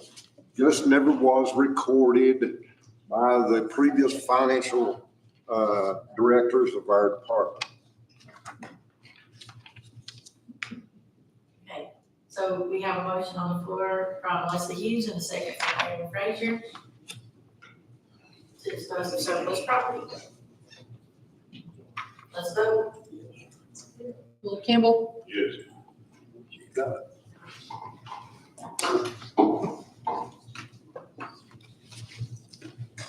Go. I hit the button. Look, Goober. Our motion passes. Continue, Chair. Right, second is a motion to approve the disposal of surplus and transfer of property for the EMA and communications.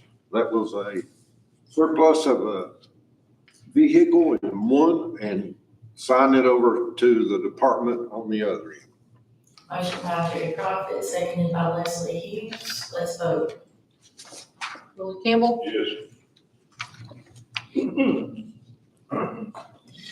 Thank you, Ed. Thank you, Chairman Johnson. County Attorney report, please. I'll be short and sweet. I'll submit a written report as always, answer any questions you got. Other than that, that's fine. I like you. I asked you about the comp. One more. Commissioner comments? Yes, Calder. November 5th, it's got building grounds, and that's election day. So we need to reschedule that.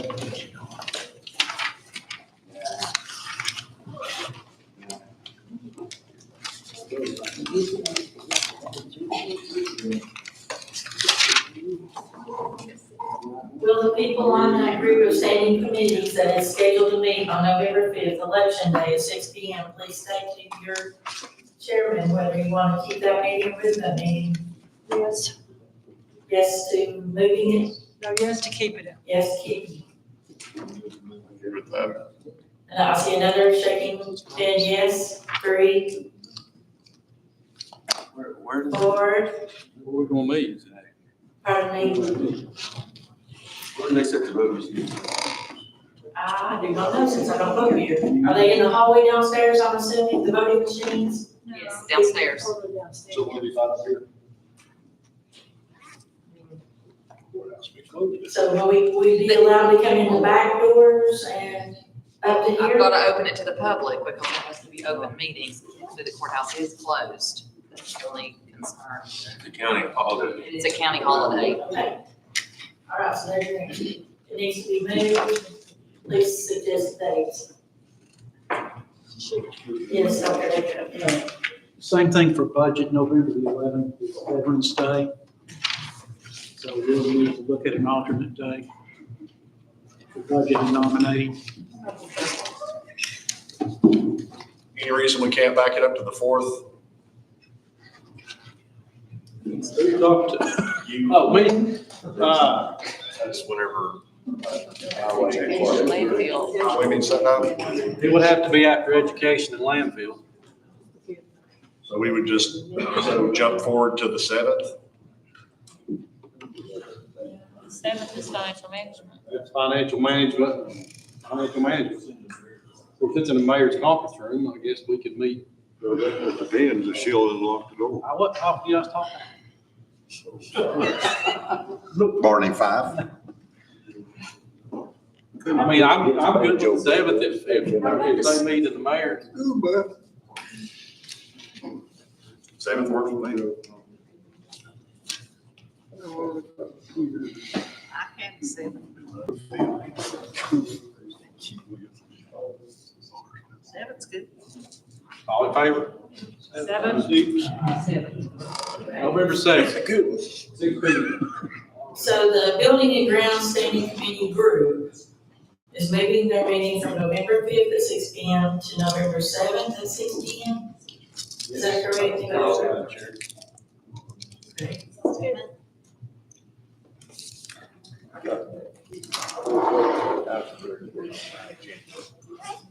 We don't show up. So they need to be turned on. Yeah, Is that correct? that's up to him. Yeah, I was trying to say, I'm trying to get back to I your. have an announcement on, for financial management. Yes, you go ahead and make it. I have the financial management is having a workshop this Thursday, 6 o'clock, here on the floor. The workshop is to cover a contract, a multi-year contract, and the second part is to finish up writing the policy procedures for the audit committee.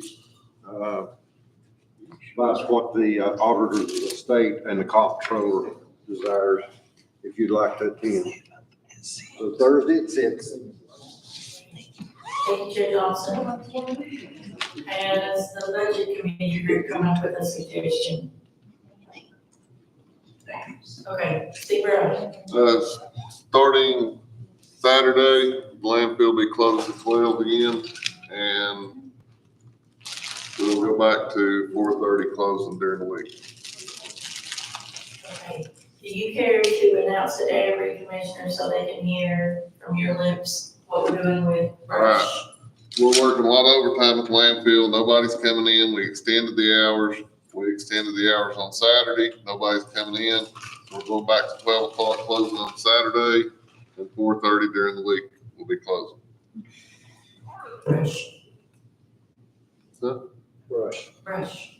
Military will still be hauling in brush. Okay, Yeah. Still have one employee. Yeah. The gate will be open to them. okay, I'm sorry, Steve, I'll be more specific. Yeah.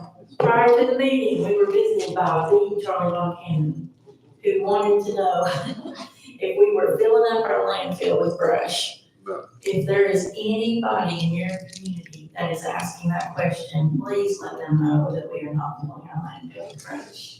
It goes into the landfill gate, but it doesn't go into the landfill. It goes up top where, well, it's up on the left, that's all I'll say. It's the class 3 landfill that TDEC approved for us to use. Yeah. Yes. Okay. Budget committee will have to meet on the 12th. Shelter meets that there. We usually meet in the main courtroom, so we can do it in the mayor's conference room. Doesn't seem to be any other time that we can pigeonhole ourselves into. For that money. Okay. Budget on the 12th, correct? Yes, sir. I mean, that was just an internal vote. You all, You're right. as long as it's not the same employee. Have to say 12 again. So, to just Church, summarize, you don't come to church. we're you might moving vote. the buildings and ground, committee group to November 7th at 6. We're moving budget nominating from November 11th to November 12th at 6 in the mayor's conference room. Anything else on dates?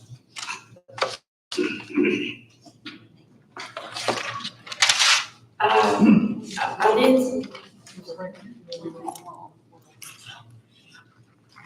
Records committee is also meeting on the 12th. Oh, yeah.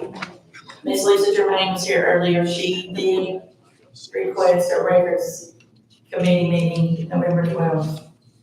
And it starts at 6, also not 5, 6:30. Okay, so what I was asking Attorney Harden is we have our own policy within the commission that we will not schedule 2 meetings at the same time. On November 12th, we kind of got 3 at about the same time. Just want to make sure that's okay with everybody. No, nobody's gonna miss one meeting because they're at another one. Yes, Ms. Wood. The Economic Community Development Board is that same day on the floor. At what, on the 12th? Yeah, Okay, so JECDB. and that's in my conference. Yeah, and that involves so many different mayors and folks that we cannot move that one for sure.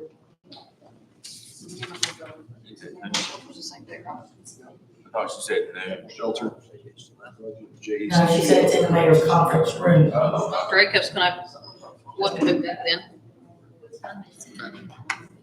It's usually 5.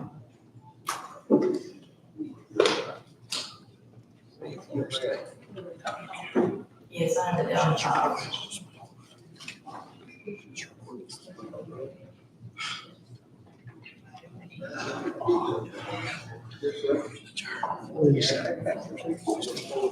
We don't have, I don't know, we know we've got 4 meetings at basically the same time on the 12th. There are 2 council. We get comp time for that. We're gonna come back in 15 minutes and talk about it.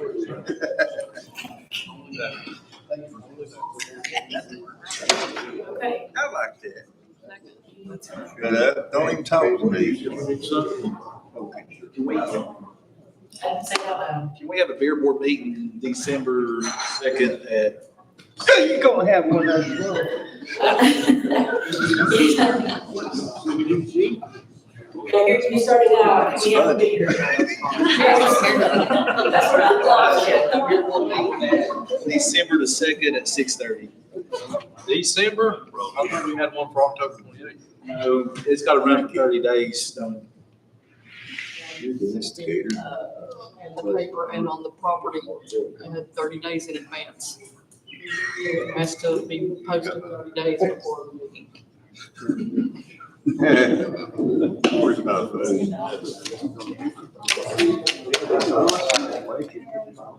You can't go. So, did everyone on the call get that message? It'll have to be about 5:30 because we never. We got, that's the first Monday of the month. The Browns, all that stuff. Everybody's got church. What Carolyn said. It's all right with everybody else. 5:30. I hate to do it. Any other one? Any other announcements? I do want to start calling on every single committee at this time, but not tonight. But just know that most months, we're gonna hear from each and every committee, a little bit about what's going on. So be ready for that on another day. If there's nothing else, I'll take a motion for adjournment. Motion to adjourn. Motion to adjourn, by Dan Fraser, second by Ann Coleman.